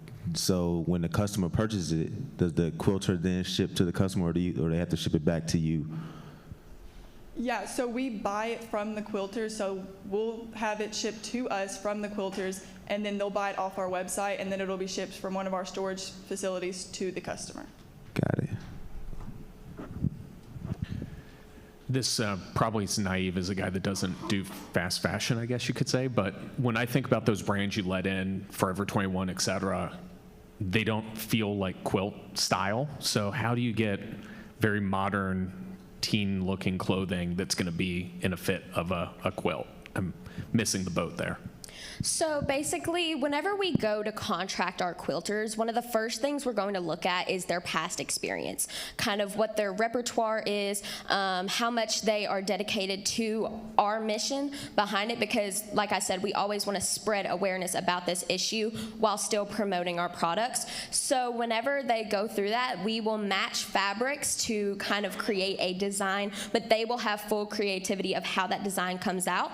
And then certain materials such as sweatshirts will be used kind of as the padding on the quilt to ensure that it's warm, durable, and most of all, comfortable.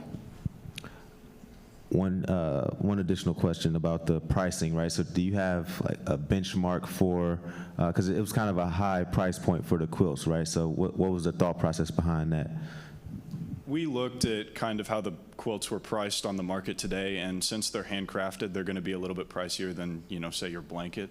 So those are very similar to the products on the market today.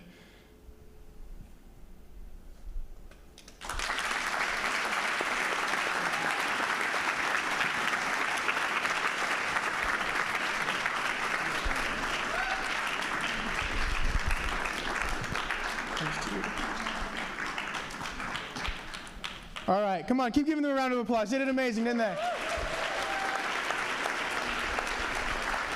All right. Well, we got one more for you guys. This is the last one. Come on, let me hear it. Okay, so I started off this, and so we're gonna end with a bang. This is 10 years of GSE, guys. 10 years. And this is our last presentation for 10 years, okay? So what I need right now is you guys to get out of your chairs. I want you guys to go crazy when this next team comes in here. Can you guys do that? I didn't hear you. Can you do that? All right, now introducing Hydroguard.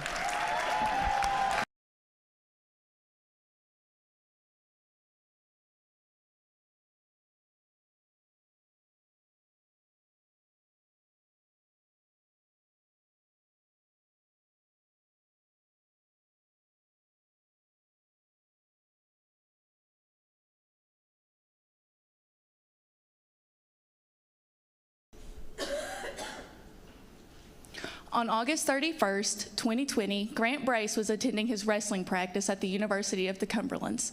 During practice, he tells his coaches that he felt dehydrated and that he needed a sip of water, but his coaches refused him taking a break. So in a panic, he runs to a nearby building, frantically trying to open the door, but it's locked, and he collapses on the sidewalk next to the road. While laying there unconscious, a group of people find him and call 911. Later that night, he receives medical attention, but he loses his life due to dehydration. Dehydration is when your body loses more body fluid than what it's bringing in. Some of the symptoms that can occur from this are headaches, muscle cramps, thirst, and tiredness. 77% of D1 athletes are reported to be dehydrated during preseason examinations. 32% of athletes are reported to be dehydrated before working out, while 44% are reported to be dehydrated post-workout. The issue we want to resolve is that we want to help coaches know their players' hydration levels better.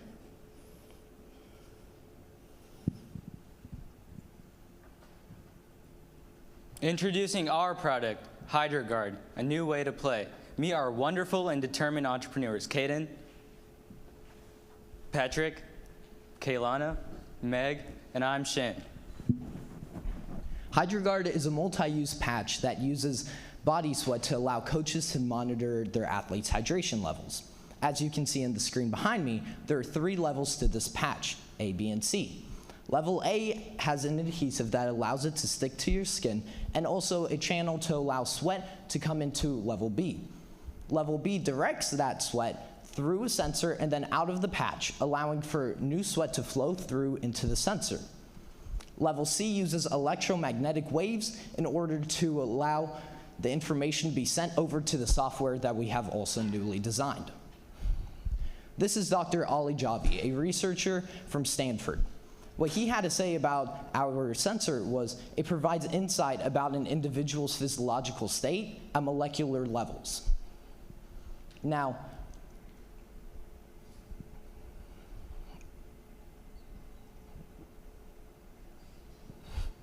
I'm sorry, the slides aren't working very well. My bad. Now, this is our app, our software. As you can see here, there are multiple athletes with a quick overview of who they are. You can also see an overall hydration score, which allows the coaches to make a quick and informed decision on whether their athlete should be out in the field or resting and hydrating. When you click the Read More button, you can see even more statistics. You see potassium, sodium, lactate, and glucose levels, which is unheard of in this market. This allows the coaches to make even more informed decisions and allows them to hydrate their players even more. How do you use it? It's quite simple to use. You can put it anywhere you want as long as you sweat there. It uses KT tape to allow for flexible movements. Now, hydration monitors are very important, especially in the world of sports, because they identify dehydrations, improve performance, and set goals, which is what makes our product the best on the market. At Hydroguard, we are targeting high school and collegiate football and basketball coaches. Now, there are about 42,614 teams in the U.S. That includes high school and collegiate, D1, D2, D3, and NAIA teams. Now, we're hoping to get 5% of that market to buy into Hydroguard, and that comes just short of 2,200 teams. Our financials include manufacturing 1,000 initial sensors, our software development for our app, 30,000 initial adhesion patches, and our technology investment, which will come to about $106,000 startup cost. Our sales plan includes, within the first year, we're wanting to make $320,000 worth of revenue. That's 10 team packages for football and 10 team packages for basketball. Now for year 2, we're wanting to make $990,000 worth of revenue, which is 30 basketball team packages and 30 football team packages. Now, how are we going to reach these coaches? We're going to use emails so they can see exactly where to buy our product and a little bit more information about it. We're also going to use telephone calls so they can talk with our company one-on-one. We're also going to use demonstrations so they can see exactly how the product works in real time. We're also going to rely on word of mouth from coach to coach to see how reliable it is. We're using apps like Max Preps that coaches are always looking at because of player stats. And with these targeted marketing strategies, we'll be able to reach our coaches quickly and efficiently. Now, there's been a few people research this type of technology. As you see behind me, we have NIC sensors and Gatorade. The NIC sensors charge $125 per reusable monitor and $25 for a 4-pack of non-reusable adhesive patches. Gatorade, however, has invented a thin patch that acts as a sticker that you put on the inside of your left forearm. However, they are very expensive to the common person. It costs $25 for 2 one-time usage stickers. If you were to start off with an initial investment of $150 on each 2 of these, with NIC sensors, you'd only get 4 uses of one monitor. And with Gatorade, that's only 12 workouts. But with Hydroguard, you're getting 50 uses for that one monitor. Our production costs are very low considering the revolutionary technology that is being put into these. It'll cost us $19.96 to manufacture 1 unit of a sensor. It also costs us 49 cents to create a replaceable patch, which is equipped with kinesiology adhesive, which allows for flexible movement rather than regular adhesive, which would fall off with 1 bend of the arm. And for our packaging, it's going to cost us $2.24 per package, which includes the clear packages for the patches and the boxes for the sensors. Since we are targeting coaches and teams rather than individual players, we like to offer packages rather than individual products.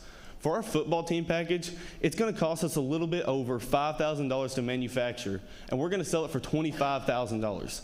And you might be thinking, that's a lot of money for one singular program. But if you're looking into athletic directors and their budget for their sports programs, you see that this would barely make a dent. For basketball team packages, it costs us a little bit over $3,000 to manufacture, and we're going to sell it for $8,000, since the basketball roster is so much smaller than a football team's roster. We contacted many different athletes and coaches across the state. As you can see here, we've provided you with this lovely picture of head coach Brian O'Neill, who said Hydroguard would be a game changer to his program, as hydration is one of his biggest concerns for his athletes.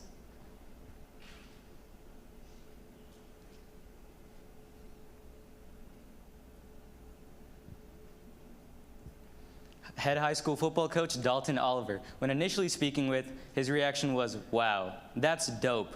But later on, when asked professionally, later on went to say it was optimal for athlete output and recovery. D1 athlete Joe Humphreys, who said, as an athlete himself, year-round he has to worry about hydration all the time, but with Hydroguard he would not have to worry about it. As we expand into the world of football and basketball programs, we like to expand into all sports. That way we can raise the awareness of hydration for every athlete. After that, we'd like to look into personal preference of fitness enthusiasts. That way they don't have to rely on their own personal judgment, but can see their hydration levels at a molecular level with one click of a button. After that, we'd like to look into investing in products that will allow these athletes to replenish quickly and efficiently. That way they can get back on the field and play the sport that they love. Join us at Hydroguard in creating a new way to play. Thank you.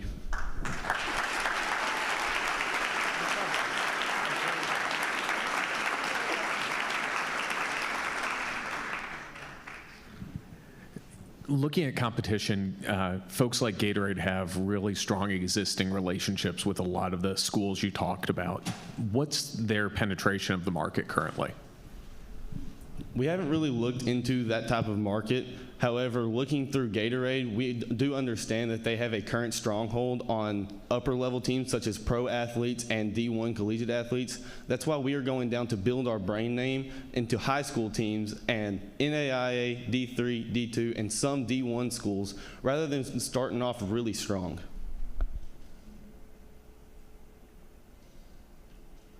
I'm wondering about that $25,000 price point for these schools.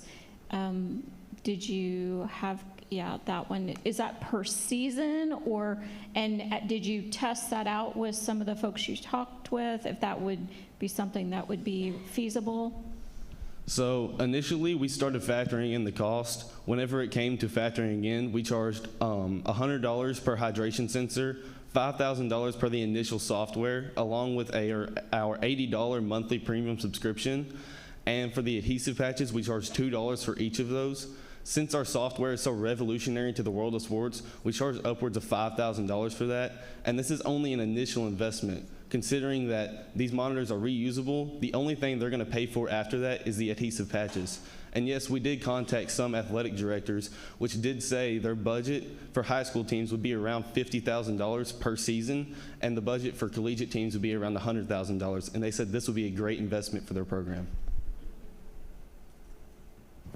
Can you clarify something about the technology for me? Is this actually solving hydration, or is it just alerting to dehydration? So Patrick is actually our expert in the technology area, so I'll pass that question to him. Well, first off, that's a great question. As Caden previously mentioned, we are looking into the industry of actually hydrating these athletes, but this is just a hydration monitor to allow coaches know when their athlete is dehydrated and when they need to be out of the field and not playing.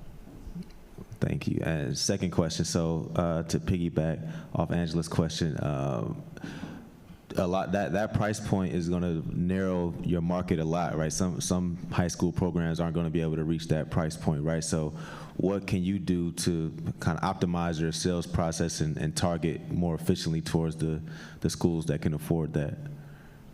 Well, initially, when looking into our market size, we actually factored in over 70,000 high school teams. But when looking at our price point, we decided to tone that down into instead of rural high schools, we focused on the big city high schools who might have a lot more budget to work with than those small town cities. We are also taking into account those high schools in bigger states that are hotter and would actually need this technology more, like Texas. Texas football is a huge thing. So having this program and this product would mean having less players dehydrated, and that means less sickness.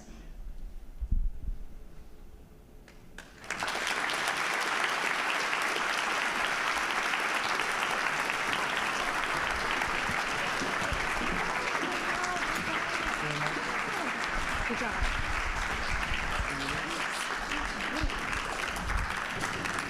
All right, great job, great job. We are now through our afternoon teams. Can you believe it? How incredible are these students? I know we keep saying it.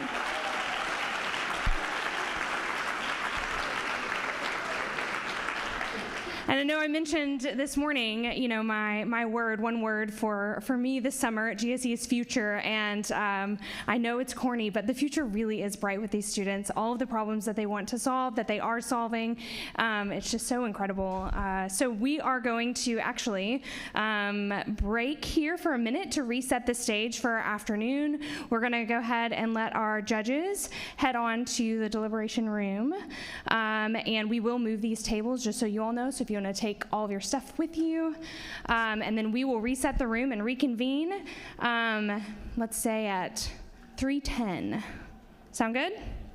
All right.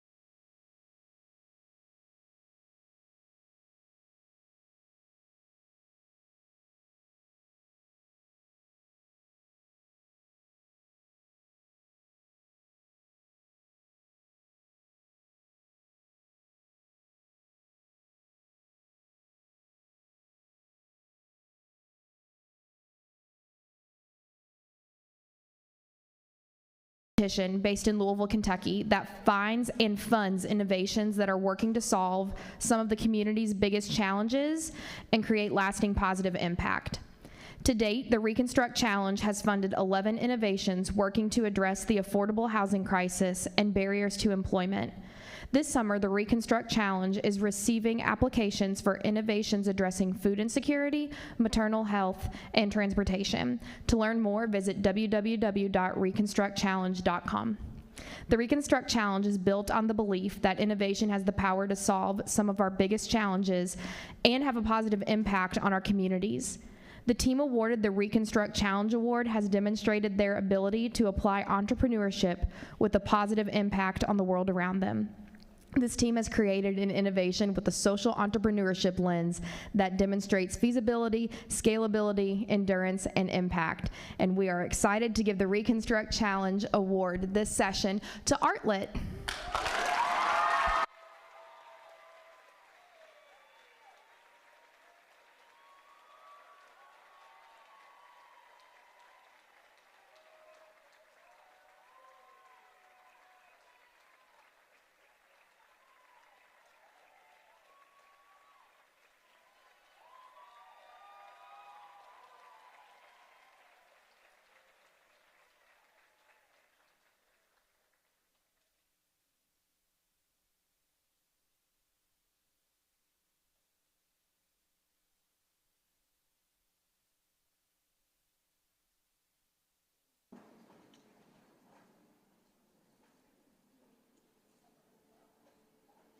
Just 1 second while we get the podium off the stage.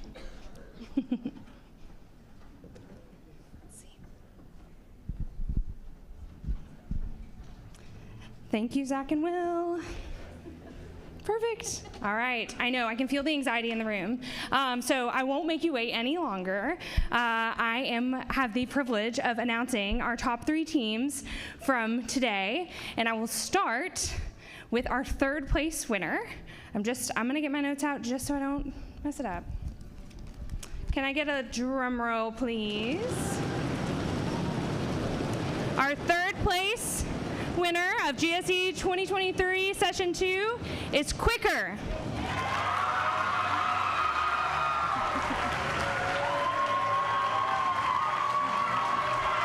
Oh, you know what? It works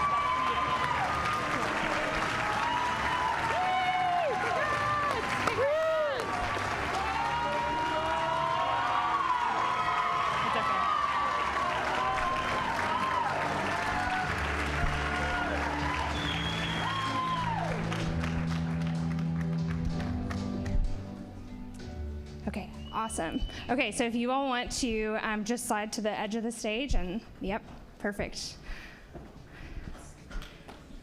Okay, now one more drum roll, please. For the 2nd place, Magnify.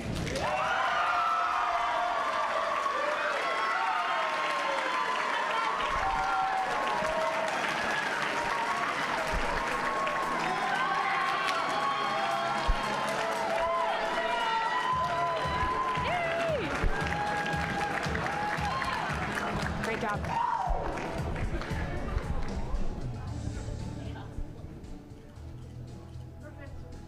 Nice.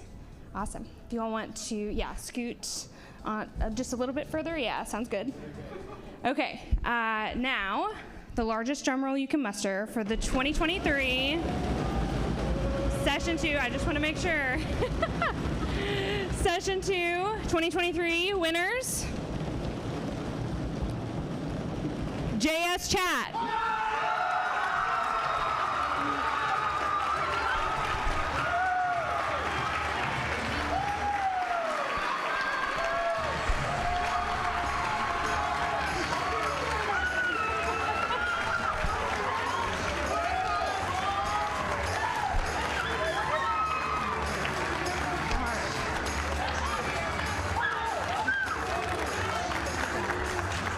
Get that way. Great job.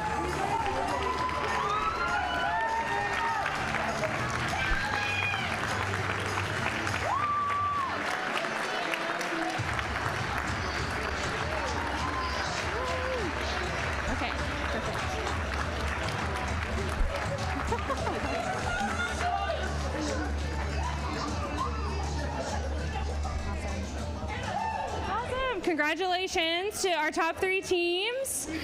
Yeah. So we are going to go ahead and get an all group picture though, but first, before anyone moves, if you all will take, head off the stage and just stand in the front here. Yeah. Erica, can I take a leap of faith? No. I'm sorry, I'm just worried about your ankles still. Okay, and then if everyone else wants to head up onto the stage, one big group picture. Sweet.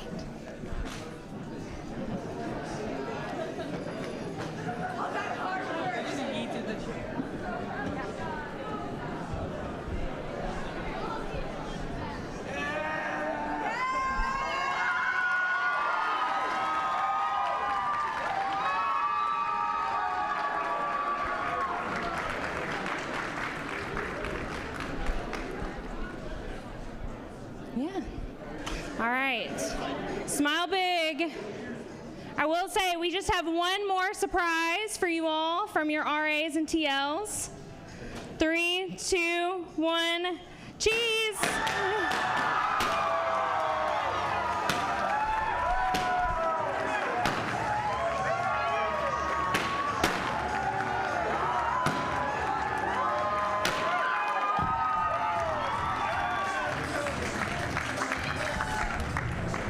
Congratulations, GSE 2023.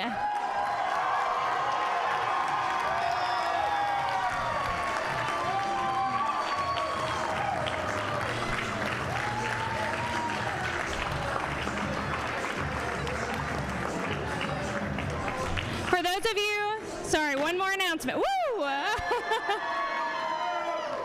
For those of you who placed, or the Reconstruct Challenge as well, you can find Hannah, who has your money, right out here and to the left. She'll be right out in this hallway. Congrats, we did